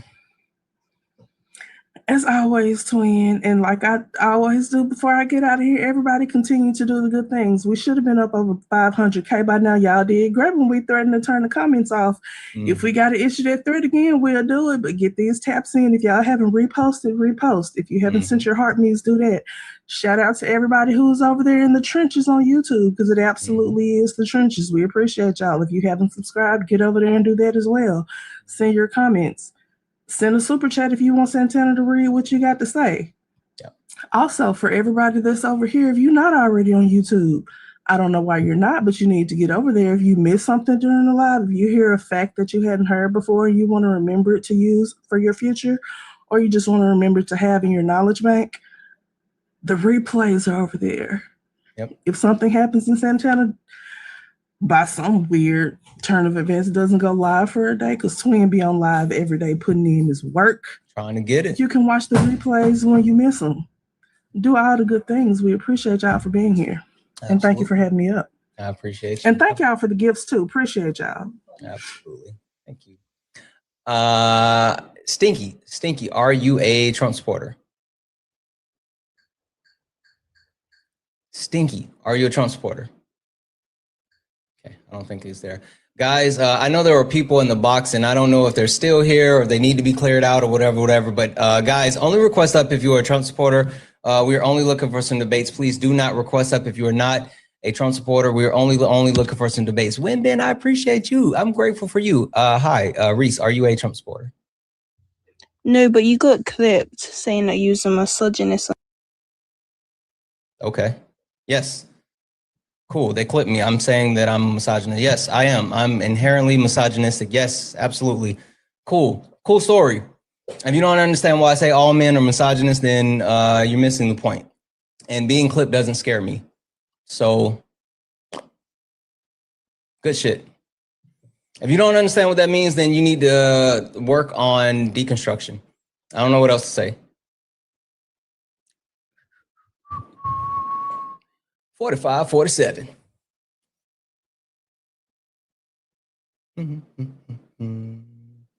45, 47. Yeah, the internet is coming to get me. Holy shit, I'm scared. Ooh, scary. Hey, Allie, are you a Trump supporter? Allie, are you a Trump supporter? All right, I'm gonna drop you down. For anyone wondering what happened, I was on Dean's Live the other day, and I was talking to some guy, and I can't remember what we were talking about anyway, but I was like, yes, I said, I'm a misogynist. I said, you're a misogynist. Then Dean was like, oh, clarify what you mean. And I was like, yeah, men, you have access. I said that earlier in this live. You have to unpack your privilege. And so if you are not a part of a certain marginalized group, then you are inherently against said group, right? So if you're not a transgender person, you are inherently transphobic. If you are not Black, you're inherently racist. If you are not, non-white, anyway, long story. If you're not a woman, you're inherently misogynistic, right? If you don't have a disability, you're inherently an ableist, right? You have to understand that you having these inherent biases against these groups are created because of your non-access to certain groups, right? And so understanding your privilege and the fact that you don't belong to those groups is something that you should actively be working on correcting and perpetuating on a daily basis. And for me, being that I'm a man, I am inherently misogynist, and I have to work on my misogyny on a daily basis and keep it in check and remember to actually address it. So anyone that's not actively addressing your inherent biases, you're going in the wrong direction. Period. Hopefully whoever clipped me, clip the explanation, because what are we doing? Brock, I see you in the request, but I'm not sure why you're in my request, because you're not getting up here, Bub. You can leave. You can leave. You're not getting access, Brock. W's in chat for Jocelyn for the $1 donation, saying I was waiting until the end to get kicked, wait until you got kicked to send this. I see why leftist women I see why no leftist women date him for too long. I get it. I get it. That was in the chat for Jocelyn. Let's see here. 1 second, guys. Sorry.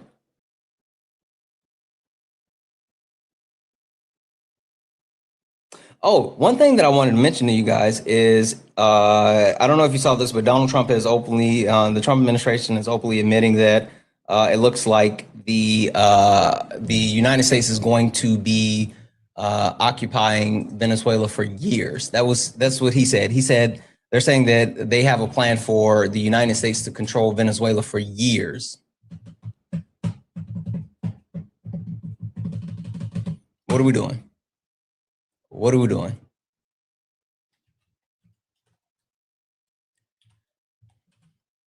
All right.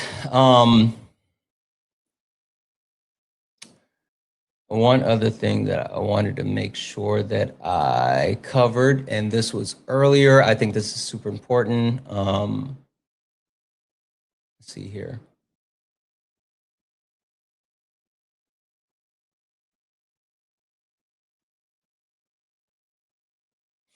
All right. Just an FYI, this was a super interesting thing that popped up yesterday, right? I saw this and like I don't know how this would play out in like for the rest of the year, but it's at least something, and I think it's something that needs to be called to everyone's attention. So yesterday, actually, this is updated from today, but yesterday there was a key test vote for a bill to extend the ACA subsidies. So all the people that were affected by the removal of the ACA subsidies directly impacting their health care. Yesterday, the House held a key vote and they were able to get enough votes. It was approved with a tally of 221 to 205, which sets the groundwork for a potential bill. What's today? Thursday? Today. They're possibly going to vote on the bill that would actually reinstitute the ACA subsidies, which, of course, the ACA subsidies impact 22 million people that have the Affordable Care Act, but actually impact other people throughout the healthcare system. Now, the interesting part about this, which I don't know the ramifications, I need to go back and see what I can do to find more information about this. The question that leads me to is, let's say that they do pass this piece of legislation that extends those ACA subsidies, right? ACA is a scam, abolish, open.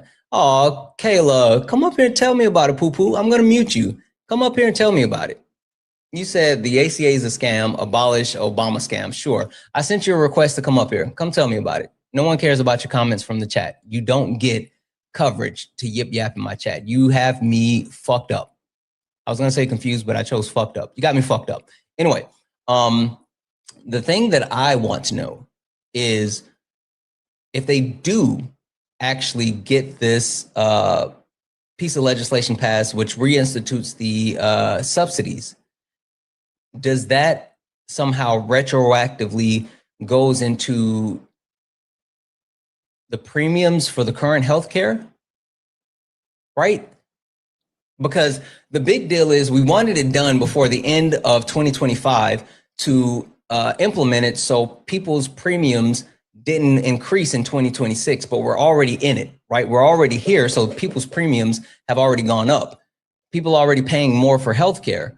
So if this piece of legislation is passed, are they going to go retroact the actual subsidies and then somehow reduce premiums across the board? I don't think that insurance companies would be willing to actually go back and adjust their rates. As a matter of fact, I don't even think they could actually do it. Right? So, like, I don't even know how that would impact people. Your premiums went up to $266. Exactly. I don't know how they would actually accomplish. They're not going to revert it. I don't think so either. But then if they're not going to revert it, then are they passing a piece of legislation that will exactly not until next open? That's what I was thinking. So even if they pass this piece of legislation today, we're still going to go through the entire 2026 year with higher prices before those subsidies kick back in 2027.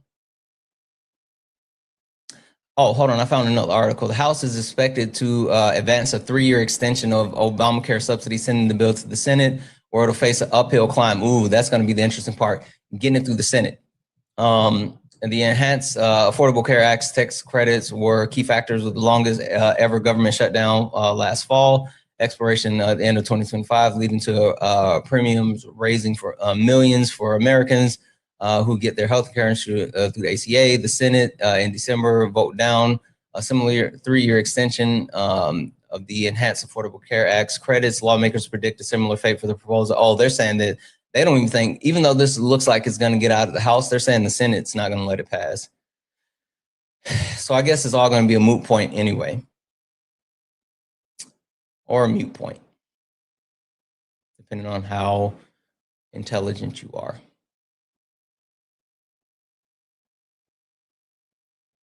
I don't know. Anywho, I think it's a wrap. Guys. We've been on for almost 4.5 hours. Holy shit. I think we're gonna call it.